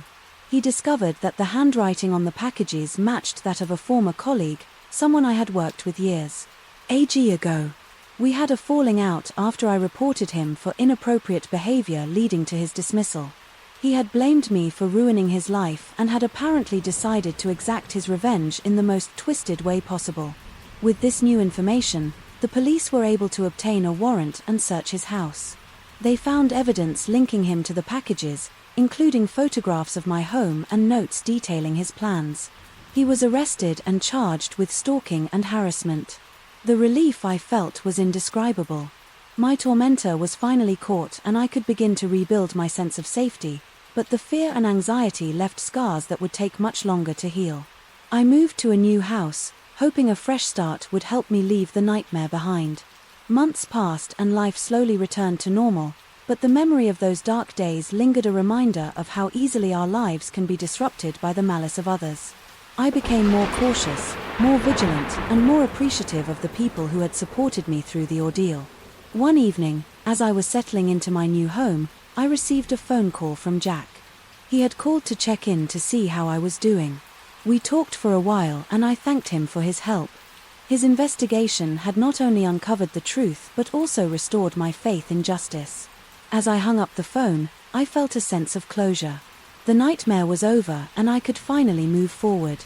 But I would never forget the lessons I had learned. Trust your instincts, Stay vigilant and never underestimate the importance of a strong support system. The packages had started as an anonymous, silent threat, but through perseverance and the help of others, I had found my voice and reclaimed my life. The fear that once consumed me had been replaced by strength and resilience, and I knew I could face whatever challenges lay ahead. Story 45. When the new neighbor moved in next door, the whole street buzzed with curiosity. His name was Mr. Thompson, a reclusive man who kept to himself. He rarely stepped outside during the day, and when he did, he never lingered to chat. At first I thought nothing of it. After all, not everyone is a social butterfly. However, it wasn't long before I started noticing strange occurrences. Late at night, peculiar sounds emanated from his house, muffled buds, scraping noises, and what sounded like whispers. My curiosity piqued. I would often find myself straining to hear more, but the noises were too indistinct to make out. Clearly, one evening unable to sleep, I decided to get some fresh air. As I stepped out onto my porch, I saw a dim light flickering in Mr. Thompson's backyard. Squinting through the darkness, I made out his figure bent over digging. The sight was unsettling. Why would he be digging in the middle of the night? The next morning I resolved to speak with him. I walked over and knocked on his door, but there was no answer. I knocked again, louder this time, and after a moment the door creaked open. Mr. Thompson stood there. His expression, blank eyes, shadowed with fatigue. "Good morning, Mr. Thompson." I began, trying to keep my tone casual. "I noticed you were doing some late-night gardening. Everything okay?" He stared at me for a moment before responding, his voice flat. "I don't know what you're talking about. I haven't been in the backyard at night." His denial was curt and final. I didn't want to push further, so I offered a weak smile and retreated, but his response only fueled my suspicions. That night I kept an eye on his house, hoping to catch another glimpse of his nocturnal activities. Around midnight the sound started again, soft, almost rhythmic, thooing. I crept to my window, peering out into the darkness. Sure enough, there was Mr. Thompson's shovel in hand, digging furiously. He would occasionally glance around nervously, as if worried about being watched. I decided to document what I saw. I took out my phone and recorded a video, making sure to capture his furtive glances and the intensity of his digging. The next day I considered going to the police, but what would I tell them? My neighbor likes to dig at night. I needed more concrete evidence. Following evening I decided to confront him again, this time with my video as proof. I walked over, rehearsing what I would say, but as I approached his house, something caught my eye, an odd mound of dirt near the back fence. I glanced around, making sure no one was watching, and hurried over. The mound was freshly dug, the earth still loose. I hesitated, then started to dig with my hands, curiosity overpowering my caution. Just a few inches down, my fingers brushed against something hard. I pulled it out, a small metal box tarnished with age. I opened the box and found a collection of old photographs, each one featuring Mr. Thompson, with various people, all of whom looked disturbingly similar to him. There were also several letters written in a language I didn't recognize. As I sifted through the contents, a sense of dread settled over me. Suddenly I heard a noise behind me. I spun around to see Mr. Thompson standing there. His face, a mask of fury. "What do you think you're doing?" he demanded, his voice low and dangerous. I scrambled to my feet, clutching the box. I was just curious," I stammered. "I saw you digging in." "Give that to me," he interrupted, stepping closer. His eyes were wild, and for the first time I felt a surge of real fear. I handed over the box, my hands trembling. He snatched it from me and glared, "Stay out of my business." He hissed, "You have no idea what you're getting into with that." He turned and stormed back into his house, leaving me shaken and confused. I returned to my own home, my mind racing. What had I stumbled upon, and what did those photographs and letters mean? I spent the next few days researching Mr. Thompson, trying to find any information that could explain his strange behavior. But there was nothing, no records, no history. It was as if he had appeared out of nowhere. The more I dug, the more mysterious he became. One night, unable to sleep, I heard the sounds again. This time I decided to call the police. I explained the situation, emphasizing the late-night digging and the hidden box. They agreed to send someone over to check it out. The officers arrived and knocked on Mr. Thompson's door. He answered, looking calm and composed. They questioned him briefly, then asked to see the backyard. He reluctantly agreed, leading them to the spot where I had found the box. But to my astonishment, the mound was gone and the ground looked undisturbed. "Are you sure about this?" one of the officers asked me, skepticism clear in his voice. I nodded, feeling a surge of frustration. "I know what I saw. He was digging here and there was a box with photographs." Mr. Thompson remained silent, his expression unreadable. The officers exchanged a glance, then shrugged. "There's nothing here." One of them said, "Maybe it was a misunderstanding. We'll keep an eye on things, but there's not much we can do without evidence." They left and I stood there feeling defeated. Mr. Thompson turned to me, a cold smile playing on his lips. "I warned you," he said quietly. "Stay out of my business." PH turned into weeks and the strange sounds continued, but I never saw him digging again. The sense of unease never left me and I avoided him as much as possible. Every time I saw him, I felt a chill, wondering what secrets he was hiding. One evening, as I was coming home from work, I noticed a moving truck outside Mr. Thompson's house. Relief washed over me. He was leaving. I watched as he loaded the last of his belongings into the truck. Then he approached me. "Leaving already?" I asked. Unable to hide my curiosity, he nodded, his expression serious. "It's time to move on. Just remember, some things are best left alone." With that, he got into the truck and drove away, leaving me with more questions than answers. I never found out what he was really up to, but the sense of mystery and fear lingered long after he was gone. In the end, I learned a valuable lesson about curiosity and caution. Sometimes it's better not to know what lies beneath the surface. And though I never uncovered the full truth about Mr. Thompson, the experience left me wary of the shadows and the secrets they might conceal. Story 46. The sun had just begun to set as I embarked on the long drive home. I was on a remote stretch of highway, miles from the nearest town, with nothing but the open road ahead and the vast empty landscape around me. The solitude was initially comforting, but as darkness crept in, a sense of unease began to settle over me. It was on this lonely road that I first noticed the car. It appeared in my rear-view mirror, a pair of headlights that seemed to emerge from nowhere. At first I thought nothing of it, just another traveler on the same route. But as the miles rolled by, the car remained behind me, neither gaining nor falling back. I glanced at the clock on the dashboard. It had been over an hour and the car was still there, maintaining a steady distance. The unease turned into annoying anxiety. I told myself it was just a coincidence, but the longer it continued, the harder it was to believe. The sky was now a deep inky black, the only light coming from my headlights in the car trailing behind. I needed a break, a moment to gather my thoughts and shake off the growing fear up ahead. I saw a sign for a rest area and decided to pull over.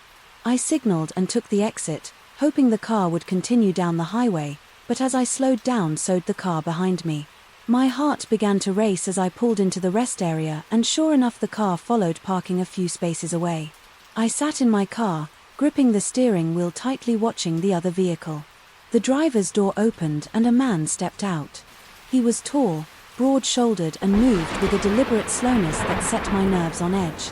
His face was obscured by the shadows, but I could see enough to discern a menacing look. He started walking toward my car. His steps measured and purposeful panic surged through me. I quickly locked my doors and fumbled for my phone, but there was no signal. I cursed under my breath, my mind racing for a plan. The man was now just a few feet away. I could see his face clearly, cold eyes and a twisted smile. He stopped at my window and tapped on the glass. "Hey, need some help?" he asked, his voice low and unsettling. I shook my head, trying to hide my fear. "No, I'm fine, thanks." He leaned closer, his smile widening. "Are you sure? It's pretty deserted out here. Anything could happen." My blood ran cold. I had to get out of there without thinking. I started the engine and threw the car into reverse. The man stepped back. Surprised by my sudden movement, I didn't give him a chance to react further. I sped out of the rest area, tires screeching, and back onto the highway. My heart was pounding as I glanced in the rearview mirror. The car was following me again. Desperation set in. I had to lose him, but on this empty stretch of road there were few options. I pushed the gas pedal to the floor, my car speeding down the highway. The minutes dragged on, the car still close behind. Then up ahead, I saw a glimmer of hope. A truck stop, its neon sign of beacon. In the darkness, I veered off the highway racing toward the lights. The truck stop was busy, with several trucks and cars parked outside. I pulled in parking near the entrance, hoping the presence of others would deter the man. I watched in relief as the car drove past the truck stop, continuing down the highway. My hands were shaking as I got out of the car and hurried inside. The brightly lit diner was a stark contrast to the dark, lonely road, and I felt a surge of relief. Being around people again. I found a seat at the counter and ordered a coffee, needing something to calm my nerves. As I sipped the hot drink, I glanced around, taking comfort in the mundane chatter and clinking of dishes, but the fear still, music, lingered. After about an hour, I felt composed enough to continue my drive. I left the truck stop, casting one last look down the highway to ensure the coast was clear. The rest of the drive was uneventful, but I couldn't shake the feeling of being watched. I finally reached home in the early hours of the morning. Exhausted but grateful to be safe, I parked in my driveway and sat in the car for a moment, letting the events of the night sink in. I knew it would take time to fully process the fear and adrenaline that had gripped me. The next day, I reported the incident to the police, providing as much detail as I could about the car and the man. They took my statement seriously but warned that without more information it would be difficult to track him down. It was a little comfort, but I appreciated their efforts. In the weeks that followed, I found myself more cautious, constantly looking over my shoulder, especially when driving at night. The memory of that night on the deserted highway stayed with me, a reminder of how vulnerable we can be when isolated. But over time the fear began to fade, replaced by a determination to not let the experience control my life. I made sure to always check my phone's battery before long drives, and I planned my routes more carefully, sticking to well-traveled roads whenever possible. The encounter had shaken me, but it also made me more aware, more prepared. It was a harsh lesson in vigilance and self-reliance, and, though I hoped never to experience such fear again, I knew that I was stronger for having faced it.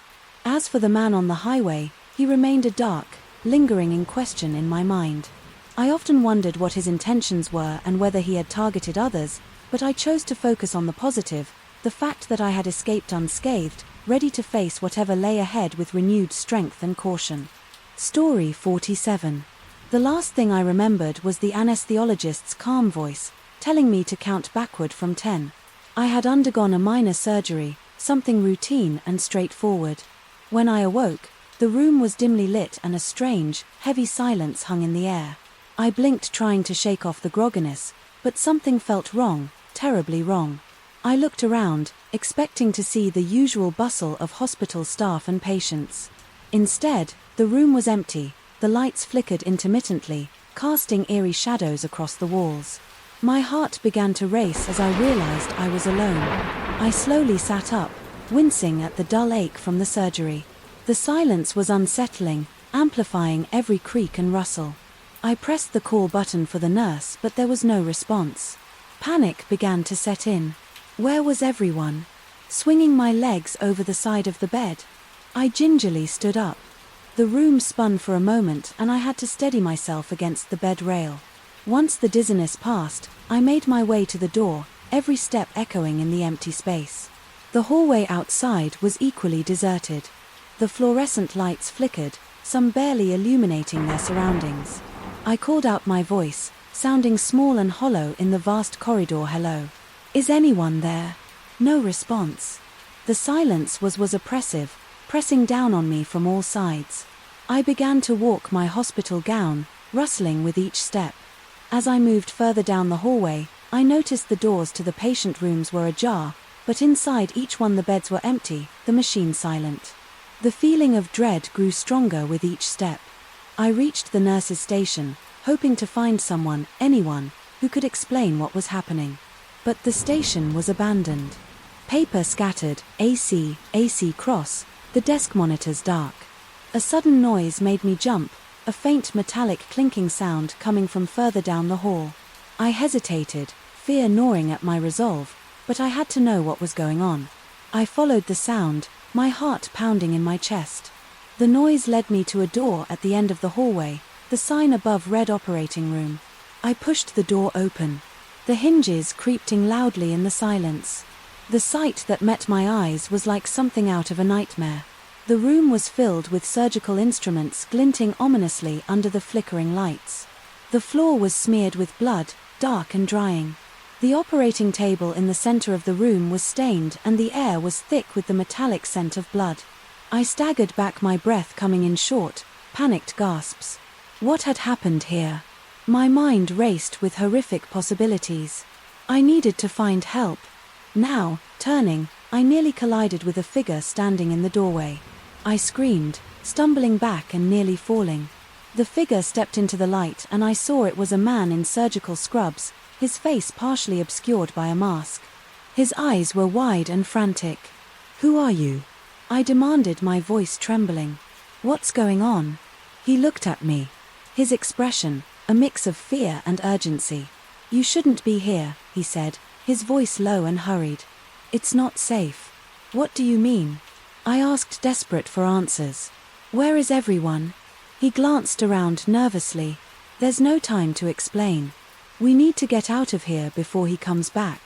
"Oh," I asked, but he was already moving, grabbing my arm and pulling me toward the door. "There's a doctor," he said. As we hurry down the hallway, he's not right. Something happened and now he's hunting. The word sent a chill down my spine. "We need to call the police." He shook his head. "Phones are dead. We need to find a way out." We reached an elevator and he dabbed the button, repeatedly glancing over his shoulder. The doors finally opened and we stepped inside. He pressed the button for the ground floor and the elevator began to descend. As the doors closed, I asked, "Who are you?"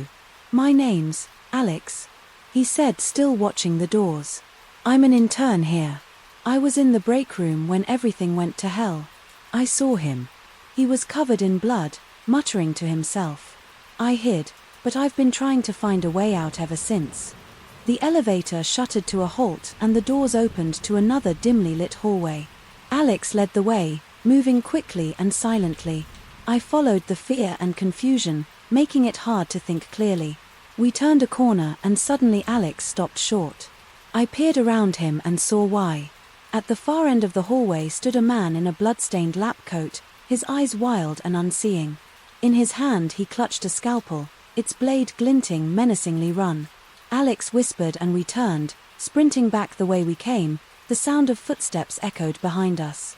Faster and heavier, we ducked into a side corridor and Alex pushed open a door labeled stairwell.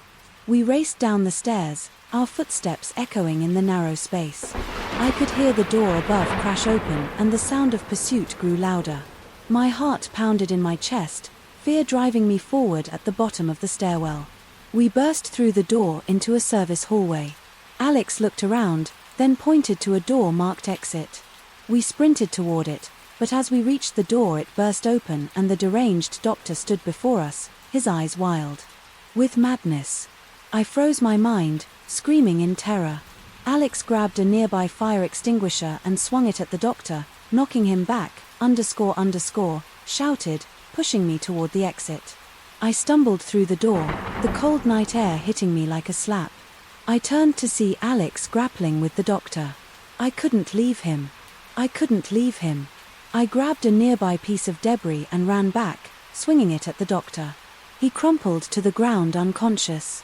Alex and I stood there panting, staring at the fallen figure. "We need to get help," he said, his voice shaking.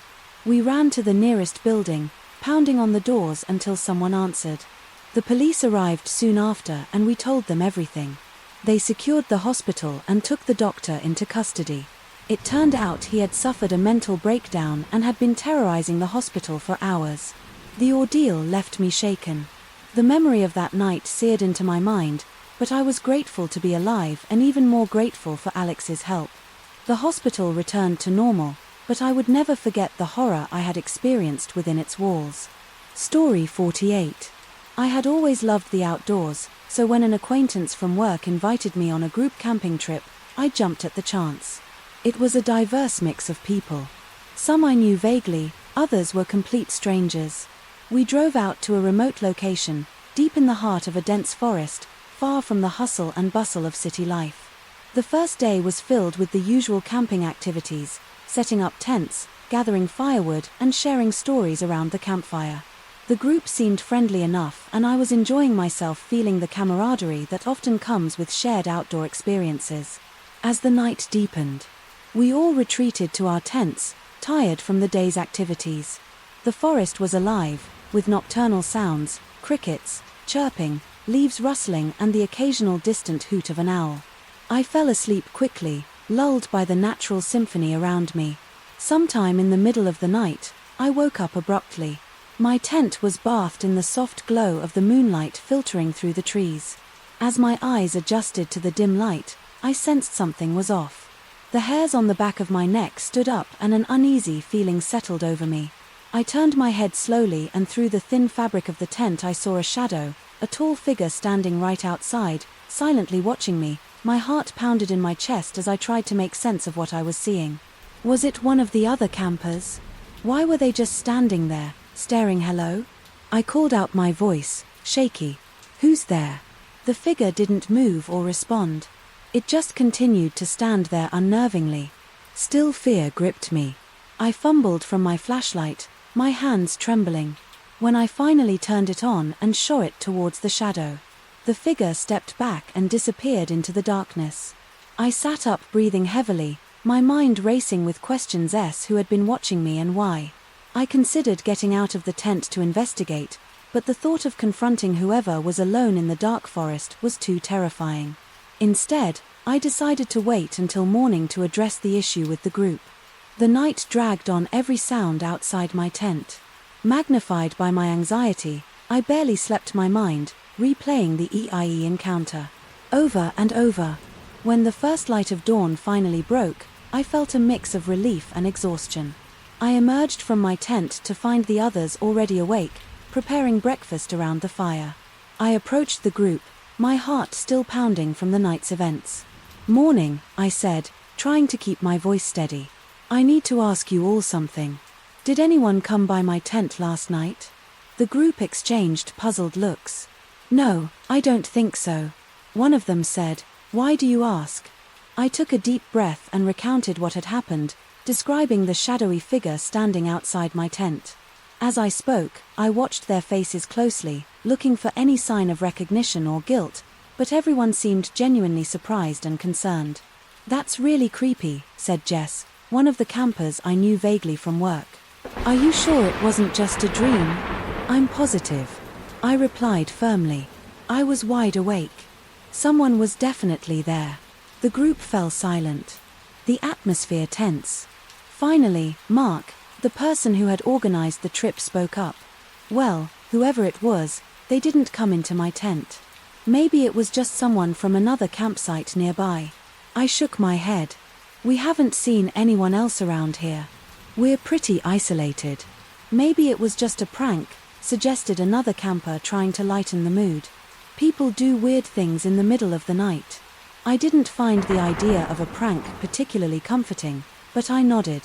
Not wanting to seem paranoid, the group tried to move on, but the incident cast a shadow over the rest of the day. I couldn't shake the feeling of being watched, and I found myself constantly looking over my shoulder. That night I made sure my tent was securely zipped and kept my flashlight within arm's reach. Sleep came slowly, my mind refusing to quiet down. The nocturnal sounds that had been so soothing before now seemed sinister, hiding unseen threats. Sometime in the early hours I woke again. This time I didn't see anyone outside my tent, but the feeling of being watched was even stronger. I lay there, heart racing, straining to hear any unusual sounds, but all I could hear was the wind rustling through the trees and the distant calls of nocturnal animals. Morning came and I emerged from my tent blur-eyed and on edge. The group was quieter than the day before, the tension palpable. No one mentioned the previous night's incident, but it was clear that everyone was uneasy. As we packed up to leave, Mark pulled me aside. "Hey, I'm really sorry about what happened," he said, his voice low. "I don't know who or what it was, but I promise I'll look into it. Maybe we can figure it out once we're back." I nodded, appreciating his concern. "Thanks, Mark. I just want to understand what happened." We drove back to the city. The mood somber over the next few days. I tried to put the experience behind me, but it lingered in the back of my mind, a constant source of KN. I spoke to a few of the other campers, but no one had any answers. The mysterious figure remained just that, a mystery. Weeks later, I received a message from Mark. "Hey, I talked to everyone from the trip again. Still no one knows anything about that night. Maybe it was just a random person passing through, but it still doesn't make sense. Just wanted to let you know I'm still thinking about it."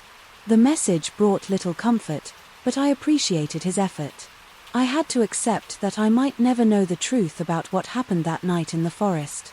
The experience changed me. I became more cautious, more aware of my surroundings. I still love the outdoors, but the innocence of my adventures had been tainted by that unsettling encounter. And though I tried to forget every time I set up my tent or heard the rustling of leaves at night, I couldn't help but remember the shadowy figure standing silently outside my tent watching Waiting Story 49. It was a typical weeknight, and I had just settled into bed with a good book. The house was quiet, and I was enjoying the peaceful solitude. My phone buzzed on the nightstand, jolting me out of my reverie. I glanced at the screw and saw an unknown number. Normally, I wouldn't answer late-night calls from unknown numbers, but something compelled me to pick up this time. "Hello," I said, my voice a little groggy. There was a brief pause before a voice, low and raspy, responded. "I can see you." A chill ran down my spine. "Who is this?" I demanded, trying to sound more confident than I felt. The voice chuckled softly. "Nice house you have. The living room. Light looks cozy. Is that a red couch? It looks comfortable." My heart pounded in my chest. The description was spot on. I glanced at my living room through the open bedroom door. The light was on, casting a warm glow over the red couch I had bought just a few months ago. "Who are you? How did you know what my house looks like?" I asked, my voice rising with fear. "I'm watching you," the voice said, almost amused. "Why don't you come to the window and say hello?" I felt a surge of panic. I jumped out of bed and hurried to the window, my hands trembling as I pulled back the curtain, just enough to peek outside. The street was empty, bathed in the soft glow of the streetlights. There was no one in sight. "Where are you?" I demanded, my eyes scanning the dark corners of my yard. "Closer than you think," the voice replied. Then the line went dead. I dropped the phone, my mind racing. Was this some kind of sick joke? I checked the locks on all the doors and windows, ensuring everything was secure. The feeling of being watched was overwhelming, and I couldn't shake the sensation that someone was out there, hidden in the darkness. I called the police, my hands still shaking. I explained the situation, and they assured me they would send a patrol car to check the area. While waiting, I turned off all the lights in the house, hoping to make it harder for anyone outside to see in.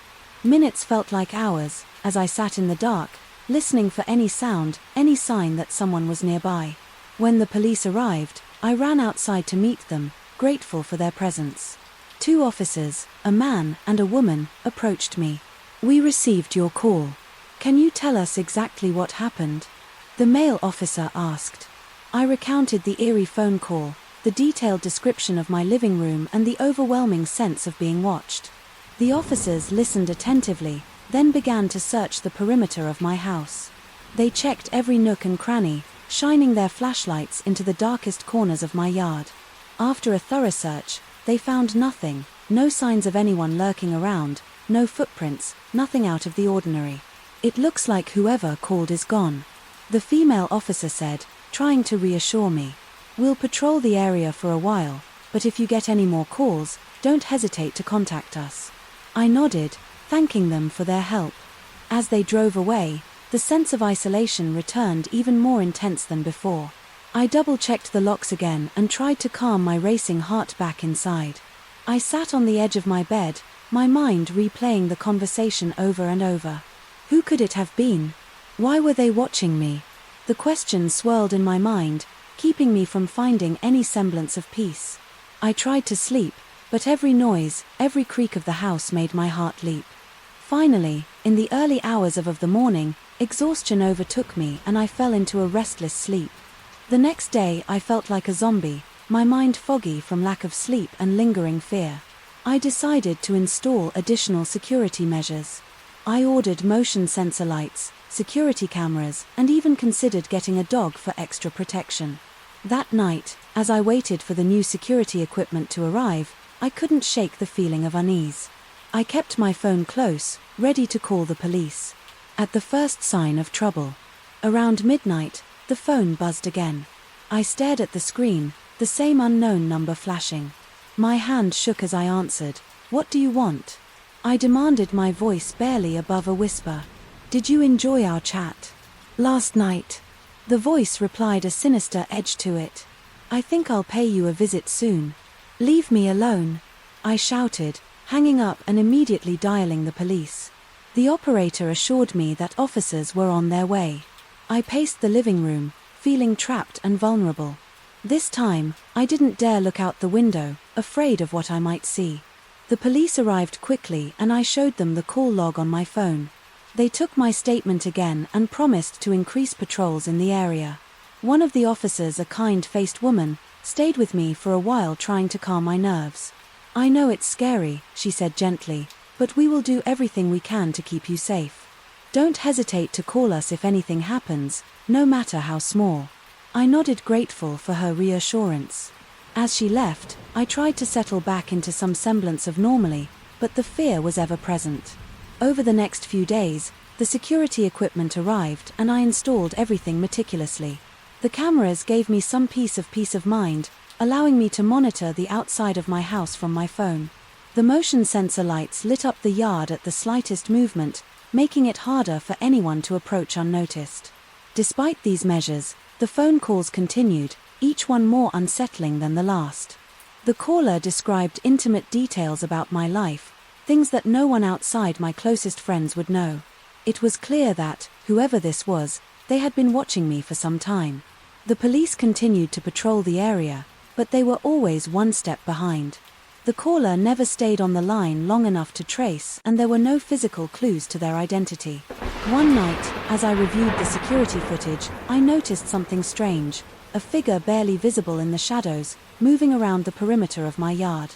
They seemed to know exactly where the cameras were and stayed just out of their range. My heart raced as I realized this wasn't just a random stalker. This was someone who knew my house and my habits very well. I saved the footage and called the police again, this time with tangible evidence.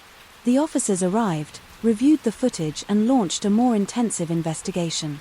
They canvassed the neighborhood, questioned residents, and even brought in a specialist to enhance the video. The next few days were a blur of anxiety and fear. I barely left the house, constantly checking the cameras and jumping at every sound. The police presence in the area increased and I started to feel a glimmer of hope that this nightmare might finally end. Then, one night the calls stopped. Days turned into weeks and there were no more eerie phone calls. No more shadowy figures lurking in the footage. The police continued their investigation but found no leads. Whoever had been tormenting me seemed to have vanished. Life slowly returned to normal, though the fear never entirely left me. I remained vigilant. My new security measures a constant reminder of the ordeal.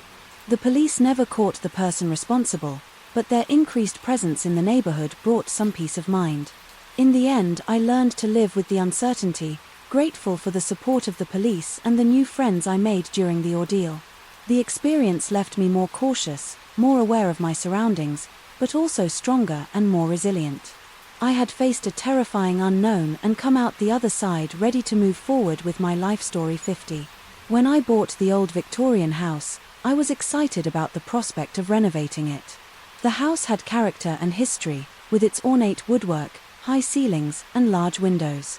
However, it also had its fair share of quirks and mysteries. As I began the renovation process, I uncovered one such mystery that would haunt me in ways I never expected. One afternoon, while tearing down an old faded wallpaper in the hallway, I noticed something peculiar. The wall sounded hollow in a section that shouldn't have been empty. My curiosity piqued. I decided to investigate further. I carefully removed the wallpaper and discovered a hidden door seamlessly blended into the wall. Excitement and a touch of apprehension filled me. As I pried open the door, it creaked loudly, revealing a narrow staircase descending into darkness. I grabbed a flashlight and cautiously made my way down the stairs, groaning under my weight. At the bottom I found a small furnished room. The air was thick with dust and the furniture, though old, was well preserved. There was an antique bed with a wrought iron frame, a wooden dresser, a rocking chair and a small table. The room felt oddly preserved, as if someone had lived there and simply vanished. I spent the next few hours exploring the room, fascinated by the discovery. I found old newspapers dating back decades and a few personal items, a locket, a journal and a faded photograph of a woman. The journal's entries were cryptic, mentioning a sense of being watched and strange occurrences in the house. As night fell, I reluctantly left the hidden room and closed the door behind me. The discovery weighed heavily on my mind and I decided to do some research on the house's history. Over the next few days I visited the local library and spoke with longtime residents, hoping to uncover more about the previous owners and the mysterious room. I learned that the house had once belonged to a reclusive woman named Eliza. She was known for her eccentric behavior and had lived in the house until she disappeared without a trace. Rumors circulated about her practicing dark rituals and communicating with spirits, but nothing was ever proven. The more I learned, the more intrigued and uneasy I became. That night, as I lay in bed, I heard a faint, rhythmic, creaking sound. It seemed to be coming from the direction of the hidden room. I tried to ignore it, telling myself it was just the old house settling, but the noise persisted, growing louder and more distinct. I couldn't shake the feeling of unease. I got up, grabbed my flashlight and made my way back to the hidden door. As I descended the stairs, the creaking noise grew louder, now accompanied by a soft, almost imperceptible whispering. My heart pounded in my chest as I reached the bottom of the stairs. The rocking chair in the corner was moving slowly back and forth as if someone was sitting in it. I shone my flashlight around the room, but there was no one there. "Hello," I called out, my voice trembling. The whispering stopped and the room fell silent. The rocking chair continued its slow, rhythmic motion.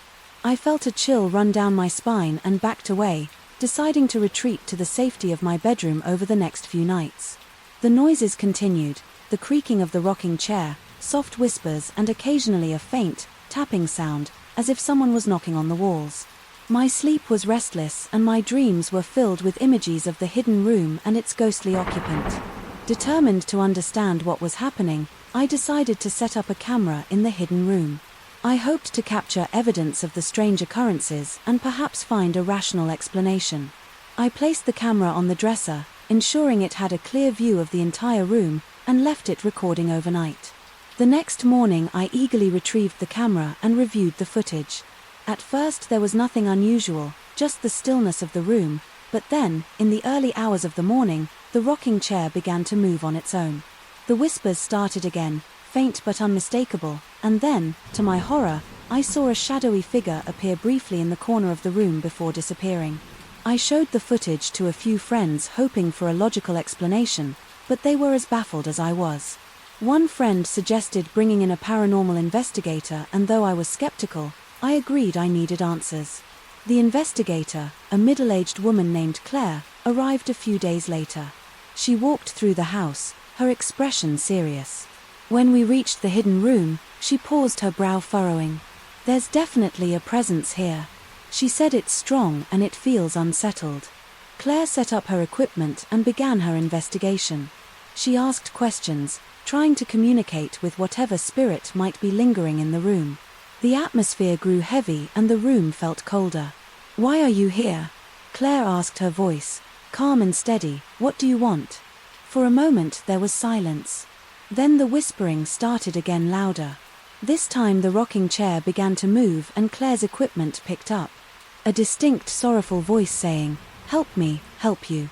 How? CLA asked. Gently, the whispers grew frantic, the voice repeating, help me, help me. Over and over, CLA turned to me. I think this spirit is trapped, unable to move on. We need to find out what's keeping it here. We decided to search the hidden room thoroughly, hoping to find something that might explain the spirit's unrest. As we moved the dresser, we discovered a loose floorboard. Underneath we found a small locked box. Inside the box were letters written by Eliza. They revealed a tragic story. She had been tormented by visions and believed she was cursed. She wrote about trying to protect herself with rituals and spells, but nothing had worked. In her final letter, she expressed her fear that she would never find peace. Claire suggested we perform a cleansing ritual to help Eli's spirit move on. I was hesitant but agreed, hoping it would bring an end to the haunting. That night CLA led the ritual, burning sage and reciting prayers. As the ritual progressed, the air grew lighter and the oppressive feeling lifted. The rocking chair stilled and the whispers faded. By the time we finished, the room felt peaceful, almost serene.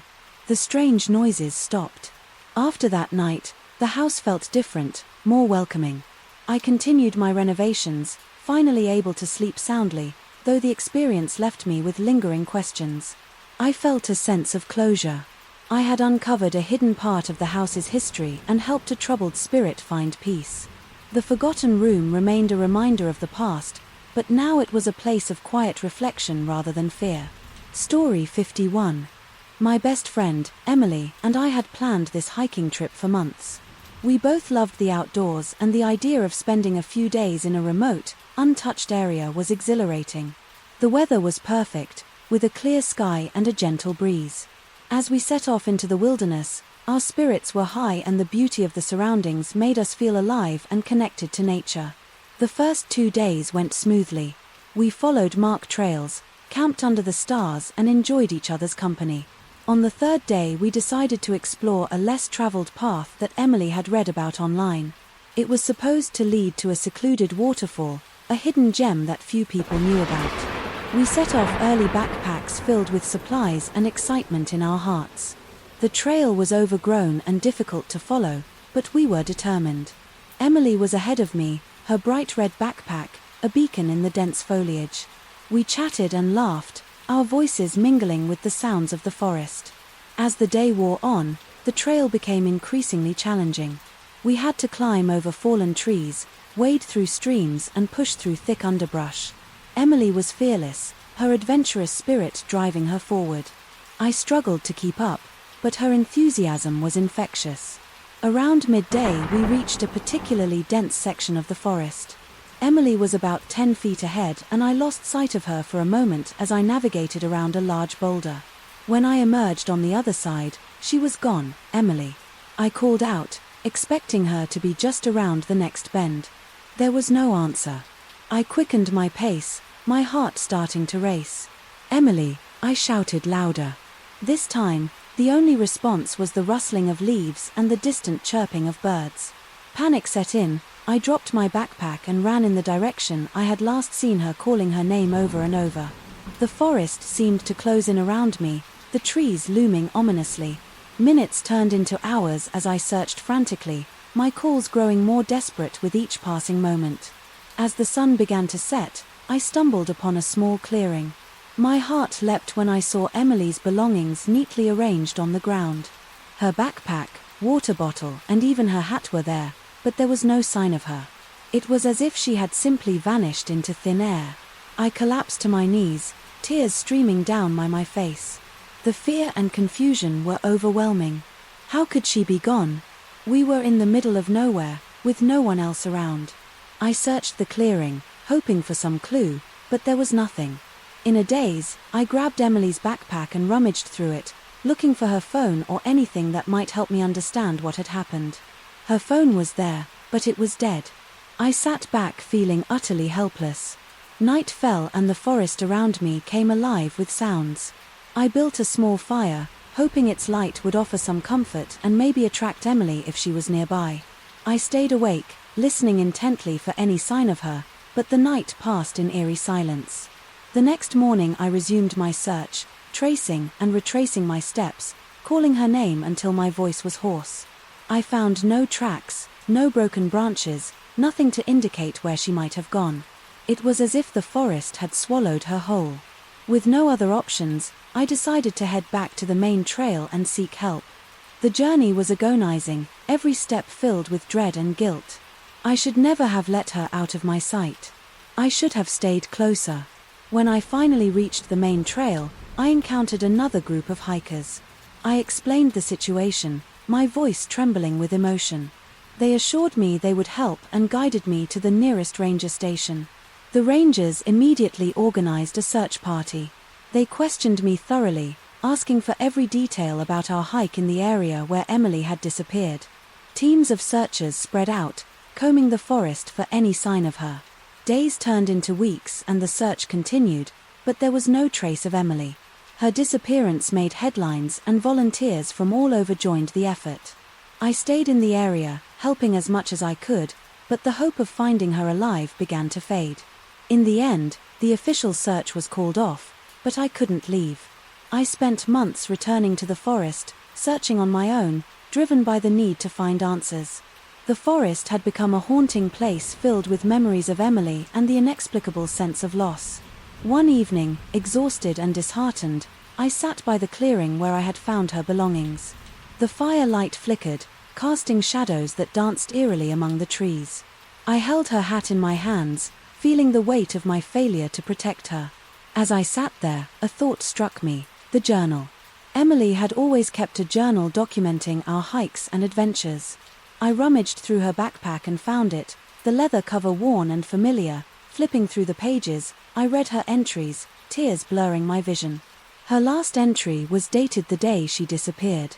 She had written about the beauty of the forest, her excitement about finding the waterfall, and something else, something strange. "There's a presence here," she had written.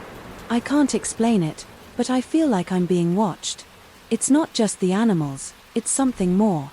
I hope it's just my imagination." My blood ran cold as I read those words. Emily had sensed something, something I had dismissed. In my desperation to find her, I sat there staring at the journal, trying to piece together the mystery of her disappearance. The forest around me seemed to hold its breath as if waiting. I realized then that Emily's disappearance might never be fully explained. The wilderness had its secrets, and some were beyond understanding. As I packed up to leave, I made a promise to Emily and to myself I would never stop searching for answers, but I would also honor her memory by continuing to explore the world we both loved. The forest had taken her, but it had also given us moments of pure joy and wonder. Emily's absence left a void in my life, but her spirit remained with me, guiding me through the darkness. I hope that wherever she was, she had found peace and that someday I would too. 4.